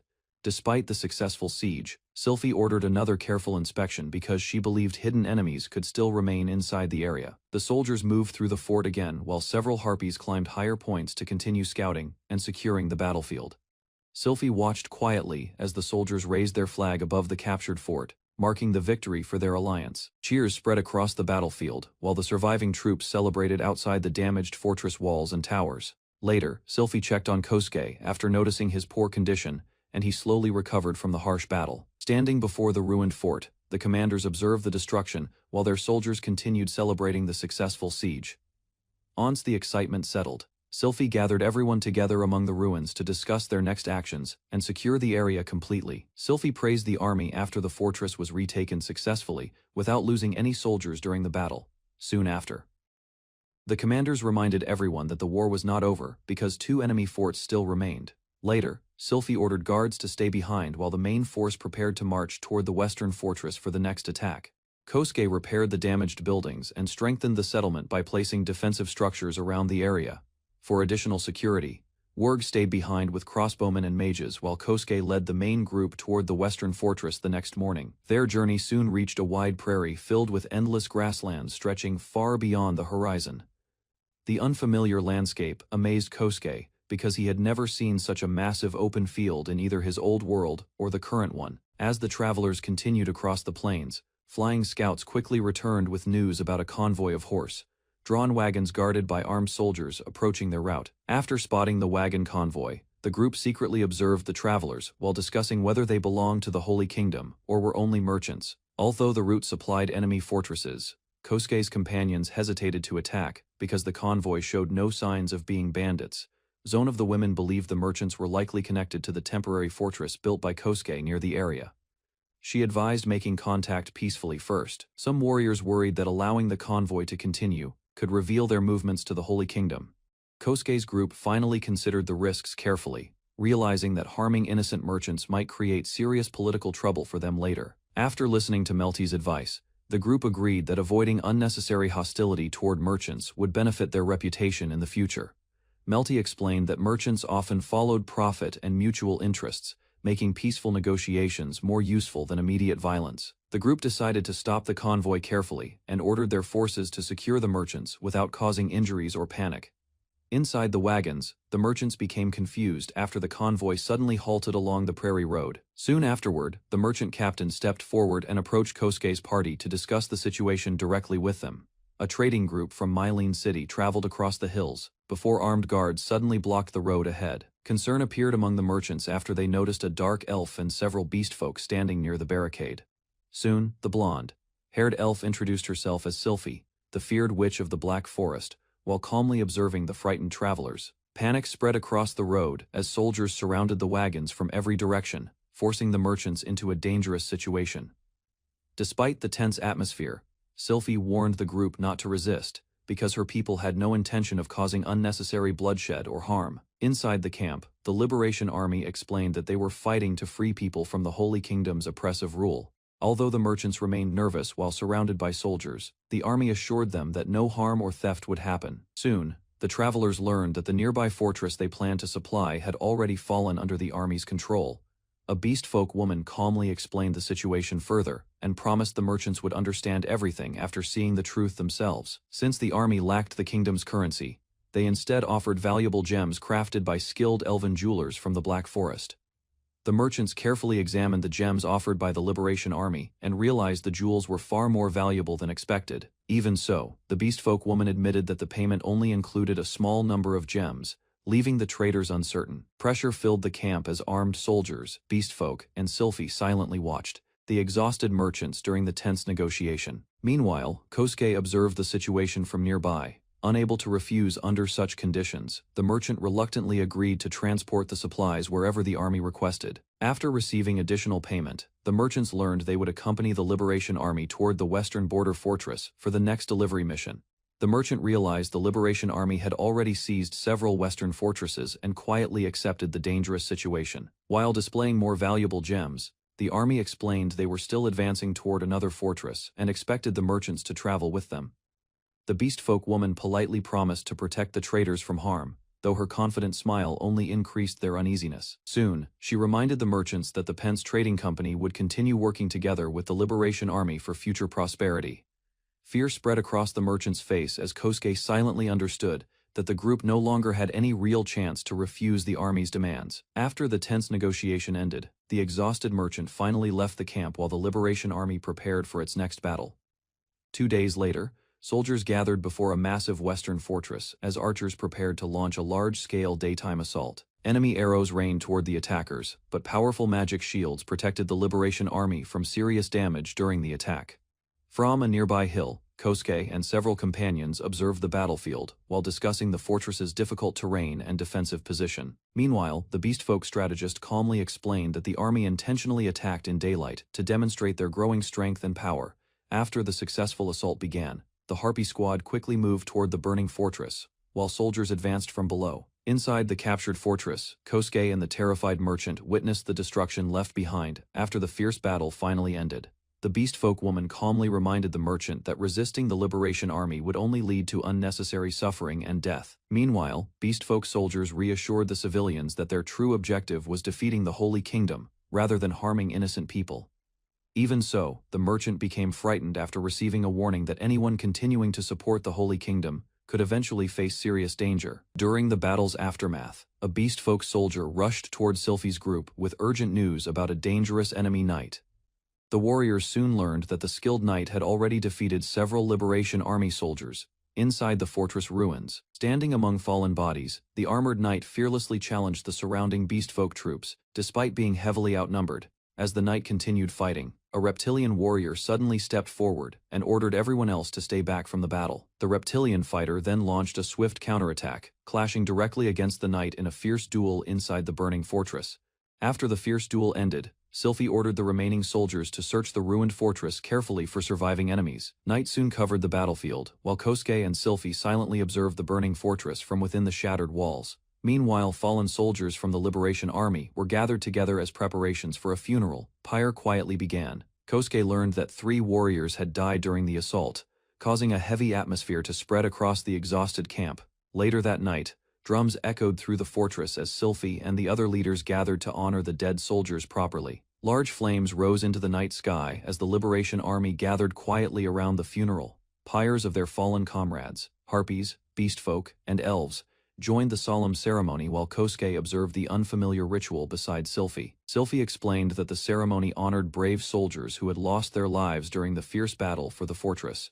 As the fire continued burning, the warriors believed the departed souls would ascend peacefully into the heavenly realm after death. Once the ceremony neared its end, Sylphie ordered her followers to prepare food for everyone remaining inside the captured fortress. That night, Sylphie explained that the Liberation Army honored fallen soldiers by holding a feast filled with food, drinks, and shared remembrance. As the gathering continued, Kosuke noticed that many customs in this world resembled the traditions from his original home. Soon, barrels of alcohol and food were distributed across the fortress, while soldiers, beastfolk, elves, and harpies gathered together peacefully. Sylphie then raised a toast to celebrate the fallen warriors and wished for a hopeful beginning for those still alive after the battle.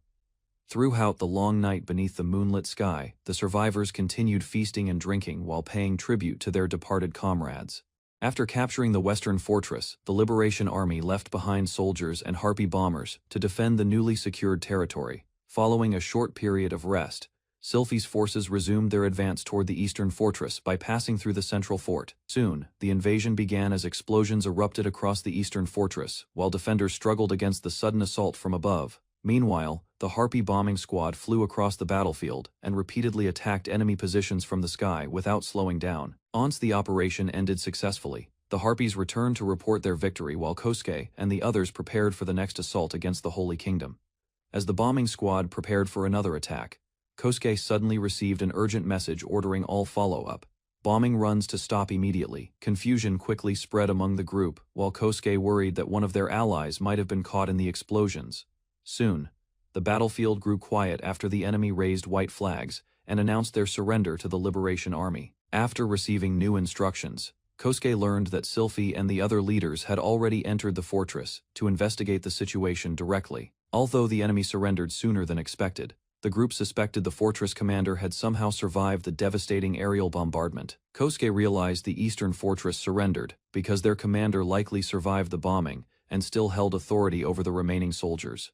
Even so, the Liberation Army agreed that capturing the fortress with fewer bombing attacks was the better outcome for everyone involved. After regrouping their forces, the army confirmed that the operation had successfully secured another major fortress under their growing control. Meanwhile, hundreds of surrendered Holy Kingdom soldiers were disarmed and locked inside underground prison cells, while the fortress remained under heavy guard. Later that night, the exhausted survivors finally rested inside the captured city, while food and medical care were quietly distributed throughout the fortress.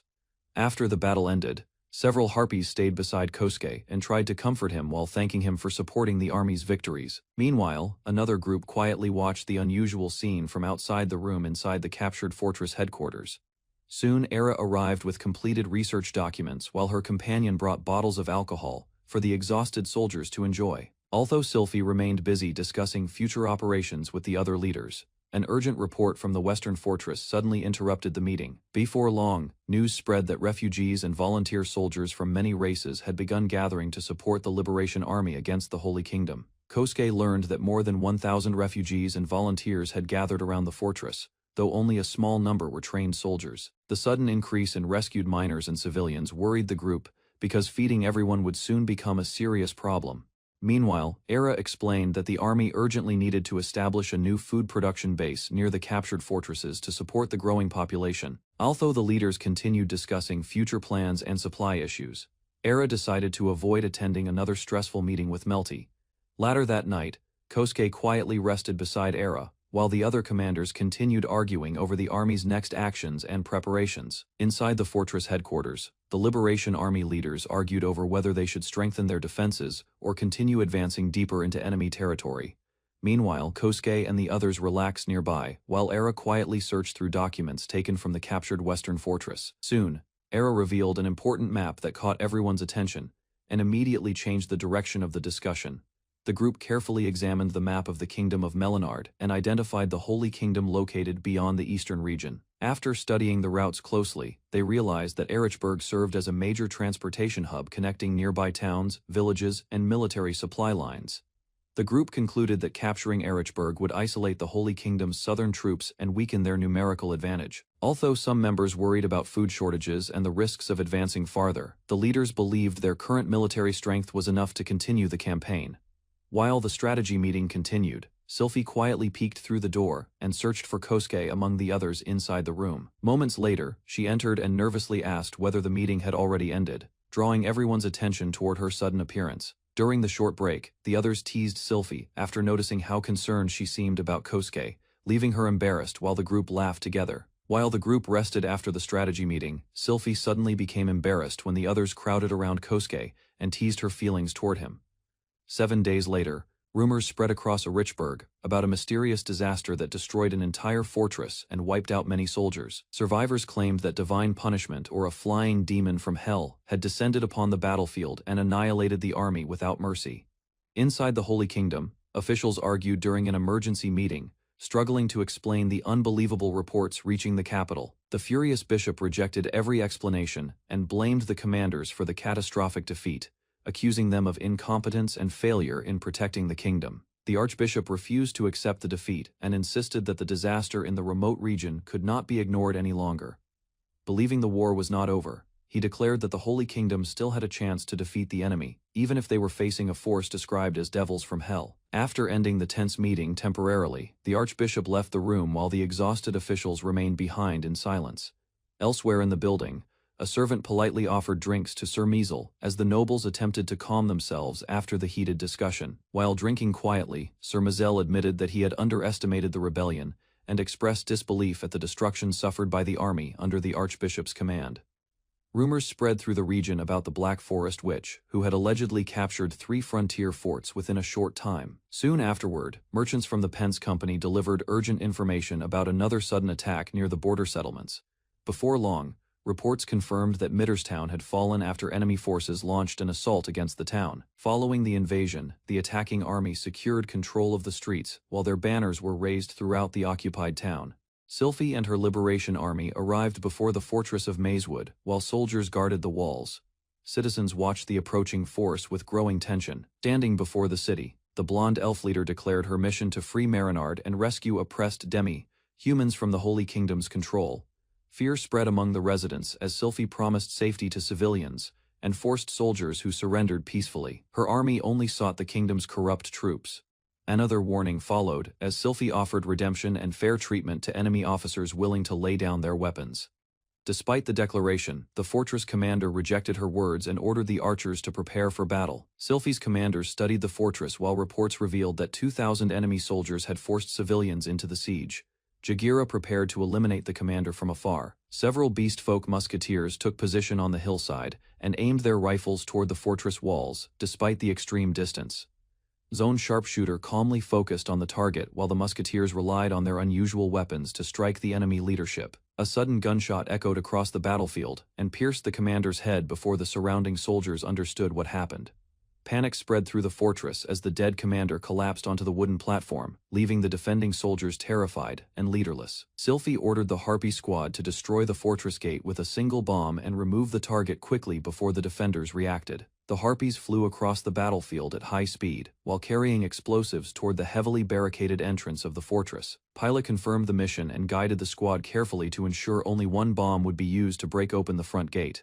A massive explosion erupted at the entrance and shattered the defensive barricades protecting the fortress walls. Smoke and debris spread through the streets as frightened soldiers stumbled back in confusion, while the destroyed gate left the fortress exposed to attack. Sylphie warned the defenders that they had 30 seconds to surrender and raise a white flag to avoid further bloodshed. The elf leader delivered a final threat and declared that failure to comply would bring immediate retaliation from the Liberation Army.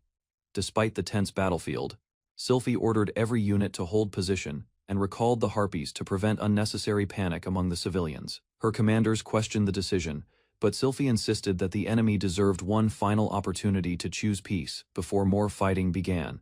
While the army waited outside the damaged fortress, the commanders quietly discussed protecting Kosuke from the coming battle. Sylphie and her commanders advanced toward the damaged fortress while the Liberation Army maintained control over the battlefield outside the walls. Leonard warned that keeping Kosuke in the rear would not completely guarantee his safety, despite his valuable abilities supporting the army from behind. The Beastman leader advised Sylphie to keep Kosuke close at all times, believing it would protect both of them from future regret and danger. Although uncertain at first, Sylphie accepted the suggestion while the commanders continued watching the burning fortress in the distance. As the battle preparations continued, Sylphie quietly thought about meeting Kosuke again after the conflict ended. While marching toward Erichburg, Sylphie reminded herself that capturing the city was necessary for the Liberation Army to finally rest after the long campaign. At the central fortress, Kosuke and his companions suddenly reacted to a distant scream echoing across the empty road nearby. Moments later, several goblins rushed out from the forest carrying crude weapons and surrounding the area with hostile intent. The guards quickly moved to protect Kosuke, as more goblins appeared between the trees and closed in from every direction. After seeing the creatures clearly, the young mage identified them as violent goblins, while Kosuke recognized them from stories and games from his former world. As the goblins charged forward with crude weapons, the young mage calmly gathered magical energy while Kosuke watched the sudden attack in surprise. A powerful lightning spell burst across the battlefield and struck the airborne goblins before they could reach the group. Several monsters crashed onto the ground after the attack, leaving Kosuke amazed by the overwhelming strength of the mage's magic. More goblins attempted to escape through the forest, but the mage blocked their retreat and continued casting destructive spells without hesitation. The remaining goblins were wiped out in moments as the forest fell silent again, proving the mage could eliminate the entire group alone. Imperial Court Mage and possessed overwhelming magical power despite her calm appearance. Although she admitted weakness in close combat, Era explained that she could still defeat dozens of Holy Kingdom soldiers by herself if necessary. Soon after, several Harpies arrived and reported traces of magic and goblin activity discovered while patrolling the forest nearby. The Harpies apologized for failing their patrol duties, but Kosuke reassured them and calmly asked for further updates about the surrounding area. Once the tension faded, the group returned to their normal work as the village harvest continued peacefully under the afternoon sky. After the goblin raid, Kusuke and the others discussed expanding the farmland while preparing stronger defenses to prevent future attacks from the surrounding forest. The growing settlement already contained temporary forts, storage buildings, and wide fields that had been completed within only a single week. Kusuke proudly demonstrated his newly crafted mithril farming tools, which could instantly clear and reshape large sections of land with little effort. Era and the others found the idea ridiculous, since mithril was normally treated as a precious material rather than equipment for farming work. To secure the settlement further, protective walls and emergency warehouses were constructed around the farmers' living quarters and harvested supplies. Kusuke reviewed the growing settlement and confirmed that food supplies and work for the liberated people were finally becoming stable. As the group prepared to plant more seeds, Kusuke offered to carry Era so they could travel across the fields more quickly. Era accepted, because the rough carriage ride still made her uncomfortable, despite recent improvements added to the transport wagon. While examining the carriage, Kusuke realized the vehicle lacked proper suspension, and began thinking about ways to improve the design. Using his crafting ability, Kusuke started planning an enhanced carriage with springs and upgraded parts to create smoother transportation for everyone. Kusuke activated the upgraded carriage system, while warning the others that the sudden light and sound might frighten the horses nearby. Once the carriage started moving, the improved suspension greatly reduced the shaking and made travel across the rough road far more comfortable. Impressed by the results, Kusuke suggested applying the same modifications to every carriage used throughout the settlement and military base. During the journey, Era delivered urgent news that the defenders of Mazewood had officially rejected Sylphie's surrender offer. After receiving the report, Sylphie gathered the Liberation Army and ordered the full assault against the Holy Kingdom's fortress to begin. During the carriage ride, Era noticed Kusuke's troubled expression and realized he had been quietly thinking about the ongoing war. Kusuke admitted that although his crafting abilities helped solve the food shortage, another concern continued weighing heavily on his mind. Looking across the fields, he reflected on how deeply uncomfortable he felt about battles, bloodshed, and direct confrontation with others. The thought of remaining safely behind the lines while creating weapons for others to use in violence slowly began troubling him more each day. As the carriage moved through the quiet farmland, Kusuke continued struggling with the burden of his role in the conflict. As evening fell, Sylphie's Liberation Army successfully captured Mazewood and prepared to continue their campaign toward Erichburg, despite minor casualties during the assault. Soon afterward, Sylphie observed the fortified city ahead, while the Liberation Army launched its first large-scale war against the Holy Kingdom. During the night journey, Kusuke and his companions waited inside the carriage while watching signals from the distant battlefield near Erichburg. Soon afterward, a radio report confirmed that Sylphie's Liberation Army had launched the planned assault against the fortified city. Kusuke believed the Liberation Army held the advantage because the harpies and crossbows could overwhelm the Holy Kingdom's forces without heavy casualties. As the discussion continued, Kusuke noticed several companions secretly traveling inside the carriage, despite the dangerous military operation ahead. Meanwhile, the group transported potions and supplies toward the front lines, while Kusuke monitored food production and prepared the settlement for the coming weeks. During the carriage ride, Era teased Kusuke, after noticing that he seemed eager to reunite with Sylphie as soon as possible. Embarrassed by the comment, Kusuke struggled to respond while trying to hide his concern for the princess and the ongoing battle. Meanwhile, QB explained that he had secretly gathered information from nearby villages and searched for people willing to support the Liberation Army. Kusuke learned that QB already possessed connections with humans from his earlier time in the royal capital of Marinard.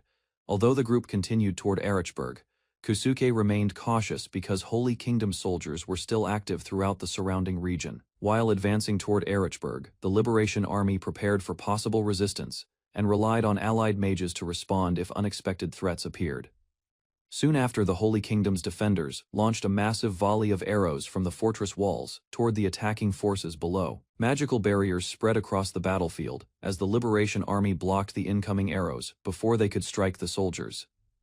Additional defensive magic redirected the enemy assault and sent explosive attacks crashing against the fortress defenses. As explosions erupted across the battlefield, Sylphie led the Liberation Army forward, while anti-magic support protected the advancing troops from further attacks. Sylphie deployed the Tiger Mages to neutralize the enemy arrow fire, while both armies continued exchanging attacks outside the fortress walls, Heavy arrows and magic collided across the battlefield as the Liberation Army attempted to break through the Holy Kingdom's defensive positions. Despite the pressure from enemy attacks, Sylphie rejected the suggestion to retreat and instead ordered her forces to continue advancing forward. The Liberation Army quickly reorganized as Sylphie commanded Leonard and the Harpy squads to strike the city gates from multiple directions. Inside Erichburg, the Holy Kingdom's commanders received reports that the battle had reached a dangerous stalemate near the fortress defenses.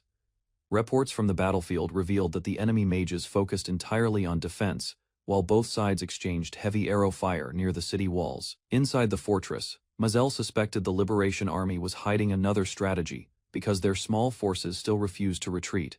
The commanders considered launching cavalry attacks, but uncertainty spread after harpies suddenly appeared above both the northern and southern gates. A harpy carrying explosives dived toward the fortress defenses, forcing the soldiers to react quickly as the attack reached the walls. Although the explosion struck the fortress, Sylphie observed that the first assault failed to break through the Holy Kingdom's magical defenses. Additional harpies rushed toward the fortress while the defenders struggled to understand the strange explosive attacks destroying their defenses.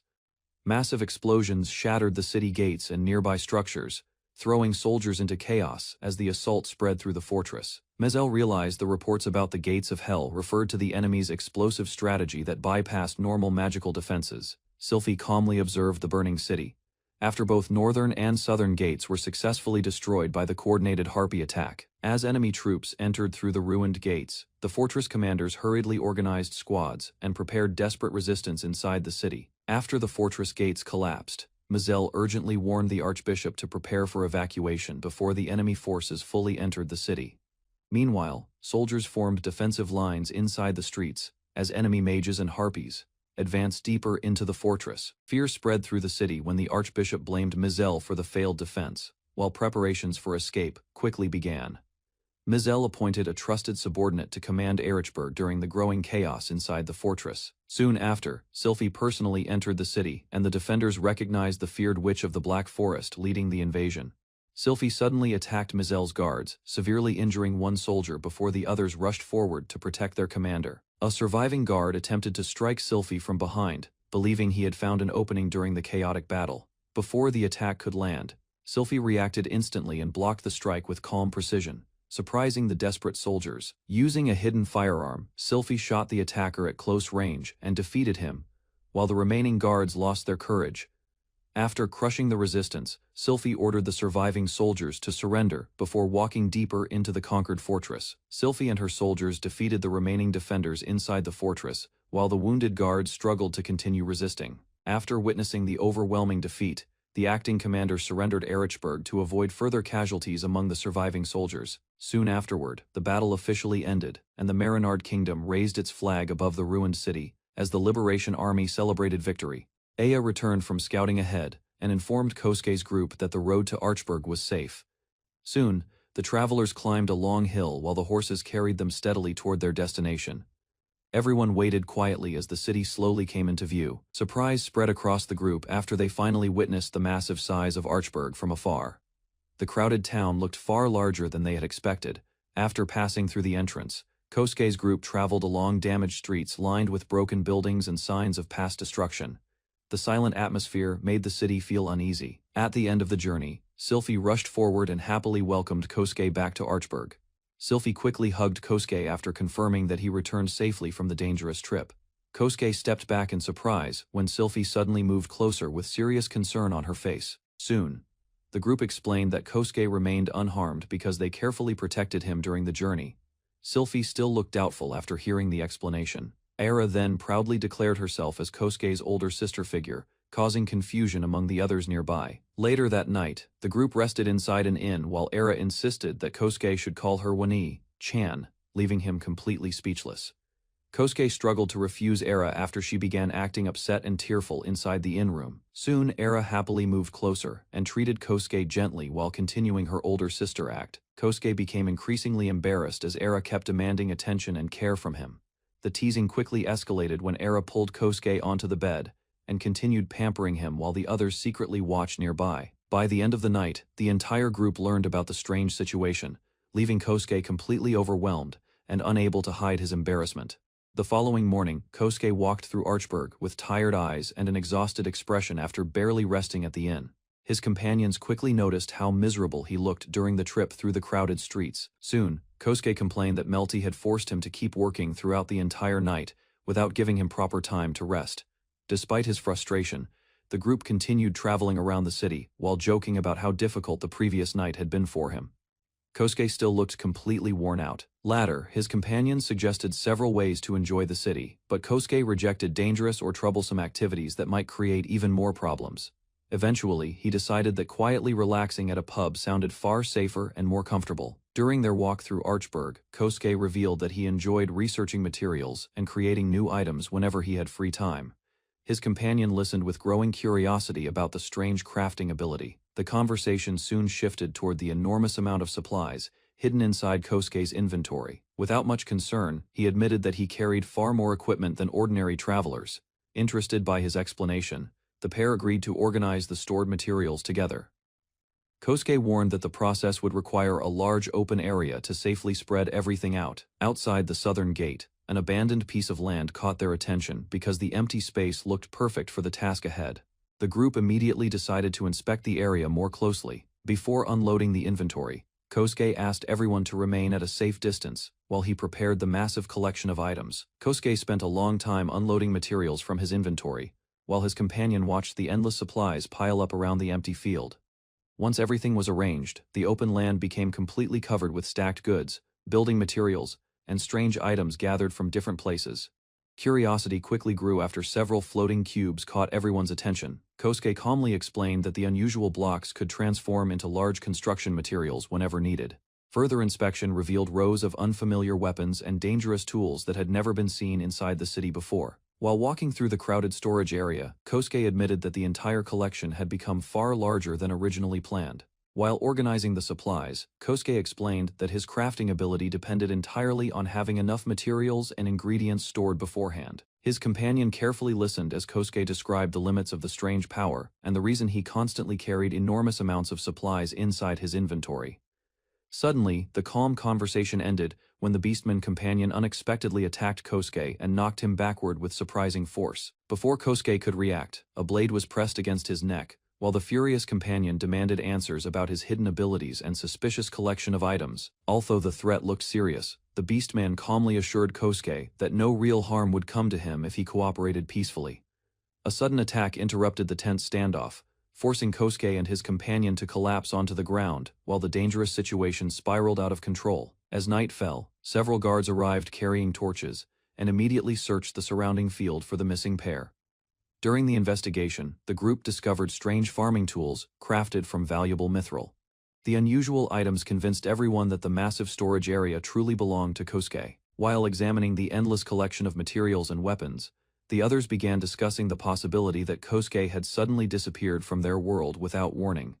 Sylphie silently considered the frightening possibility that a higher power had returned Kosuke to his original world. Late into the night, the group continued discussing Kosuke's disappearance while examining the enormous amount of materials scattered across the empty field. Attention soon shifted toward Kyubi, the companion who had been guarding Kosuke before both of them mysteriously disappeared together. Although some believed Kyubi might be responsible, others questioned what possible benefit could come from betraying Kosuke after traveling together for so long. A shocking theory finally emerged when one member suggested that Kyubi had secretly been working as a double agent from the very beginning. Without wasting another moment, Sylphie and the others quickly departed into the night to search for Kosuke and uncover the truth behind the betrayal. After the sudden attack and long chase, Kosuke finally lost consciousness and collapsed beside several supply bags, while the dark surroundings remained completely silent. Under the moonlit sky, Sylphie ordered her allies to confirm whether the enemy forces had already abandoned the city before the operation began. After receiving her command, the group started gathering supplies from multiple buildings and prepared them for transfer to a secure location outside the settlement. Cannons, tools, and remaining resources were inspected carefully, while the team decided which materials could still be used for future battles. As the night continued, magical items were marked separately, while another group searched for a warehouse large enough to store the collected goods safely. During the inspection, Sylphie questioned Kyubi's long involvement with the rebellion, while the others silently listened beside her. Kyubi survived the rebellion and endured the harsh march through the wilderness before eventually hiding with the others inside the Black Forest. While recalling those events, Sylphie struggled to understand why someone who had survived beside them would suddenly betray the group after so many years. Despite his mysterious nature, QB had once been trusted by many people and was especially well-liked among the children in the settlement. Sylphie admitted that little was known about QB's origins, yet she believed others had suffered through the same hardships without turning against their allies. Moments later, scouts reported that QB had escaped the city through the western gate using a carriage during the confusion. The guards confirmed that QB had passed through the city gate earlier that evening, while traveling inside a supply carriage. Several supply boxes were loaded onto the wagon, and the guards believed his explanation after he presented official written orders for the mission. When Sylphie and the others heard about the documents, none of them remembered issuing orders related to transporting supplies outside the city. After realizing the truth, Sylphie concluded that QB had prepared counterfeit orders in advance to escape without raising suspicion among the guards. Remembering the 3 difficult years they had spent surviving together, Sylphie regretted lowering her guard around someone she once trusted completely. After reflecting on QB's betrayal, Sylphie realized their forces needed stronger counterintelligence measures to prevent similar incidents in the future. Without hesitation, she ordered notices to be sent across nearby forts and demanded QB's capture the moment he was discovered. The group immediately organized a pursuit team, sending skilled warriors through the night to intercept the escaping carriage before it vanished completely. Deep inside the forest, several cloaked figures finally arrived at a hidden camp where a mysterious prisoner was being held under guard. The wounded human slowly regained consciousness, while the surrounding figures questioned him about the fierce battle at Arlichsburg. The captured human struggled against his restraints, while the cloaked group prepared to force him back to sleep inside the forest camp. One of the figures used magic to weaken his resistance, causing his body to slowly lose strength, despite his attempt to stay conscious. Soon after, the prisoner was placed beside a strange magic circle, while the group gathered around the ritual site in silence. Although some members worried about the prisoner's fate, the hooded leader warned them that his survival depended entirely on his behavior. Despite the tension, the beastmen reminded the others that everything happening there followed the agreement they had already accepted. After completing the mission, the beastmen decided to leave the Liberation Army and return to the employer who originally hired her group. The cloaked figures soon departed the forest camp, leaving the remaining cleanup and the unconscious prisoner behind, as agreed earlier. At dawn, Jakira reported that QB's carriage had finally been located deep within the northwestern forest, though neither QB nor Kusuke could be found nearby. Hearing the report, the search party demanded a more detailed explanation before continuing their pursuit through the dangerous forest. Further investigation revealed that the carriage had been burned, the horses had disappeared, and multiple tracks suggested several people were involved in the escape. After examining the forest site, the group discovered traces of a teleportation magic circle hidden among the trees. The mage explained that transporting several people across such a long distance would require powerful magic crystals, or a rare artifact. The investigators concluded that the Holy Kingdom likely wanted Kusuke's abilities for their ongoing war against the Imperial Kingdom. Although QB appeared to be traveling alone afterward, the group debated whether continuing the dangerous pursuit was still worthwhile. In the end, Sylphie's allies warned that tracking QB deeper into the Holy Kingdom's territory would become nearly impossible if he truly intended to disappear. Although the pursuit was called off, Sylphie remained silent in the empty room while frustration continued building inside her. Unable to hide her emotions any longer, she slammed her fist against the floor and swore that Kusuke would be brought back safely. The dark-haired mage tried calming Sylphie by explaining that Kusuke was likely still alive since the enemy had chosen to capture him instead of killing him immediately. With determination in her eyes, the mage promised that she would eventually find the people responsible and make them suffer for their actions. Hearing those words, Sylphie decided to cooperate fully and use every possible connection to rescue Kusuke from the Holy Kingdom. Then Sylphie became nervous when the dark-haired mage stared at her in silence. Although she tried to remain calm, Sylphie quietly worried that her emotional reaction had revealed too much to the others. Meanwhile, Kusuke regained consciousness inside a dark prison and slowly realized he had been locked inside an unfamiliar underground cell. Kosuke suddenly fell through strange water and woke up inside a cold underground prison surrounded by iron cells. After shouting for help several times, he discovered the prison was completely silent and nobody answered him. Leaning against the bars, Kosuke carefully observed the area while trying to understand the unfamiliar world around him. Hope slowly faded as he realized escape would not be easy. While thinking about his next move, he noticed a beast-like figure staring quietly from the darkness nearby. The strange creature made the atmosphere even heavier. Anger quickly replaced his fear. Clenching his chained hand tightly, Kosuke swore he would survive the prison and eventually kill Kyubi no matter what obstacles appeared before him. Kosuke realized he had been sold to the Holy Kingdom shortly after the capture of Arlexburg. Inside the underground prison, he studied the structure carefully and concluded the dungeon belonged to territory controlled by the Holy Kingdom. Confusion continued to grow as Kosuke tried connecting the strange events surrounding his capture and imprisonment. While chained like an ordinary prisoner, he understood that Kyubi feared his crafting abilities and removed all of his important materials beforehand, despite the restraints on his arms and legs. Kosuke calmly used his special storage ability. The handcuffs soon became meaningless, giving him confidence to prepare for escape. Kosuke realized Kyubi had another objective because he would have been killed long ago if elimination had been the true goal. Thinking carefully about recent events, Kosuke suspected Kyubi had secretly manipulated both him and the Holy Kingdom from the beginning. Although many possibilities crossed his mind, none of them gave clear answers. Even so, he believed the Holy Kingdom might be underestimating the danger surrounding him. After considering whether to wait or escape immediately, Kosuke finally decided to prepare himself before making his next move. Using nearby wood and stones, he calmly activated his crafting ability and began creating tools for survival and escape. Kosuke crafted a simple stone axe after breaking apart the wooden bed for raw materials inside the prison cell. While examining the room, he noticed the toilet used flowing water and guessed it connected directly to the sewer system below the dungeon. Using his crafted tools, Kosuke immediately started digging through the floor, while carefully hiding the entrance behind broken debris and stones. After several exhausting hours, he finally reached a narrow underground passage that seemed connected to the sewers beneath the prison. However, the tunnel ahead looked far different from an ordinary sewer. Surrounded by dark stone corridors, Kosuke cautiously stepped forward and wondered what kind of place he had truly discovered. Kosuke followed the underground passage and realized the strange tunnel extended far deeper beneath the prison than ordinary sewers. As he walked barefoot through the damp corridor, an unusual sound suddenly echoed from somewhere ahead of him. The dark hallway became silent for a moment, but Kosuke sensed a dangerous presence slowly crawling nearby in the shadows. Without warning, a massive group of terrifying eyeball-like creatures rushed toward him from the darkness, forcing him to retreat immediately. Although panic filled his mind, Kosuke quickly searched through his inventory and desperately tried to think of a way to survive against the unknown monster approaching him. Kosuke carefully placed strange meat on the ground to observe the mysterious creature hiding inside the underground passage. When tentacles suddenly appeared and inspected the bait, he realized the monster possessed enough intelligence to act cautiously. The strange slime-like creature slowly devoured the meat, while happily chewing in the middle of the dark corridor. A moment later, the creature unexpectedly spoke, causing Kosuke to panic and nearly drop the weapon in his hand. Shock quickly filled the narrow tunnel as the slime complained about being discovered. While Kosuke stared in disbelief after learning the monster could actually talk, the strange slime cautiously asked whether Kosuke hated demi-humans, but his answer immediately calmed the nervous creature.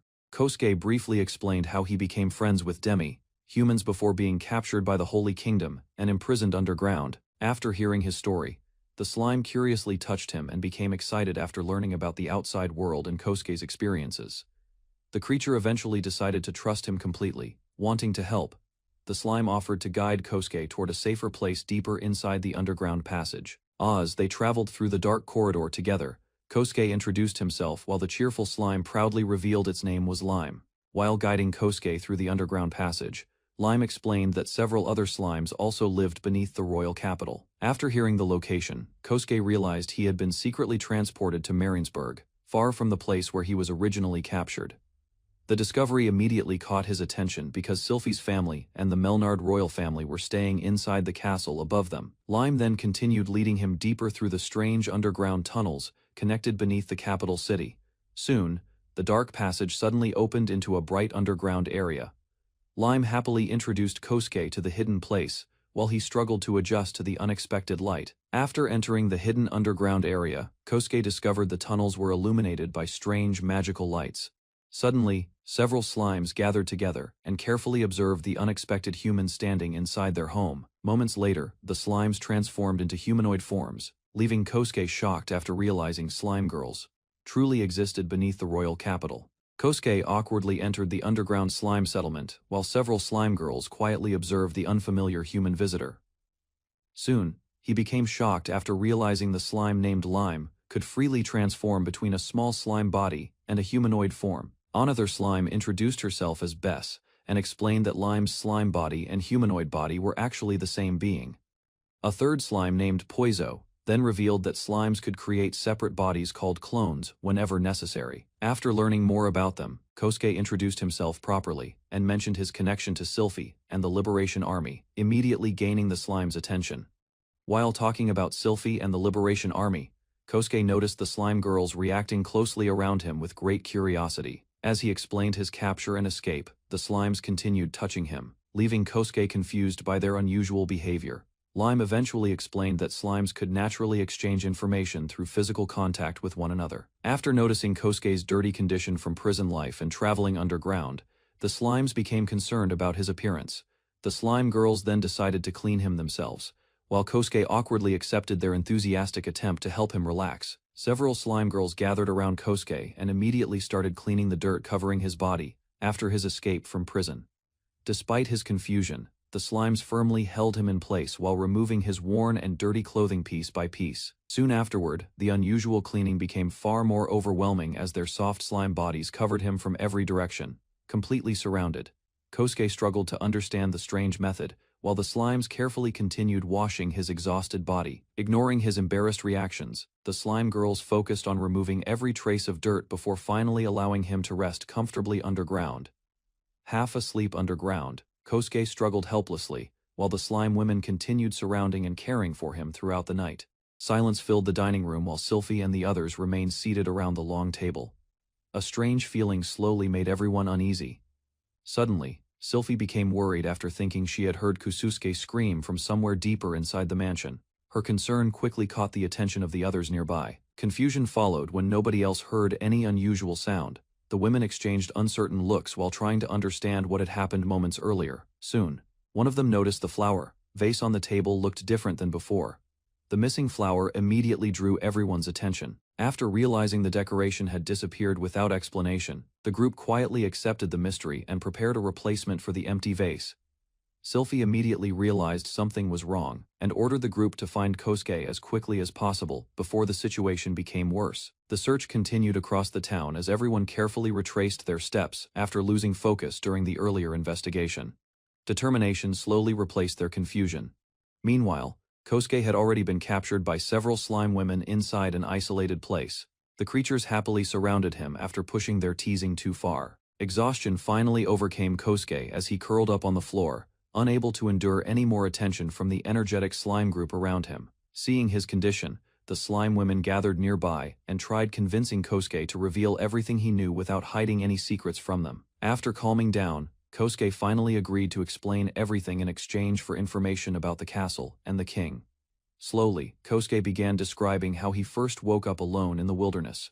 His unbelievable story immediately shocked the slime women into silence. While continuing his explanation, Kosuke showed them a plastic bottle from his world. The strange object left the slime women completely confused and curious. To prove his claims further, Kosuke revealed unusual meat gathered during one of his battles. The slime women realized his abilities truly surpassed common sense. Soon, the group accepted that Kosuke was a rare visitor from another world. As they gathered around the mysterious items he produced, the slime women happily accepted the fresh gizmo meat from Kosuke, while finally believing the strange powers he had described earlier. As they quickly ate the meat without hesitation, Kosuke became surprised after learning how rarely the slime women enjoyed fresh food. Soon, the slime women explained that they secretly survived by maintaining the sewers and absorbing nutrients from the waste flowing underground. Kosuke listened carefully in disbelief. Nervous expressions appeared across the group as they worried Kosuke would find their way of living disgusting and refuse to accept them anymore. Instead, Kosuke calmly reassured the slime women, admitting their abilities seemed harmless compared to their friendly personalities and refreshing appearance. After listening to Kosuke's unbelievable tale, the slime women decided to reveal the hidden truth behind their own underground society. Without warning, several slime women pulled Kosuke onto their soft bodies and cheerfully offered themselves as seats for him to rest on. Surprise quickly faded as Kosuke relaxed against the living cushions, while the group continued talking inside the underground chamber. Once the atmosphere became calmer, the slime leader started describing the fall of Merheinsburg that had taken place 20 years earlier. From the shadows beneath the city, the slime women secretly protected the royal family, while the royal guard defended them openly above ground. While explaining their abilities, the slime women revealed they could move through any part of the castle and appear from nearly anywhere without being defeated. Gradually, the conversation shifted toward the Great War from 20 years earlier, when the Holy Kingdom invaded the Marinard Kingdom for power and territory. Sitting among the slime women, Kosuke listened carefully as they explained the royal family carried ancient elven blood within their lineage. Kosuke quickly realized the invading nobles desired elf descendants, because children born from humans and elves possessed far greater magical abilities. Despite offering themselves peacefully to protect their people, the Marinard royal family received only hostility and rejection from the Holy Kingdom afterward. Resting against the slime women, Kosuke questioned why the royal family still remained inside the castle after the kingdom's defeat years earlier. Patiently, the slime women explained that the king continued negotiating while the Holy Kingdom captured countless citizens and turned them into slaves. Eventually, the king realized peaceful discussions were impossible and abandoned all hope of reaching an agreement with the invaders. Refusing to surrender the royal bloodline, the king protected his family because their elven ancestry possessed unusually powerful magical abilities. Hearing the full explanation, Kosuke finally understood the Holy Kingdom wanted to use the royal bloodline to create stronger magic users for future generations. Curious about the royal family's fate, Kosuke asked what happened after the Holy Kingdom threatened the citizens with slavery and execution. Disgust filled the underground chamber as the slime women described how the king finally made his painful decision after negotiations completely failed. Using the last of his magic, the king sealed the entire royal family in ice deep inside the castle to protect them from capture. By hiding both the royal bloodline and its negotiators, the king forced the Holy Kingdom to keep the kingdom's citizens alive as slaves instead of killing them. Then Kosuke quietly realized Sylphie would have shared the same frozen fate if she had remained in the castle years earlier. Concerned about the frozen seal, Kosuke wondered whether the king's magic would eventually weaken and allow the royal family to escape over time. Calmly, the slime women explained the spell remained powerful because the king sacrificed his own life to create the massive barrier protecting the royal family. Whenever mages from the Holy Kingdom attempted to approach the sealed chamber, the slime women secretly eliminated them before they could break the ice.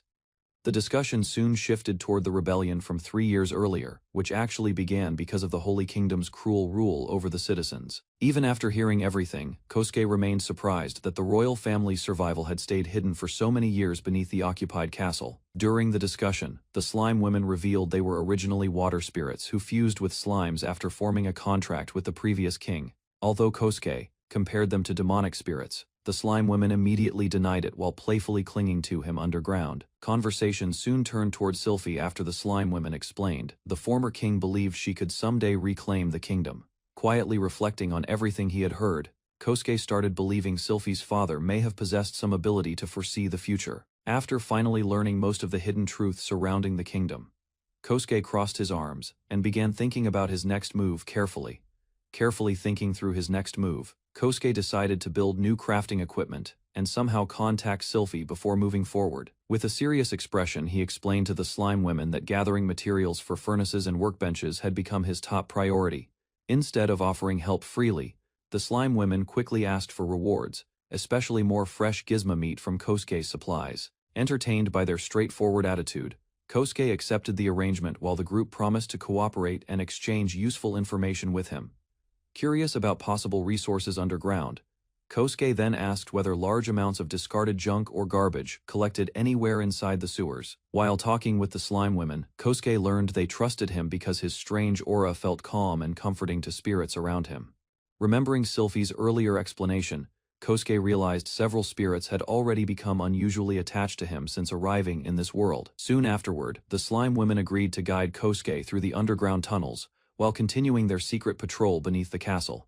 As they walked through the dark sewer passages, Kosuke became curious about why each slime woman possessed completely different colors and abilities. Proudly raising her hand, Lime explained she specialized in magic and could resist magical attacks while using water, fire, and light attributes together. Curious about the other slime women's abilities, Kosuke listened while Lime explained Poizo specialized in recovery magic, poisons, and powerful digestion skills. Before long, Lime guided Kosuke deeper through the underground tunnels until they finally arrived at a hidden storage area beneath the castle. Piles of discarded junk filled the enormous chamber, causing Kosuke to stare at the mountain of scrap with excitement instead of disappointment. Rather than seeing worthless garbage, Kosuke viewed the abandoned materials as valuable resources that could help him build new equipment. Using his strange crafting ability, he immediately began storing and dismantling the junk into timber and scrap metal for future use. After dismantling the mountain of junk, Kosuke proudly checked the massive amount of materials now stored inside his inventory. A problem quickly appeared when he realized the furnace required fuel, causing Lime to offer her own oil-rich body as a substitute source. Although surprised by the suggestion, Kosuke learned the slime women could safely regenerate because of their unusual bodies and magical abilities. Feeling slightly guilty about the idea, he awkwardly accepted the help while continuing to search for better crafting materials underground. Eventually, the group decided to return and rest for the day, while Lime promised to guide Kosuke through deeper underground areas later. Exhausted from the long day underground, Kosuke rested while the slime women surrounded him and offered their soft bodies as a warm bed. As he relaxed further, the slime women carefully cleaned and comforted Kosuke while he slowly became embarrassed by their unusually close attention. Before long, a calming scent from the slime women made Kosuke sleepy, allowing him to quietly drift toward sleep underground. Kosuke walked through the cave with a slime girl guiding the way toward a rare clay deposit hidden deep underground. While following her directions, he learned that the destination was still far away, making the journey longer than expected.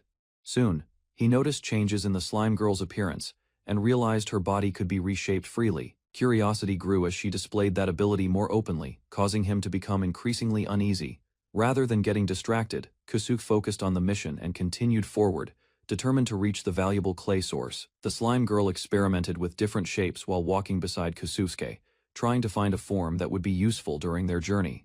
Moments later, she transformed part of her body into a large seat and invited him to sit while they traveled through the tunnel. After testing it, Kosuke found the ride surprisingly comfortable as they moved deeper underground toward their destination. Seeing his approval, the slime girl increased her speed and rushed through the cavern with remarkable power. Sudden acceleration sent them spinning through the passage, forcing Kosuke to hold on as the rapid ride continued forward. The slime girl pushed her speed even further, sending Kosuke racing through the tunnel faster than he could handle. At the same time, a group of mages in a distant forest sensed a strange disturbance and immediately became alert. After examining the area, they realized an unusual magical signal had appeared and began investigating its source. Their leader organized the search and ordered the group to analyze the teleportation magic before the trail disappeared. Meanwhile, the exhausting ride finally ended, and Kosuke returned to the underground settlement, relieved to be back safely. Back at the settlement, Kosuke reported that the clay expedition had succeeded, while the slime girl proudly celebrated breaking her own travel speed record. Using the newly gathered materials, he crafted a simple furnace and explained its role in producing basic iron tools. Soon afterward, a slime companion provided a special fuel source, allowing the furnace to operate more efficiently than before. With enough resources prepared, Kosuke assembled a simple workbench and unlocked new crafting possibilities. Next, he reviewed the materials still required and began planning another expedition to gather iron, leather, and whetstones for future upgrades. While planning the next expedition, Kosuke discussed the materials he still needed and received support from the slime girls living in the settlement. After sharing food together, they divided responsibilities, with Kosuke preparing to search for iron ore and whetstones. Soon, the group guided him to one of the castle's old sewage facilities hidden beneath the structure. There, he inspected a large purification tank and learned how the slime residents processed and cleaned waste materials. As the tour continued, Kosuke discovered that the facility also handled discarded substances from the kingdom, revealing another important role the slime girls quietly fulfilled. The slime girl revealed that many discarded items collected in the sewage system included metal scraps, documents, and even remains carried away from the surface.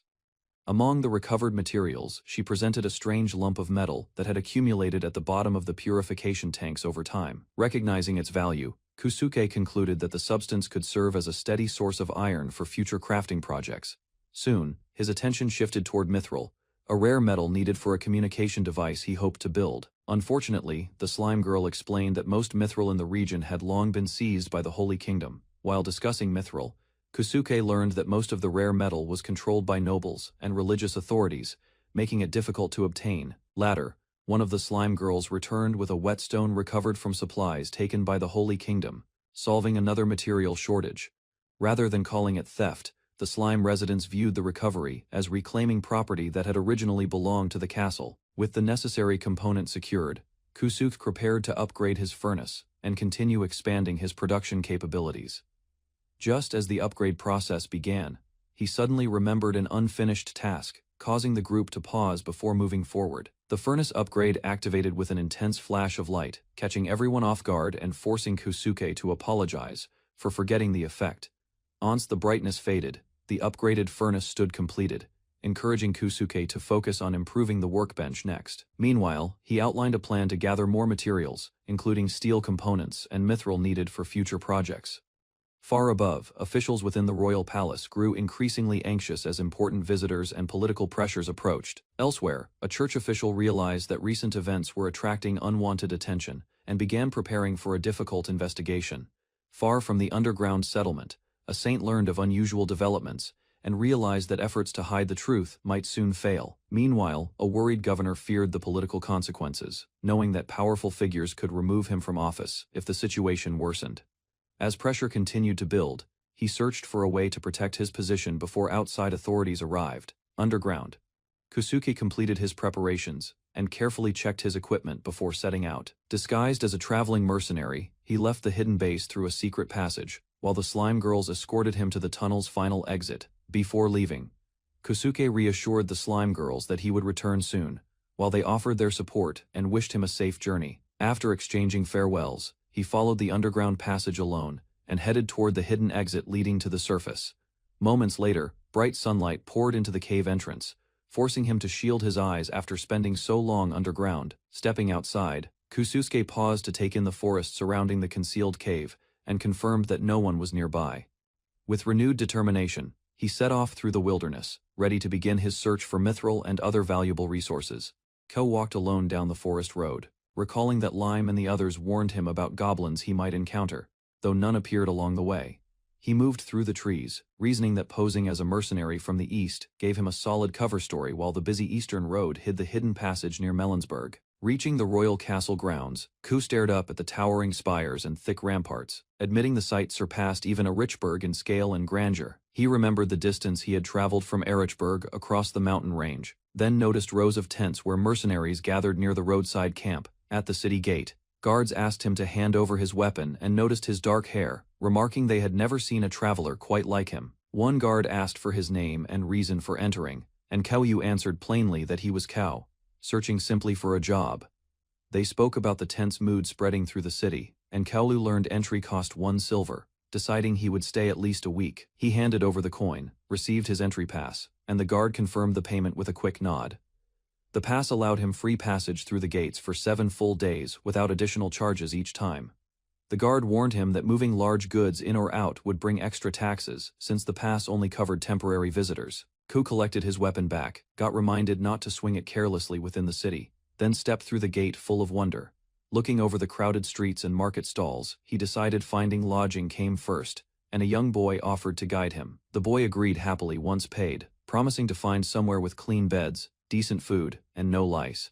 He led Ko through the winding streets, and Ko promised extra coppers if the place turned out worth staying. They arrived at Raffin's Inn, known for clean beds and good cooking, where the innkeeper welcomed them warmly and asked Koyu to wait.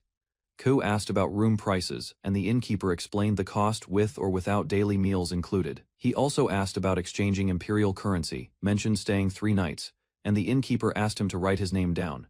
She offered to sketch him a simple map, while Ku explained his imperial coins came from serving on the Eastern Front. The boy offered further guidance for 2 coppers, then Kudu bought food from a nearby market stall, tasting the heavily seasoned dish. Ku noted this world used far more salt and pepper than the Black Forest elves ever did.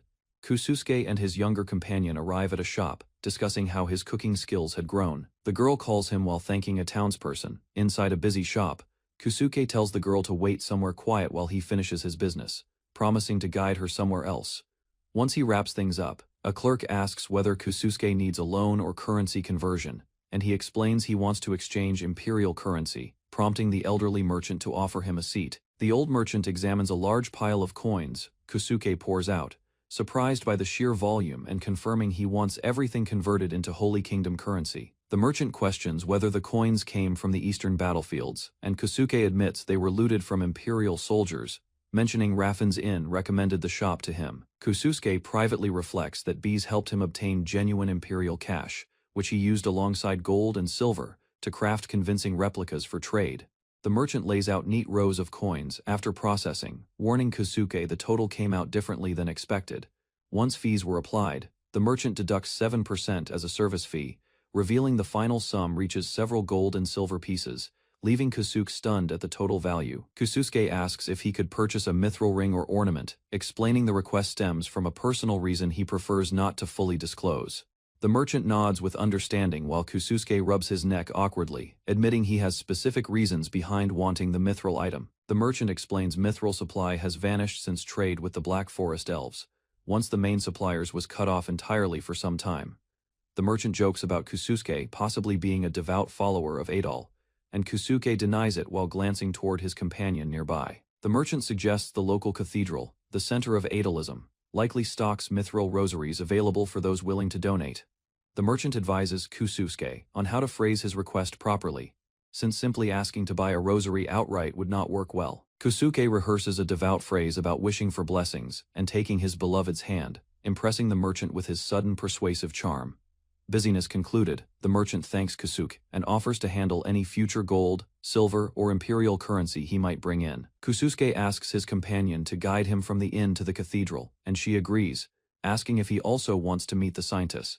She reveals the scientist is currently in the royal capital, set to give a sermon the next day that will likely draw huge crowds. Night falls over the capital, and the next morning someone asks Kusuke if he is heading out again so soon. Kusuke explains he wants to see the scientist in person, and his companion waves him off warmly, wishing him a safe trip ahead. Kusuke stands beneath the open sky, letting out a stunned breath as the massive cathedral rises before him. He and his companion take in the towering spires, remarking that religious architecture always feels overwhelming, before heading inside where guards keep security tight for the sermon.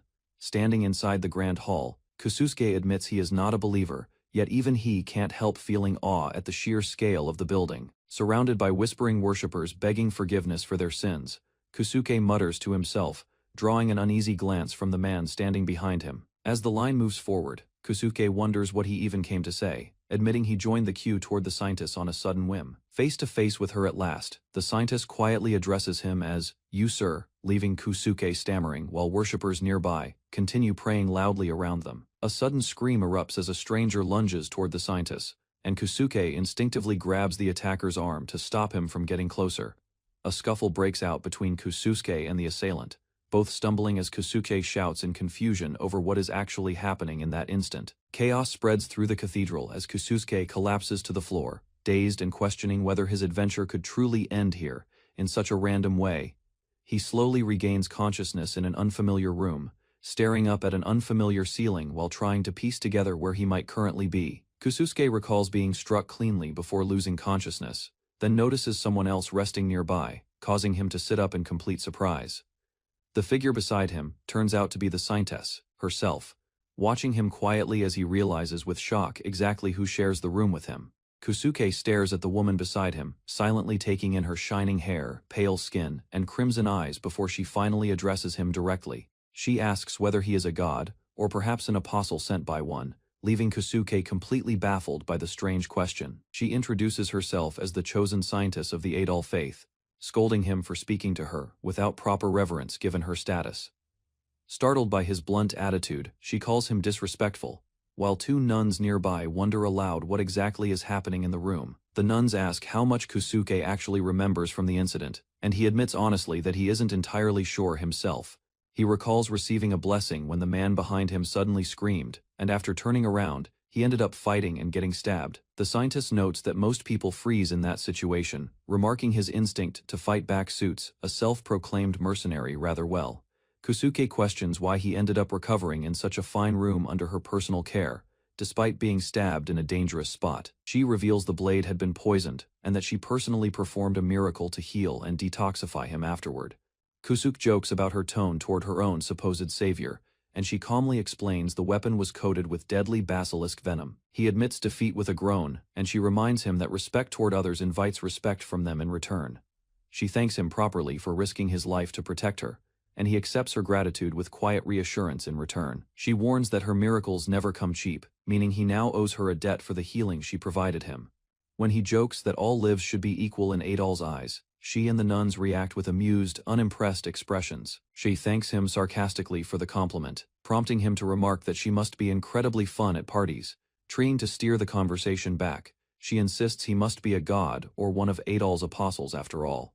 He denies it again, questioning why she keeps repeating the same joke, which she insists counts as a punishable offense. She claims she can clearly sense divine radiance surrounding him, comparing it favorably to corrupt popes and bloated cardinals she has known. He teases that she might be imagining things simply because he saved her life, causing her to scoff at the suggestion entirely. She declares herself the scientist of truth, a being of divine reverence meant to guide others toward the light. The scientist complains that other men only spout cringe pickup lines and grope her when given the chance, calling Kusuke merely tolerable by comparison. From apostle to god, her question shifts within seconds, and she admits her eyes sometimes see things she wishes they couldn't. Stating he is an apostle counts as separate from asking, she argues, technically letting her repeat the same joke without breaking her own rule. Demanding he stop dodging, she insists his tricks won't work anymore, and Kusuke stammers back, completely thrown off by her sudden intensity. After praying for a miracle while poisoned, she explains, Adol somehow answered by letting him survive to protect her that day. This cathedral room became his recovery space, because she moved him there herself, unwilling to abandon the man who saved the scientists before an entire crowd. Handling his needs and cleansing his body over 3 days comes up casually, though Kusuke reacts with visible alarm at the phrasing. Every orifice got thoroughly cleansed to prevent infection, the nuns explain, since the poison had turned him into a walking biohazard overnight, teasing him about Maiden seeing absolutely everything. She watches his reaction closely, and he calls her a pervert without hesitation. Nuns get begged for help against her relentless teasing, yet a sincere thank you from Kusuke earns him her very first genuine smile.